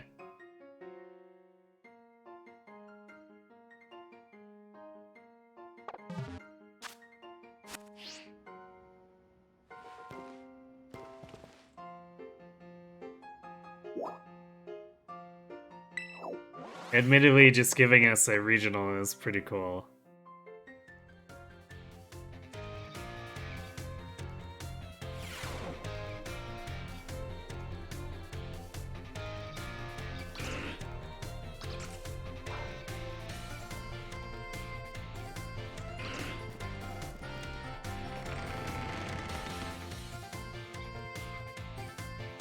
Yeah, I guess we'll go catch a few things.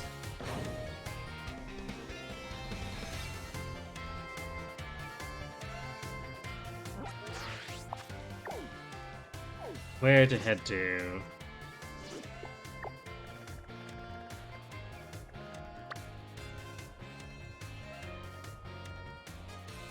I think we ignored a bunch of stuff by the fighting base back when it was a thing. So maybe we go around here.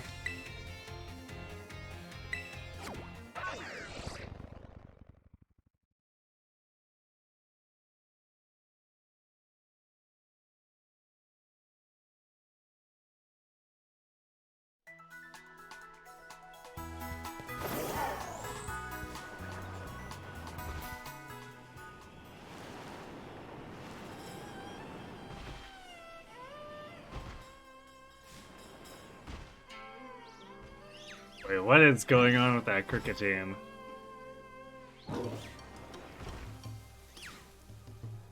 Oh, that's its wings. Like, what is glitching out? That's kind of terrifying to look at.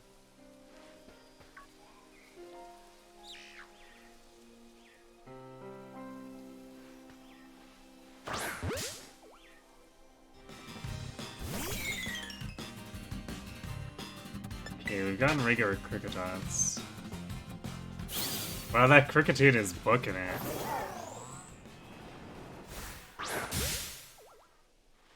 Or was booking it.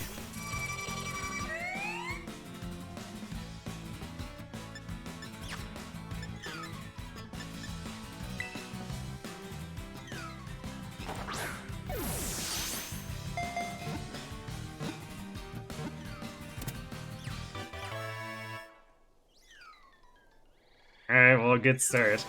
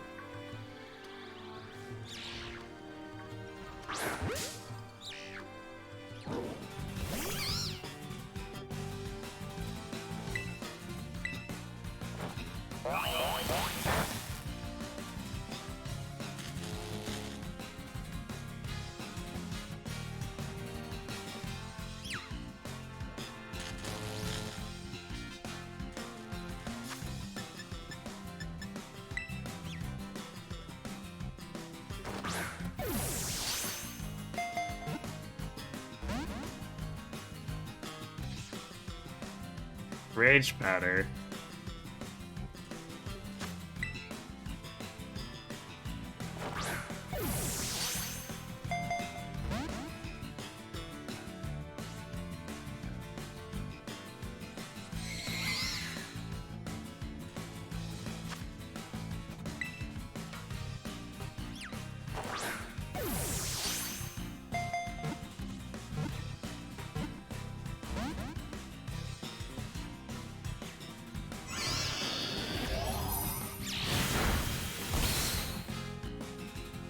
How annoying.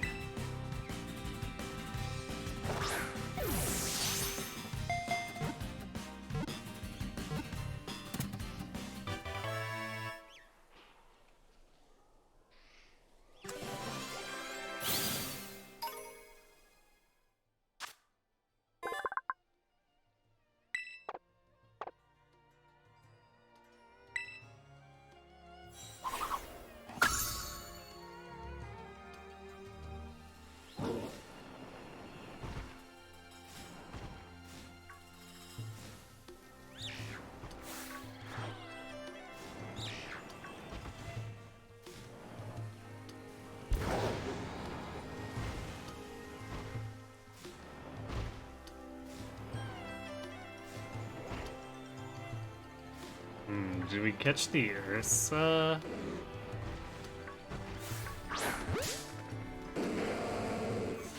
That was not the Ursa ring, so that's kind of annoying.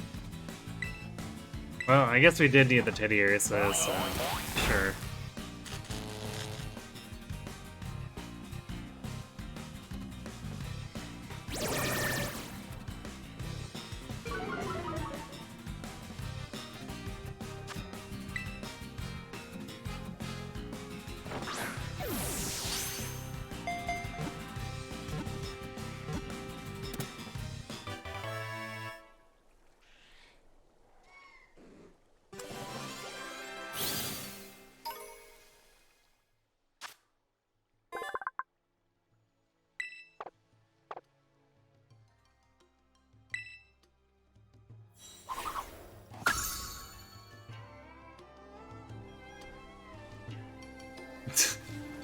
That Ursaring just hanging out there staring at us.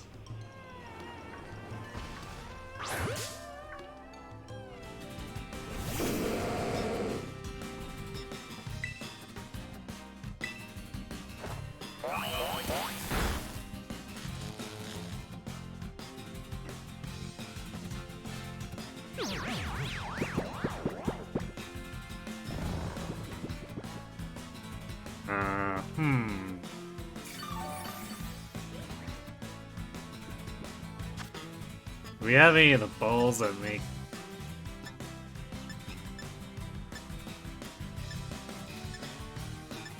it easier to catch while they're sleeping? It doesn't look like it.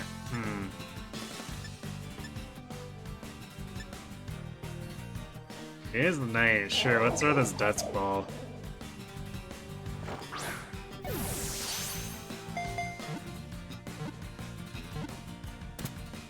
Nice. Teddy bear versus teddy bear. Yeah, I guess that's true, isn't it?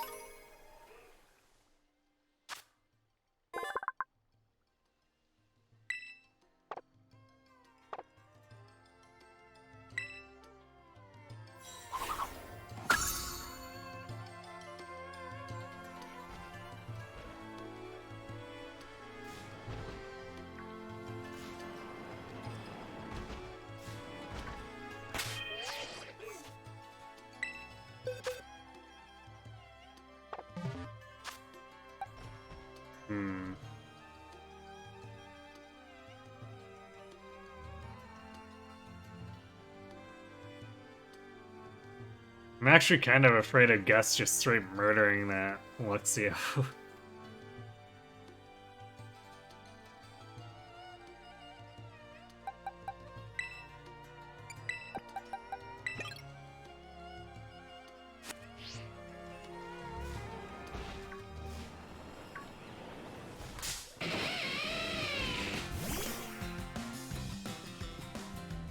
Ray's not Luxio, Lux Ray.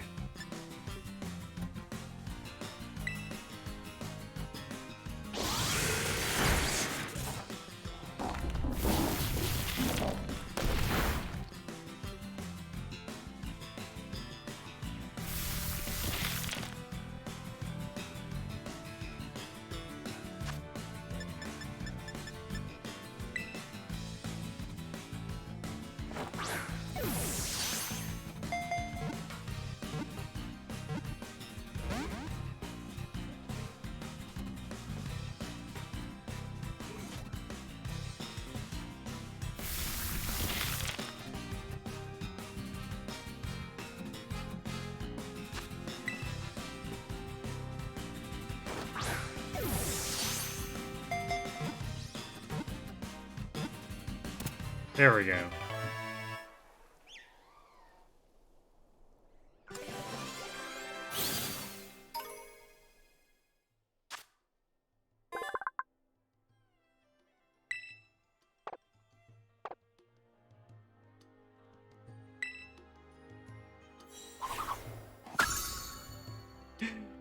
We haven't caught the actual Luxio in between though. Everything way out of order, because why not?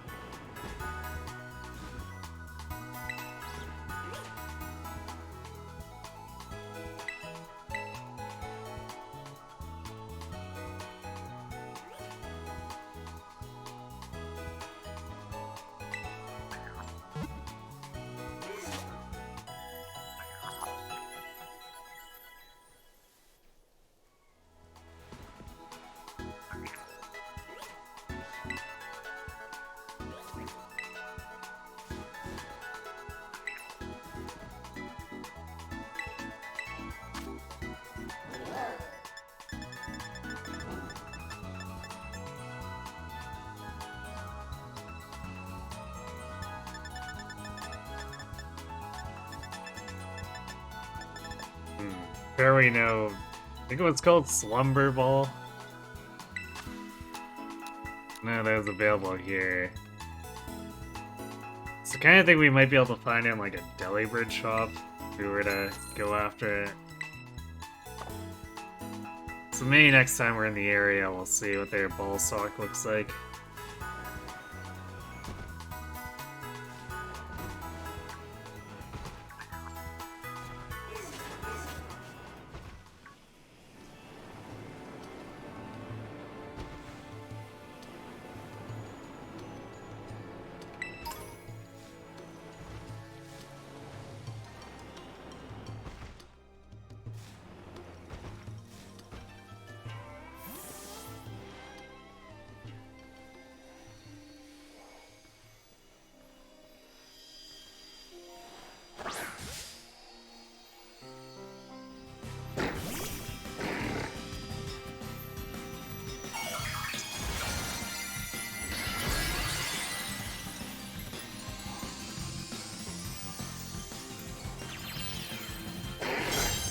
A ghost slacking. Sure. Sounds about right.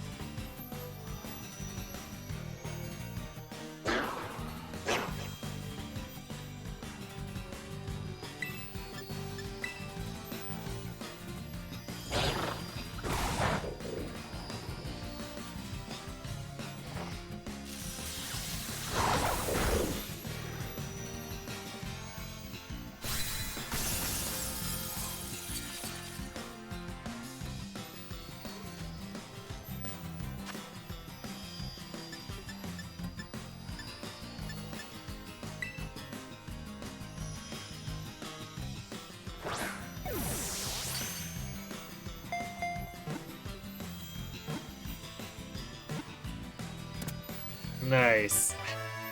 These dusk balls are working out surprisingly well for us. Nice camera.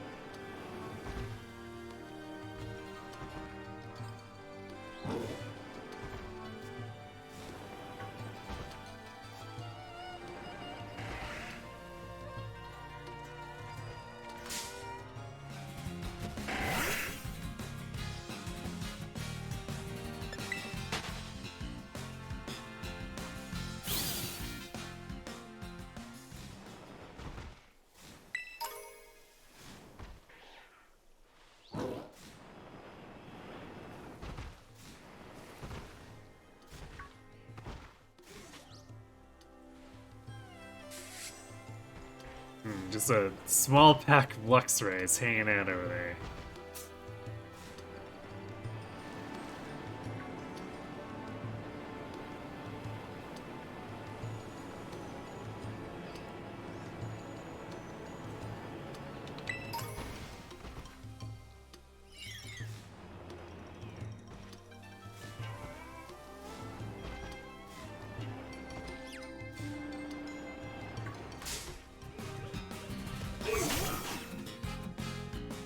These stupid low kicks.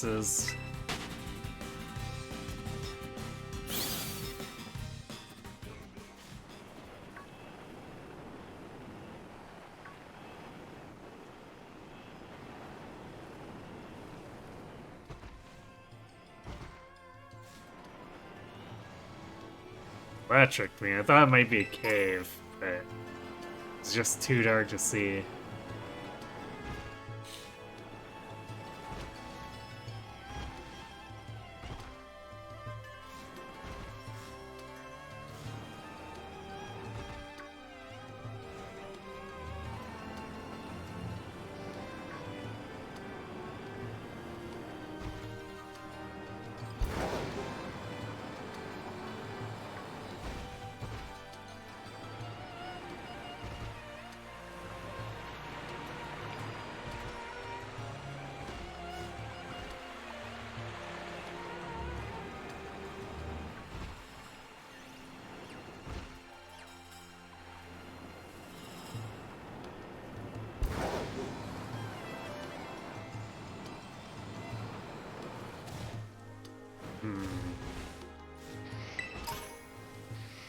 So we didn't get a ton of stuff, but we got a few.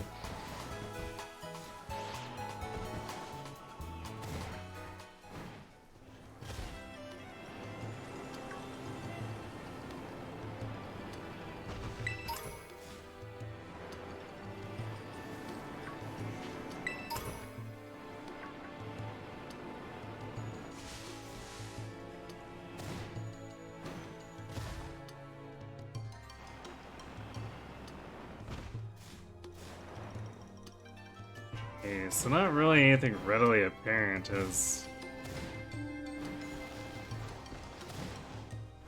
far as getting random other Pokemon.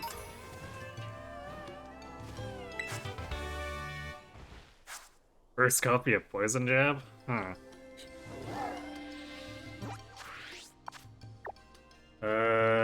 Do we...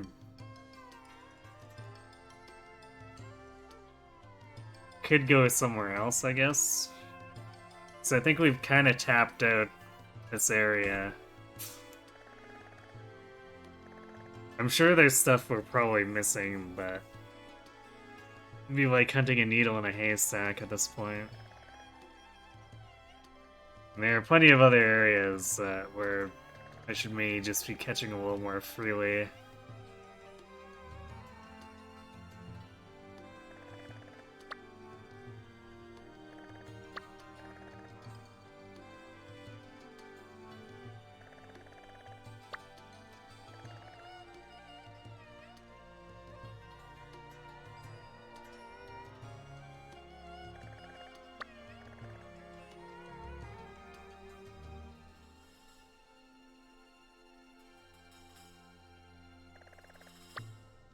Yeah, I think we're just gonna go back to the academy. I'm not...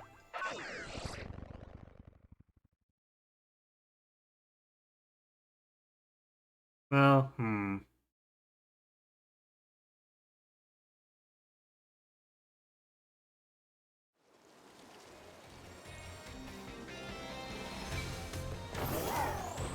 think I might have had the...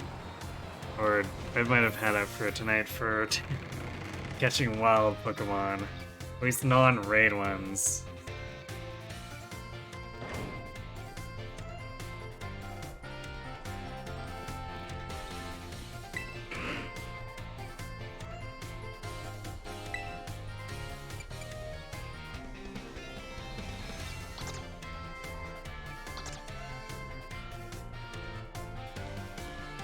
So let's start battle studies.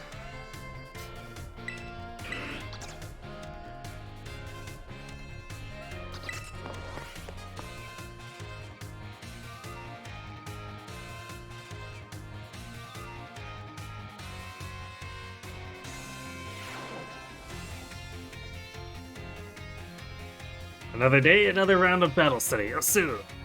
Let's get right to it. Is everyone excited about the treasure hunt?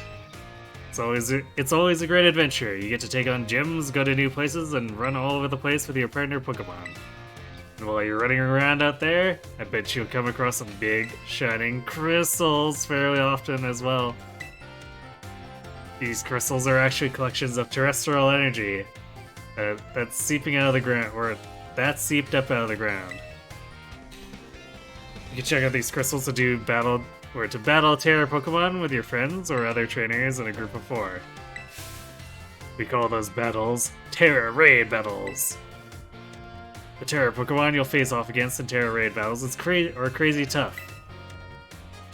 And sometimes they act differently than regular Pokemon, so you need to be on your guard. Luckily, trainers can use a special action in Terra Raid battles. It's called cheering! And there are 3 different cheers you can use. The first cheer is All Out, which boosts attack and special attack for all allied Pokemon. Second is Hang Tough. This one boosts defense and special defense of allied Pokemon. And third, well, let's see if you can guess. This cheer restores hit points for all allied Pokemon. What do you think it is? Wham Bam Potion? You know what? Wham Bam Potion does sound catchier. Explosive Healing Wave. That one might be overdoing it. It's our most used cheer, so...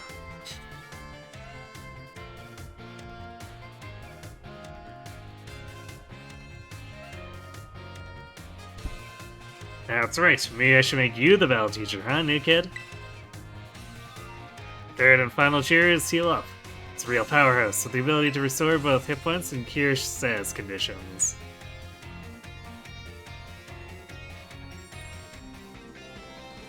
That one, the last bit of that is kind of important considering how much the AI likes to spam stuff with secondary status effect abilities. Someone's almost always stuck with one. You can cheer up to 3 times during a single Terra Raid battle. Also, cheering uses up a turn in battle, so you won't be able to have your Pokemon use any other moves when you cheer. In conclusion, try everything at your disposal. If nothing seems to be working, try cheering on your allies. Providing support for your team can sometimes open up a new realm of possibilities. Aw man, I was just about to suggest we do some hands-on practice to really drive the point home. I guess we're out of time. Class is over for now. Take care, you little rascals.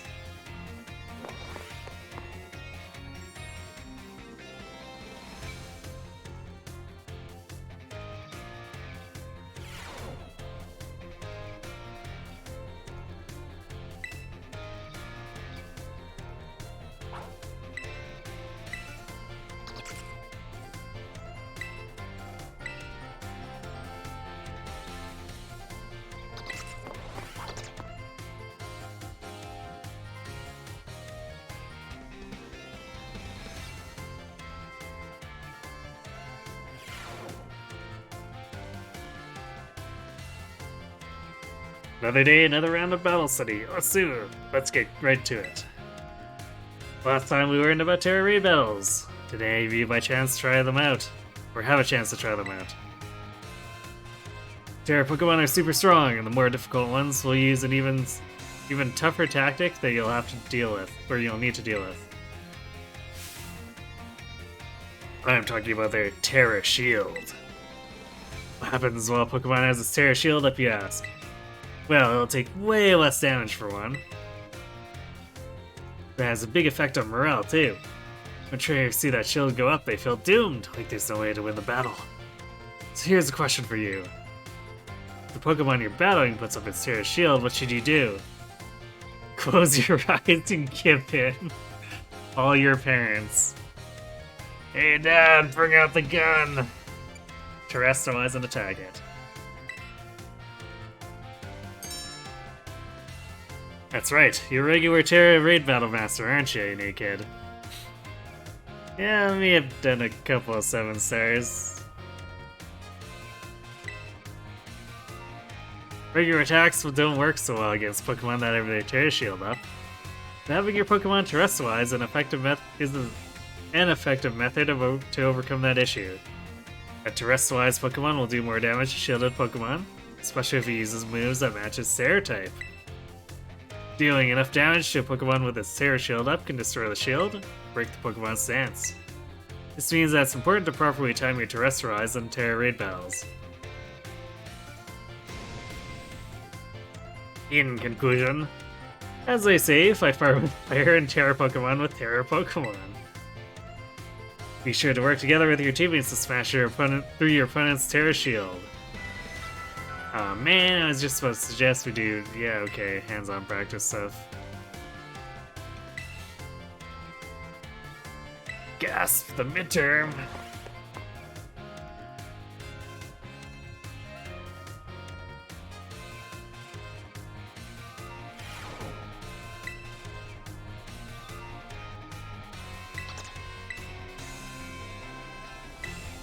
At least her stuff is all relevant.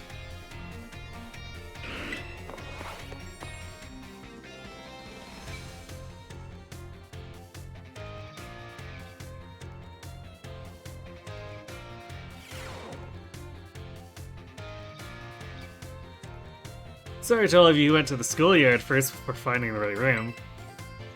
I guess we can do our test in the classroom at least. Might be hard to write your answers out on the field. Just use the track path, right? Alright, time to put on your game faces and do battle with those test sheets.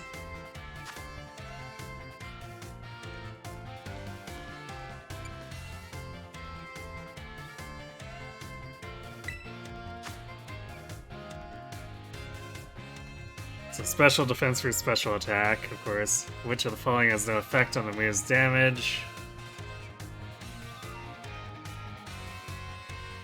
Type power of the move's name?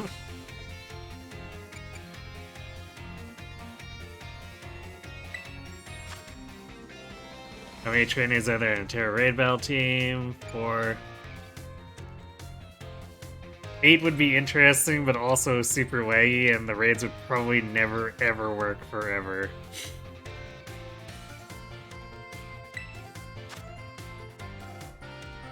What is the effective method for breaking an opponent's Terra Shield? Crystallizing an attack. Although, technically, cheering can get you into a position where it might help. What's his Dendra's favorite type? Ah yes, fighting, of course.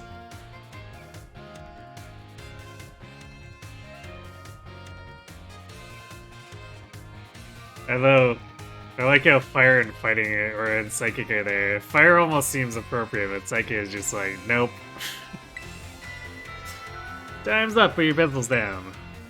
I saw you giving it everything you've got. I'm sure you all got perfect scores. Well done, everyone. You can ask for your scores at the front desk.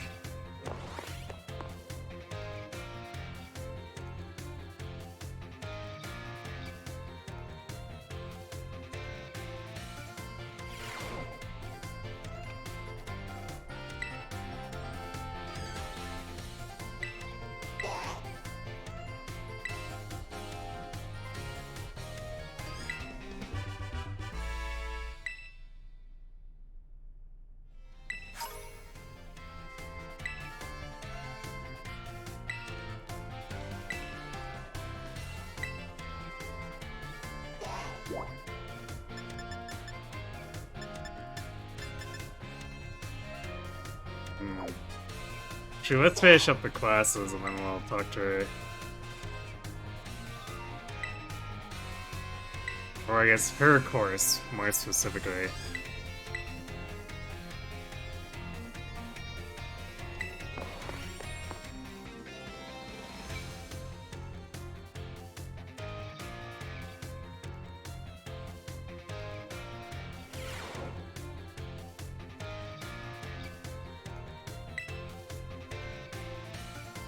You all gave everything you had on the midterm exams. Well done.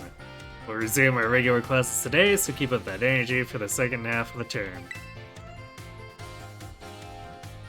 Have you all been using the R button to set out your Pokemon? If you do, your Pokemon will run off in the direction you're facing. It's a super useful tactic that lets your Pokemon pick up faraway items for you, and that's not all. There is a wild Pokemon nearby where you send your Pokemon, and they'll start battling each other. We call those battles auto battles.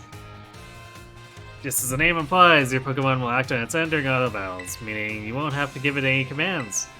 If your Pokemon wins, they'll get experience points from it, just like a regular battle.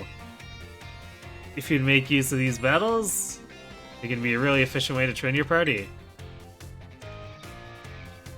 But you'll remember that Pokemon won't evolve or learn new moves right away if they level up from an auto battle. Yeah, I think we ran into that before. Also, if a Pokemon loses an auto battle, it'll come back with just a small amount of hit points left. Make sure to heal it up right away. Whoops, I just went through the whole class as a one-sided lecture. Does anyone have any questions so far? How do I stop an auto battle? Can I catch wild Pokemon in auto battles?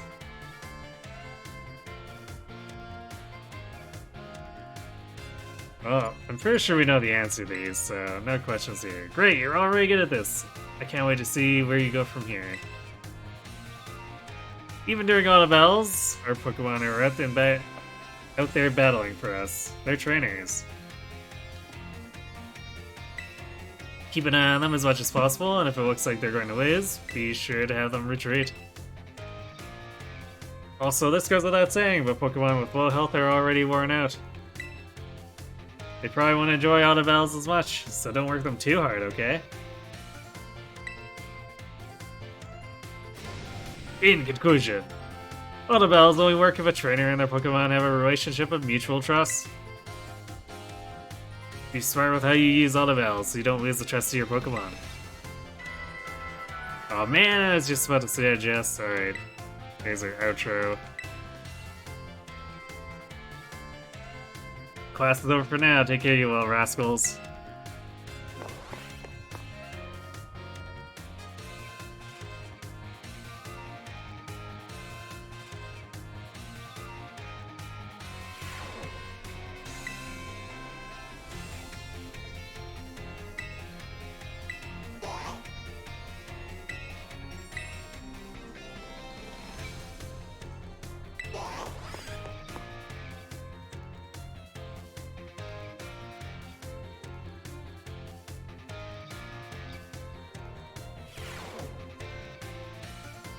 Another day, another round of battle say. Okay, what? Yada yada intro. I hope you gave all the battles a shot like we talked about last class. Making good use of all the battles will let you train up a bunch of different Pokemon. It's also an efficient way to gather the Pokemon materials that you need to make TMs at TM machines. Speaking of which, have you all been using the TM machines? Yeah, a couple times. I sure hope so, cause it's pop quiz time.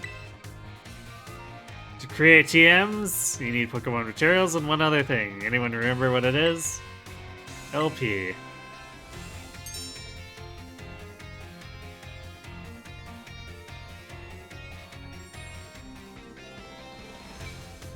Looks like you're already a TM Machine Pro, new kid. Correct answer is weak points, or LP for short. You can give LP and Pokemon materials to a TM machine to create TMs, but that's not all. You can also exchange Pokemon materials at a TM machine to get LP. Recently heard about some shady individuals getting LP illegally using a technique called hacking, or something like that.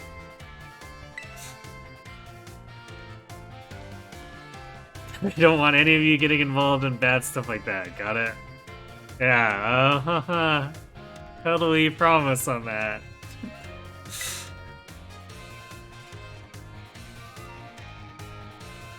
Anyway, you can also add TMs that you want to make to your watch list.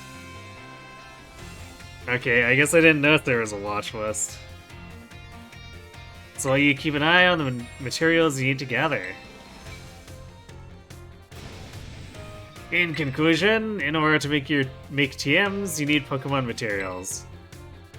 If you want to get holds of lots of materials, you have to battle all kinds of Pokemon. You like how Penny was in the last class, but conveniently not in this class.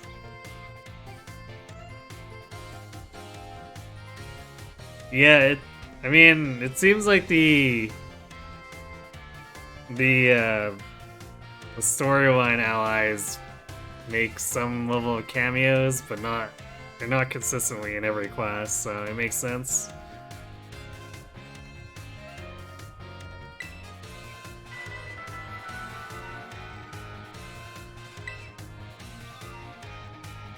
And she's cut off again.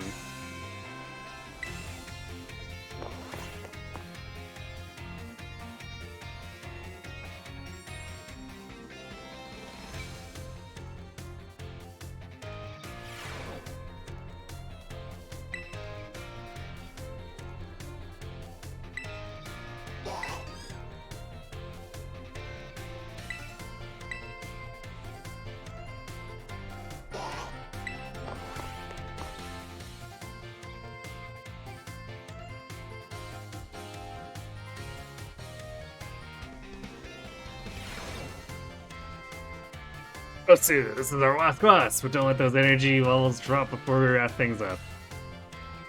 I like how she neglected to mention that this would be the last one last time. Does that make her more scattered brain than Jock, or does Does that just mean that she doesn't give a crap?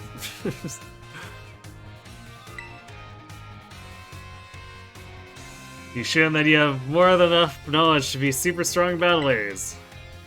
I don't know what I have, or that I have much left to teach you. But we can always aim for ever greater heights. So today, I'm going to teach you about the rules of linked battles. Or link battles. When two trainers participate in link battles together, they can engage in either single battles or double battles with each other. If you're playing in a group of 4, you can all battle each other in multi-battles. Now, when you're out having battles during your independent study, you can use whatever number of Pokemon you like, and they can be at any level. In link battles, there are special rules to keep in mind. Some of these special rules involve adjusting Pokemon's levels. Now, the no restrictions rule set lets all Pokemon stay at their current level. It lets trainers use multiple Pokemon of the same species and multiples of the same held item too. But if you choose the normal rules, all Pokemon will be set to level 50 for your battles, regardless of what level they actually are. This even includes lower level Pokemon. They'll get a power boost to participate. Normal rules let you use multiples of the same Pokemon species and of the same held items too. The great part about this rule set is that it lets any of your Pokemon participate. All they have to do is learn some good moves.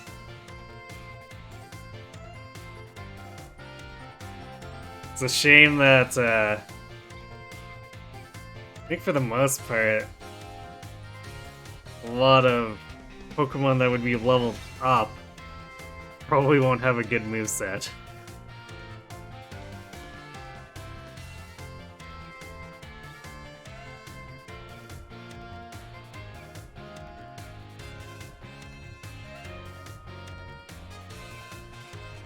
Lastly, the rule set called Flat Rules mostly affects Pokemon over level 50. Such Pokemon will be set to level 50 for the duration of the battle.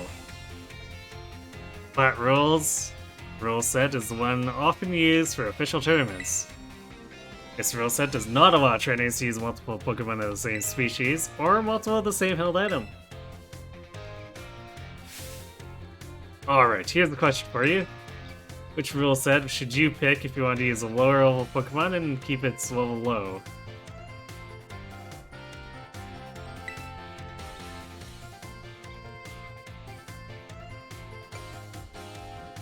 Flat rules. That's the one, new kid. Looks like you were listening to the lesson.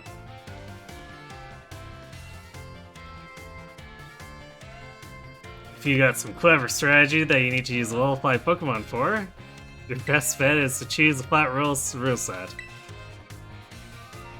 course, you can also choose no restrictions if you want to battle with any Pokemon you want, at any level and with any held item. That's a pretty good rule set for when you want to battle freely with friends. In conclusion, Noble Rules adjusts all Pokemon to level 50. Flat Rules let you use lower level Pokemon at their actual levels. I hope you'll use these tips to have some exciting battles with your friends.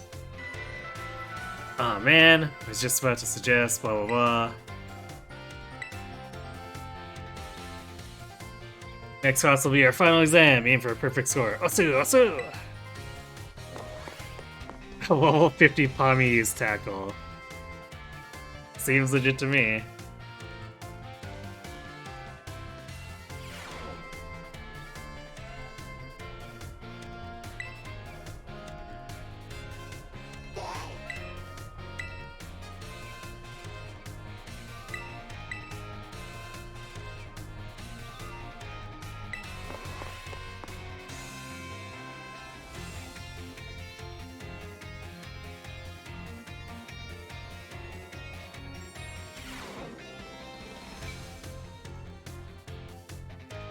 It's finally game day! Today is our final exam. Time to put on your game faces and do battle with those test sheets. Which cheer boosts attack and special attack for all allies during entire raid battle. Cool, go all in! Or out we go!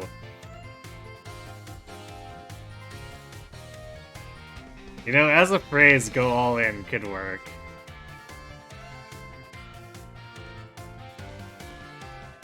But of course we have to pick what the game expects.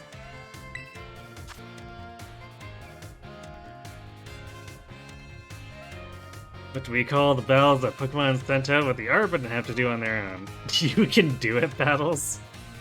Auto fights, auto battles. How should you obtain LP? Take on gyms, exchange materials, hack the system. Clearly, we should hack the system so we have all the LP. Or we could exchange materials. How will Pokemon are adjusted to what level when using the flat rolls and link battles? It's interesting that they go with 50.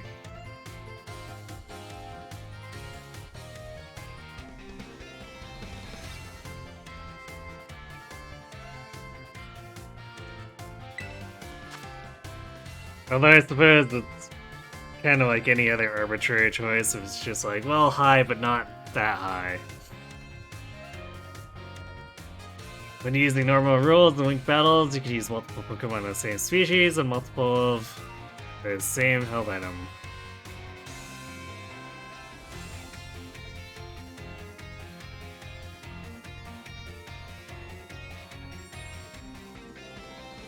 I think that one was true.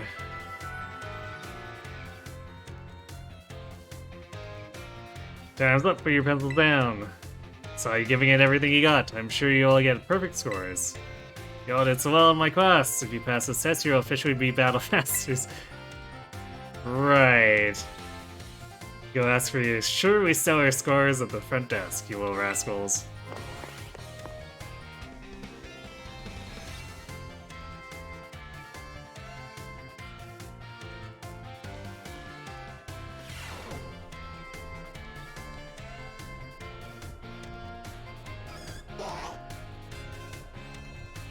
Feels great to take a or get a test out of the way, doesn't it? Blah blah blah.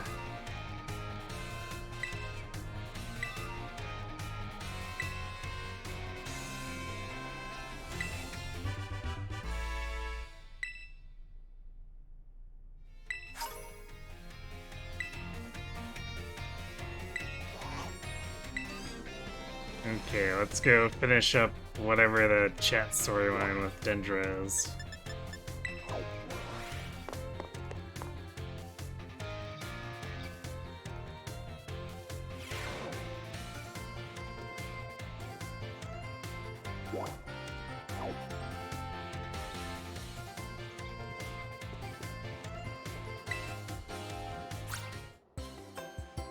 Otsu, new kid. Fancy meeting you here in the home economics classroom. What a coincidence, eh? What brings you here? So, well, you see, Ms. Dendra tells me she's here for intensive training in sandwich making. Oh, well, no use hiding it now. Oh dear, I'm terribly sorry. Were you keeping this a secret? Well, I mean, not really, but it just doesn't look very cool to openly admit I'm here for intensive training, you know?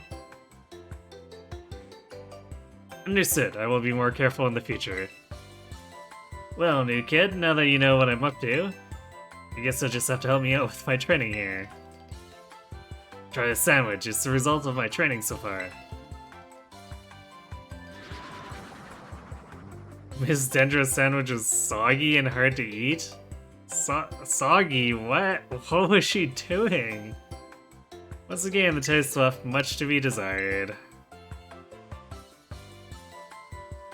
There's my meat lovers, prosciutto, bacon, and a chorizo sandwich. How was it? It was a little meat heavy. Could you use more veggies?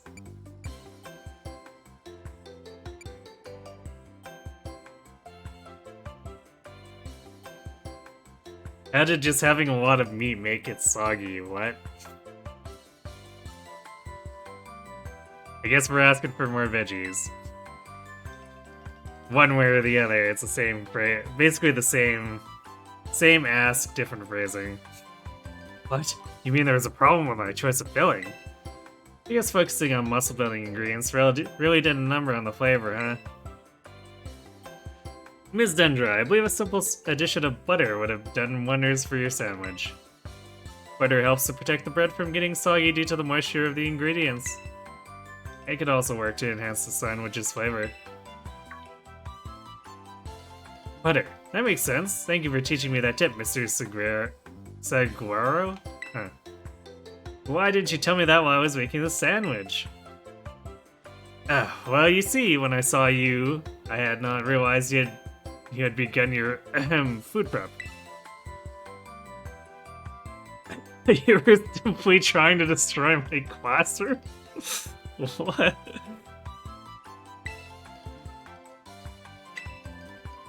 Well, anyway. New kid, thanks to you and Mr. Saguaro here, I may finally be getting the hang of this. Thanks for all your advice.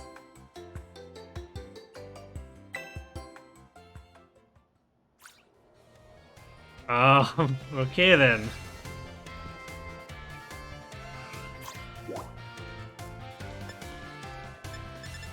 I guess Mr. Saguaro is not afraid to take cheap shots.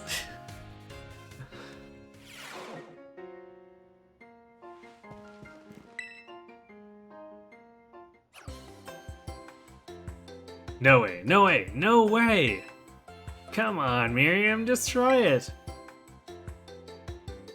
What's wrong? Oh, great timing, new kid. Nurse Miriam here won't try the sandwich I made. Well, duh, I don't want to get a stomachache. You won't. Probably. I still remember that sandwich, quote unquote, you made me with meat filling and meat for bread. Ms. Dendra cooks like the Fates cast. Apparently.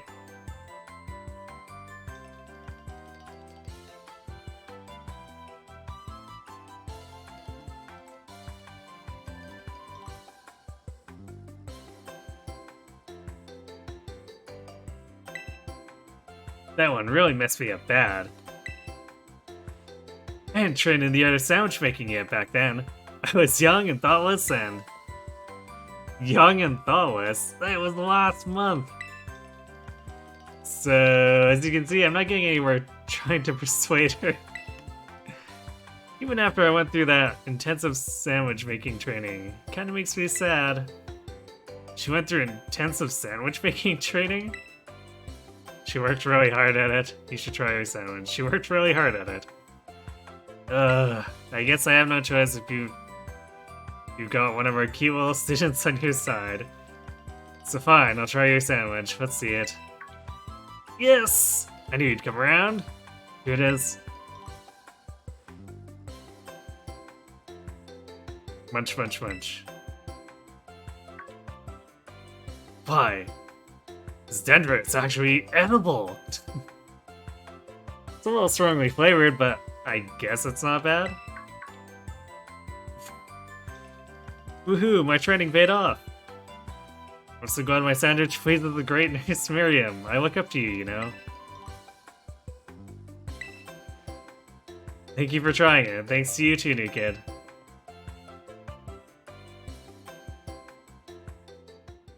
And she's run off again. That was weird. That's just how Ms. Dendra is, I guess. She's always coming into the nurse's office with some injury or another, too.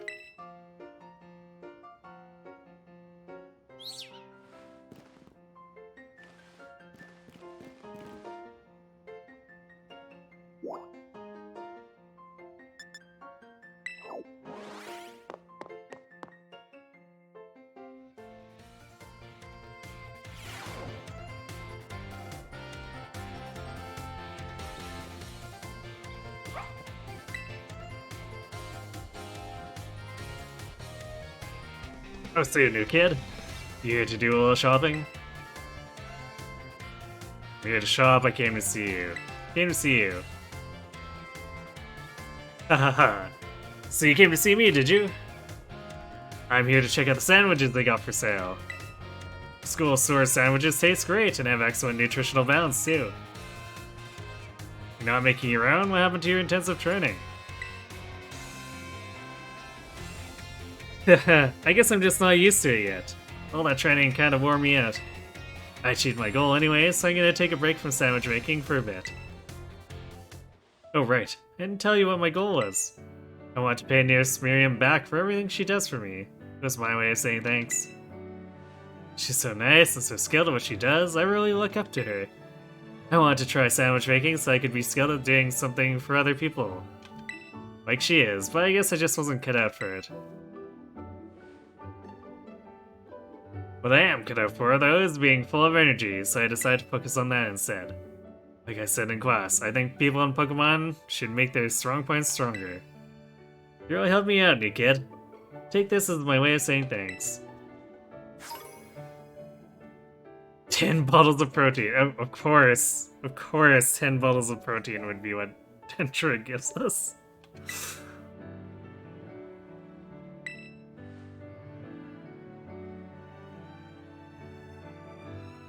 She thought she wanted to give buffs to her Pokemon. I mean, that's part of making their strong points stronger, right? Assuming you pick the right stat baser. Alright then, what should I go with today to get my protein in?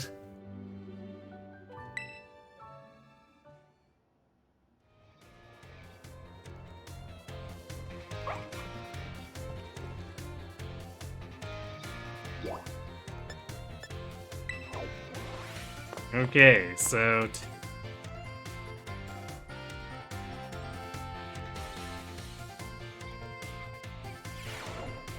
Boston took up a good portion of the session, and,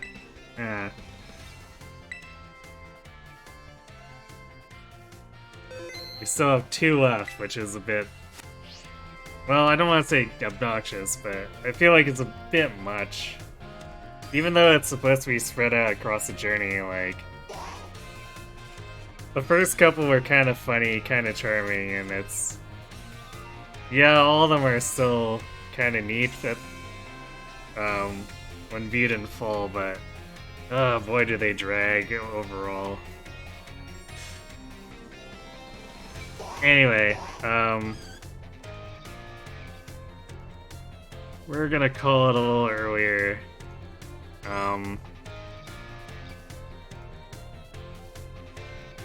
Work's been a little rough lately, so harder to keep the energy up. And, well, I guess this is more like returning to not running full length on every single night. Yeah, pretty good progress, so we chipped away at the decks, we got a bunch of raid Pokemon, we got some of those classes out of the way. So I guess we can probably finish off the classes next time and then probably work through the decks a bit more.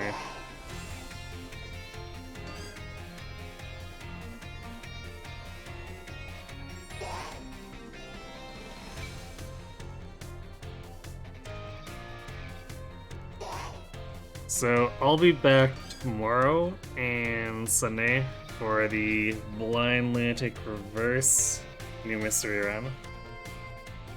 Basically just, getting as far as we can. Since don't know what's coming, don't really care to know in advance, so we're winging it.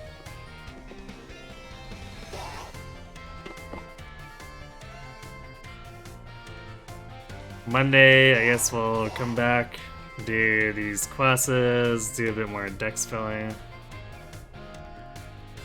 Maybe some raids, I don't know. I guess we'll want to try to break up the dex filling a bit too, so that it's not just like a continuous grind. Wednesdays are back to doing Dragon Quest XI, and some crazy stuff happened last time, so I guess we'll get to see the aftermath of that. On Thursday we'll probably remain second Pokemon days, so still doing more of this. But I guess what we do there will depend on what progress we make on Monday. So yeah, do we have anyone else online right now?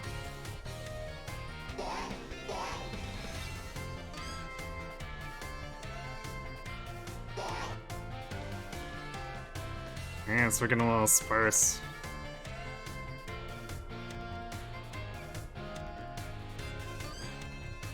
Alright, well. I guess we'll probably just be done.